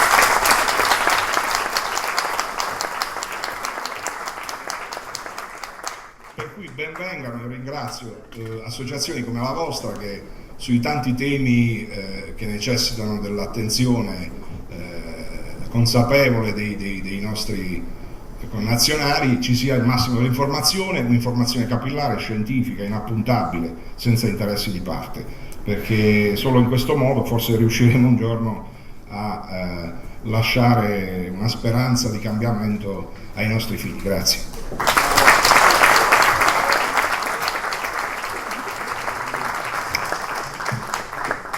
Pochi giorni fa l'onorevole Veronica Giannone ha letto al Parlamento, quindi alla Camera dei Deputati, la dichiarazione favorevole per l'approvazione, che purtroppo non c'è stata, della mozione che ragionevolmente chiedeva al Parlamento di approvare una moratoria nazionale sul 5G. Onorevole Veronica Giannone. Grazie mille e grazie a tutti per essere qui. Io vorrei innanzitutto anticipare che non sono uno scienziato, non sono un medico, non è questo il mio lavoro, però rappresento i cittadini e ci credo in questo ruolo. Credo nel fatto che comunque la politica in generale debba occuparsi solo ed esclusivamente del bene comune. Pertanto quando ho iniziato ad avvicinarmi alla questione del 5G, ho iniziato a studiarla, a cercare di capire anche tutto ciò che è stato da voi raccontato, leggere i vostri studi, interessarmi per comprendere che cosa stesse accadendo, cosa fosse il 5G, mi sono resa conto, soprattutto grazie alla mia collega Sara Cunial, che la situazione era molto preoccupante. Ho 2 figli e ci tengo a precisare che uno dei miei figli, il più grande, ha una sindrome neurologica, quindi umanamente ho vissuto, grazie a lui, delle esperienze che mi hanno portato forse a essere anche un po' più aperta, disponibile a comprendere come si possa fare per aiutare gli altri. E l'intento era proprio quello, con la mozione che abbiamo presentato, l'intento era proprio quello di far capire a tutti i nostri colleghi che rappresentano ognuno di voi e ognuna delle persone che comunque sono al di fuori, che vivono in questo stato, che il problema, il danno che appunto causa il 5G poteva non soltanto colpire noi o chi crede in quel danno, ma chiunque. E la mozione serviva proprio ad appellarci a quello che è il principio di precauzione e soprattutto a chiedere di valutare in modo corretto quella che è la situazione attuale e non muoversi, fermarsi finché non si ha la certezza che non ci siano problemi alla salute di ognuno di noi. Ci tengo a farvi una piccola spiegazione su come funziona per noi parlamentari il deposito di una mozione piuttosto che di un'interpellanza o di una interrogazione. Noi dobbiamo descrivere e comprovare che quanto descritto in questi atti sia reale e soprattutto sia da degli atti, delle documentazioni specifiche, cioè non possiamo prendere, depositare, quindi quello che diciamo è giusto viene preso per corretto e viene quindi accettato dal sindacato ispettivo, ma loro controllano tutte le varie fonti, quindi prima di poter far valere la nostra mozione hanno dovuto obbligatoriamente controllare punto per punto tutte le specifiche che noi abbiamo riportato, per poi arrivare a fare una richiesta di quelli che erano gli impegni che il governo doveva prendere. Quindi quando ci siamo ritrovate poi in aula ed abbiamo ascoltato la sottosegretaria Zampa, che appunto ci diceva che dava parere favorevole agli impegni che noi avevamo richiesto, siamo state contente. All'inizio siamo state veramente contente, perché ho detto ok, avrà cambiato qualche parolina del nostro impegno, però è un inizio, è un'apertura, abbiamo la speranza che effettivamente lo Stato si metta a disposizione del cittadino per quanto riguarda la sua salute e il suo benessere, e finalmente si può partire con delle ricerche effettive sul 5G che possono portare ad un blocco almeno momentaneo finché non si ha la certezza che non fa male. Purtroppo però in aula è successo, cioè noi ci siamo ritrovati poi ad avere uno stato di agitazione di molti colleghi della parte della maggioranza, che hanno portato a una sospensione della stessa aula, facendo cambiare quindi il parere del sottosegretario alla salute, che ha deciso di non accettare più, di non dare più parere favorevole alla mozione, agli impegni, e ha detto mi rimetto all'aula, votate voi. Pertanto la votazione è andata contraria. Questo è una cosa che ci tengo a raccontarvi, perché secondo me è veramente assurda. Cioè non si può, cioè il rappresentante dello Stato in quel momento, che faceva le veci del ministro per la salute dei cittadini italiani, aveva dato un'espressione favorevole agli impegni richiesti, e dei deputati della maggioranza le hanno fatto ritirare quel parere favorevole. Questa è una cosa che la gente deve sapere. Noi abbiamo provato, abbiamo fatto un comunicato stampa, abbiamo cercato a livello mediatico di far arrivare questa notizia, però in un modo o nell'altro purtroppo siamo in pochi poi a leggerla, perché la maggior parte delle persone queste cose non le sanno, perché non arrivano, non c'è una TV nazionale che rende nota questa cosa, non c'è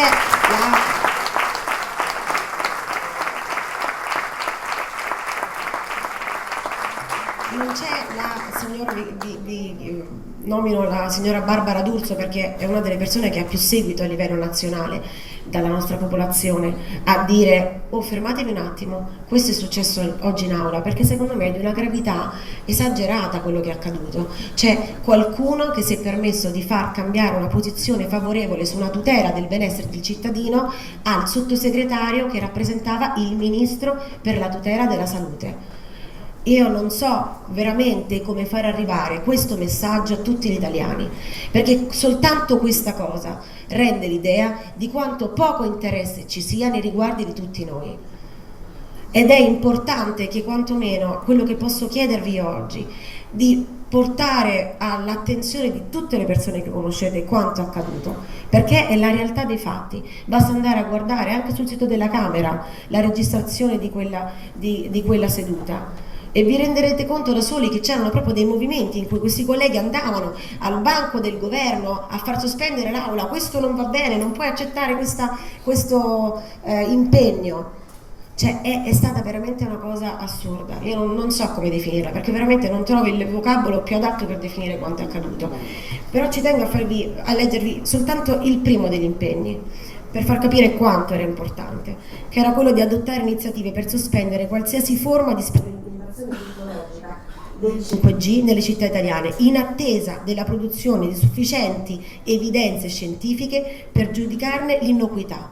Cioè questo credo che sia il minimo che si potesse richiedere per la tutela della nostra vita, e non è stato accettato. Cioè veramente io non so come altro spiegare ma anche il dolore che possa aver provato non soltanto io, così come le mie colleghe che comunque credevano in questa cosa.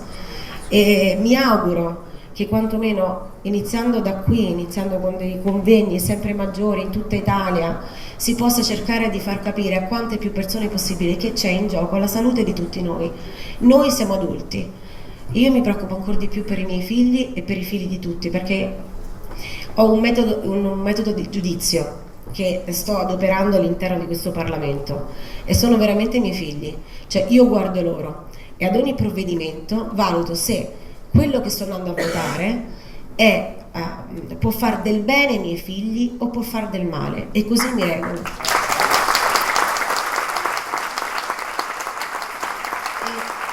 Ci tengo a precisare, non è soltanto la loro vita che mi interessa, io guardo loro, ma vi assicuro che è come se lo facessi per i figli di tutti, nello stesso identico modo. Quindi veramente io vi ringrazio di essere qui, perché spero con tutto il cuore che possiate portare al di fuori e far comprendere a quante più persone possibili i danni che si stanno causando a purtroppo discapito della vita di ognuno di noi. Grazie mille.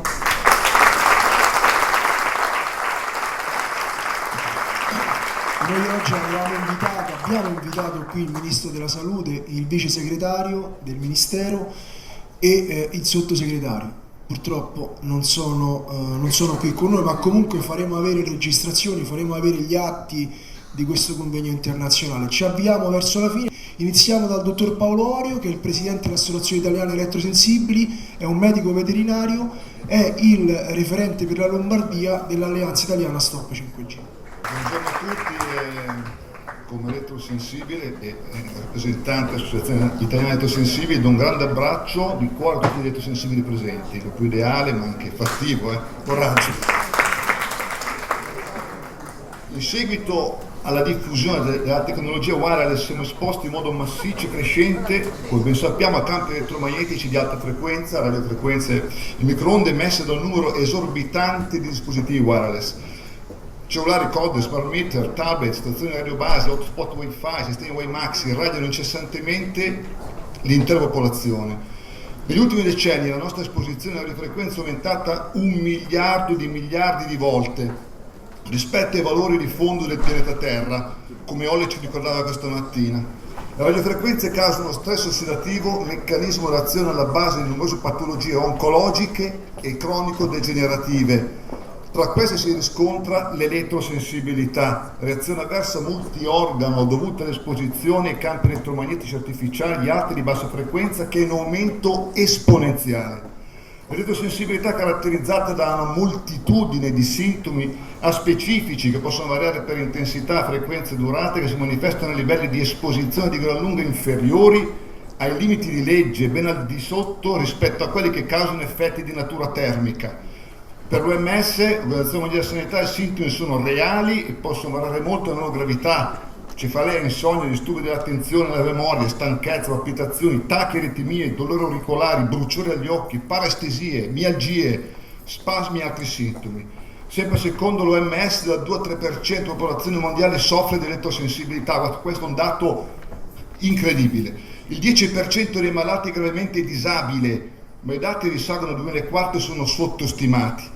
In Italia circa 1,5 milioni di persone potrebbero essere affette da elettrosensibilità. Le donne sono più colpite degli uomini, non vi sono limiti di età, si ammalano anche i bambini, noi ne abbiamo anche a 3 anni di bambini elettrosensibili, e anziani, ma la fascia maggiormente interessata va dai 40 ai 60 anni. I nostri medici, eroicamente, affrontano ogni giorno questa patologia, sommersi da innumerevoli richieste che provengono da ogni parte d'Italia.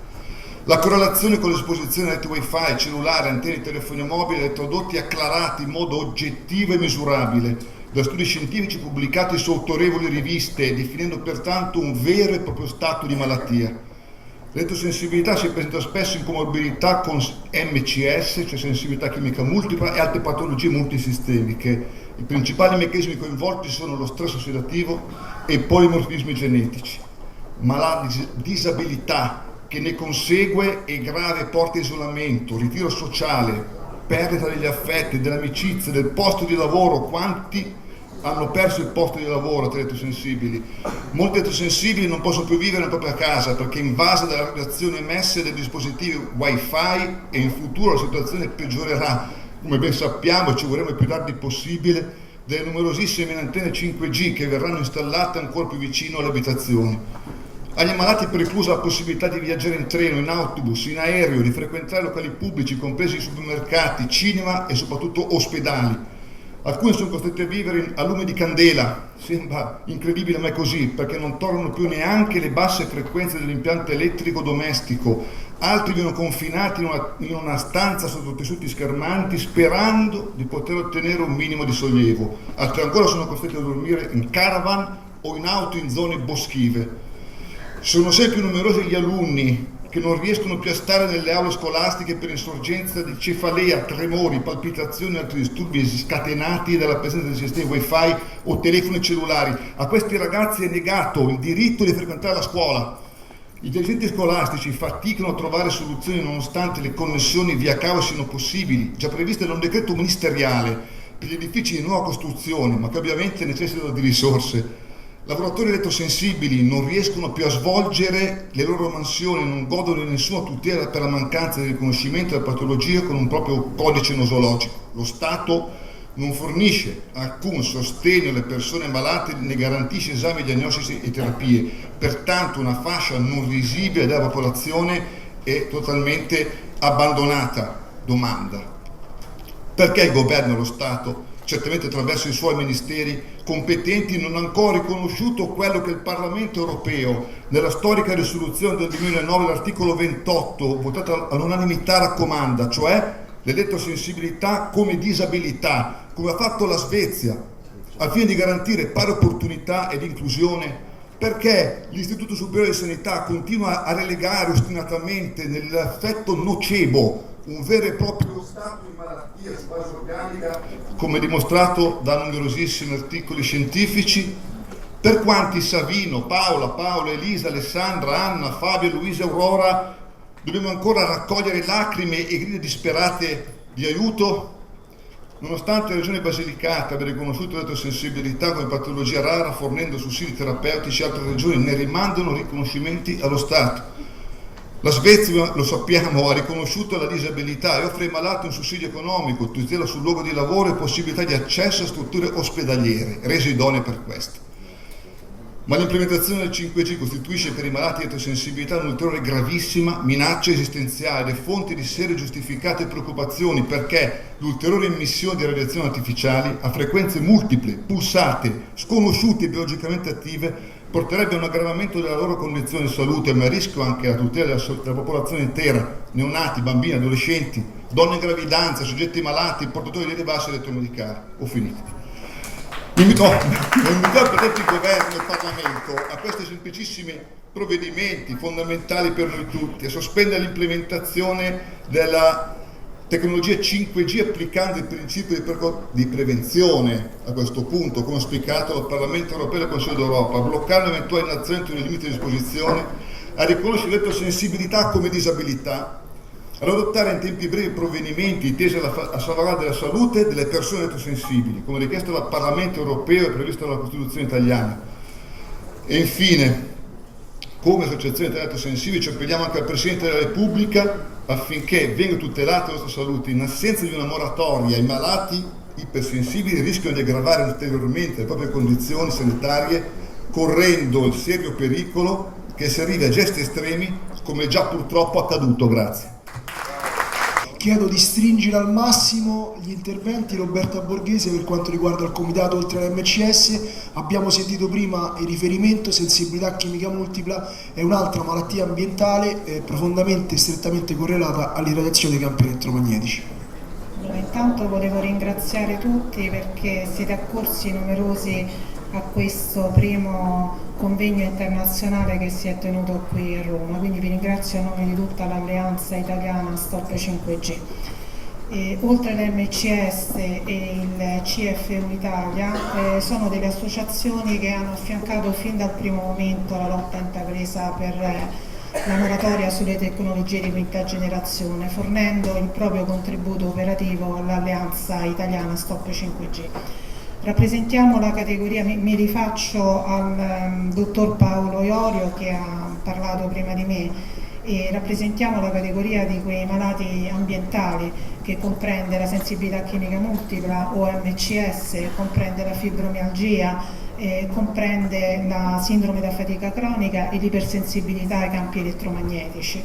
Diciamo queste patologie sono eziologicamente molto simili, e sia nella sintomatologia sia nella difficoltà a eliminare tutto ciò che è tossico dall'organismo, e stiamo lottando tutti quanti per il riconoscimento nazionale di queste patologie come patologie ambientali e come disabilità. Quindi ci auspichiamo che anche questo convegno internazionale possa mettere in luce tutto quello che sono le problematiche che vivono quotidianamente questi malati. Grazie. Ci sono purtroppo già i malati, e proprio questo è il grido d'allarme che noi stiamo lanciando da oltre un anno al governo e al Parlamento. Ci sono i malati, ci sono già persone, cittadini che hanno subito sulla loro pelle i danni da esposizioni a radiazioni e radiofrequenze. Vogliamo chiedere con insistenza di fermare questo tipo di sperimentazione perché non accada più in seguito. Alessandro Maurri è un cittadino della regione Toscana, ha ricevuto il riconoscimento in primo grado del nesso radiazione del telefonia mobile cancro, e quindi ci racconta la sua esperienza gentilmente in pochissimi minuti. Sì, velocissimamente, anzi ringrazio Alleanza Italiana Stop 5G per l'evento odierno e ringrazio voi per la resistenza, perché effettivamente è molto tardi. La mia testimonianza è molto sarà breve. Ho contratto una patologia tumorale causa abuso di telefono cellulare e da circa un anno ho deciso anche di rendere questa mia vicenda personale pubblica. Ho utilizzato per 13 anni, dal 1994 al 2007, il cellulare per lavoro per 3 ore al giorno. All'inizio 2005 è iniziata la malattia con la comparsa di un fischio costante all'orecchio destro, parziale perdita dell'udito anche, disturbi diagnosticati come conseguenza di un virus influenzale. Poi nel 2008 invece ho avuto una sindrome vertiginosa e da una risonanza magnetica è venuto fuori appunto la formazione tumorale al nervo acustico, neurinoma. Nel tempo è cresciuta, sono aumentate molto anche le vertigini e i disturbi. Nel 2011 diciamo è stato l'anno dell'intervento chirurgico necessario per rimuovere questa massa tumorale. L'intervento è durato 7 ore attraverso una craniotomia, cioè aprono la testa come un'anguria, non è esattamente divertente. I postumi pesanti, 100% di sordità a destra, labirintite cronica, alterazione del gusto, mimica facciale alterata e altre cose. Si è aggiunto ultimamente col passare degli anni anche sordità all'orecchio sinistro, che la vita di relazione non è che sia proprio una passeggiata, anche se non mi lamento, sono qui insomma. Nel 2013, siccome avevo usato il telefono per motivi lavorativi, ho chiesto il riconoscimento della malattia professionale INAIL, la richiesta è stata rigettata, quindi sono andato avanti attraverso l'autorità giudiziaria, vincendo in primo grado nel 2017. Ora c'è l'appello con INAIL, probabilmente ci sarà anche la Cassazione, perché appunto è l'iter normale di queste procedure.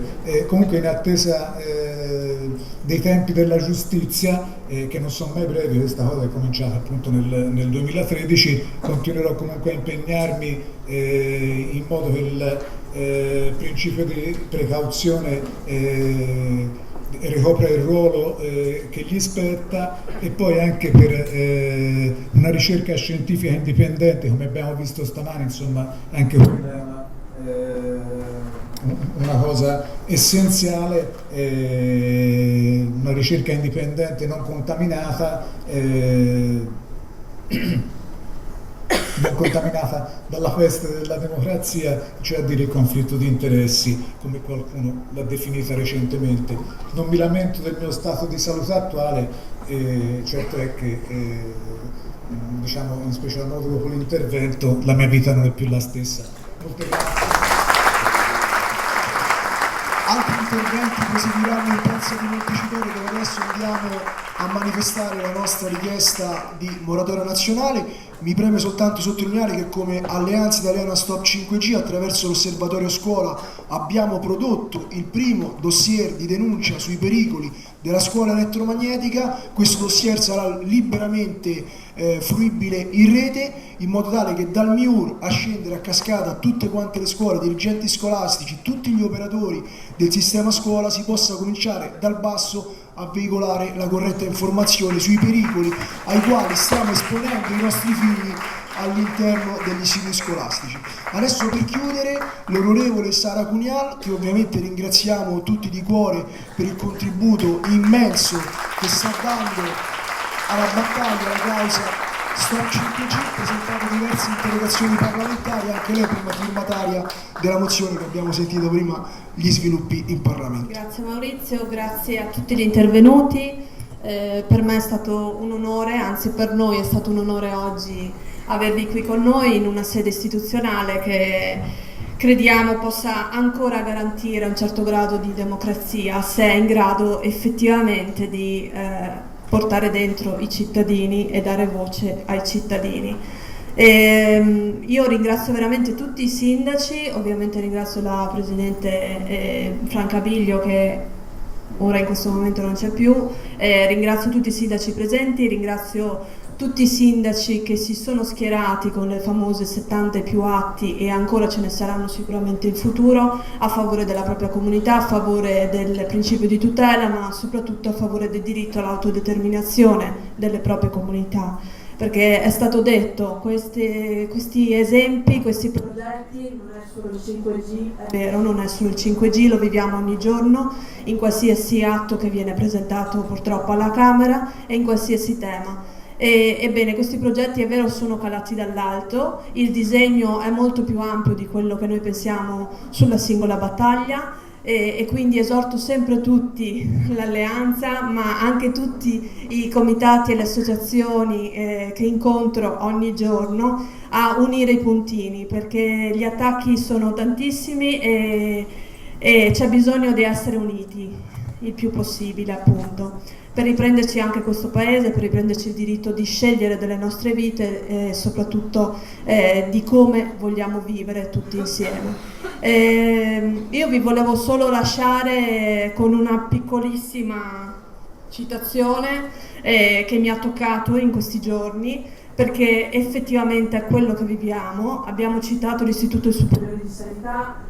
Io vengo dalla provincia di Vicenza, la provincia di Vicenza è stata devastata, in particolare negli ultimi 40 anni, da uno dei più grossi scandali dal punto di vista industriale, in quanto c'è stato sostanzialmente, purtroppo palcoscenico di uno dei più grandi in Europa inquinamenti ambientali.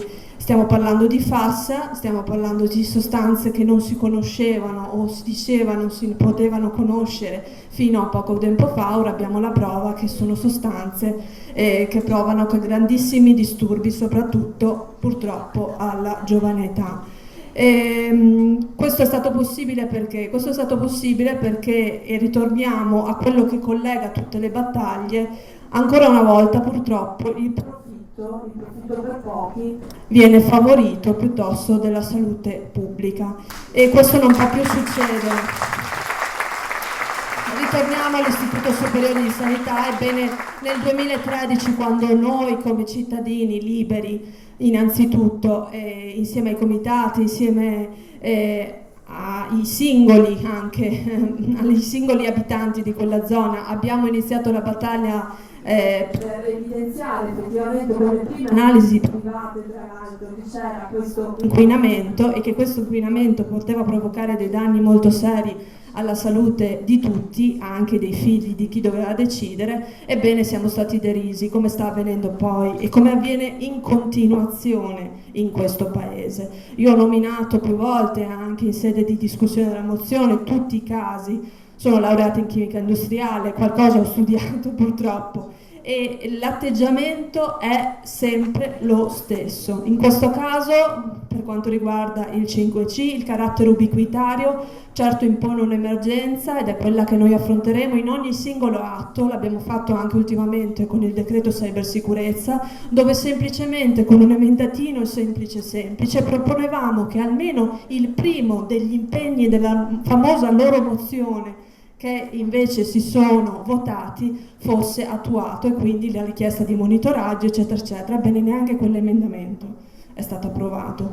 Quindi siamo in una situazione in cui noi non molleremo, le armi dalla parte di chi sappiamo sono, a mio parere, ormai smussate, perché è evidente, la platea di oggi ce l'ha reso evidente, che ormai la società civile e i suoi portavoce, perché io li chiamo i portavoce, quelli che abbiamo visto qui oggi insieme a noi, quindi i sindaci, i primi cittadini, ma anche gli amministratori locali, i consiglieri regionali, i consiglieri comunali, sono secondo me la speranza assolutamente per il futuro. Quindi andiamo avanti insieme e facciamo capire che ci possiamo riprendere le nostre vite, ci possiamo riprendere le decisioni che ci meritiamo per questo Paese. Grazie.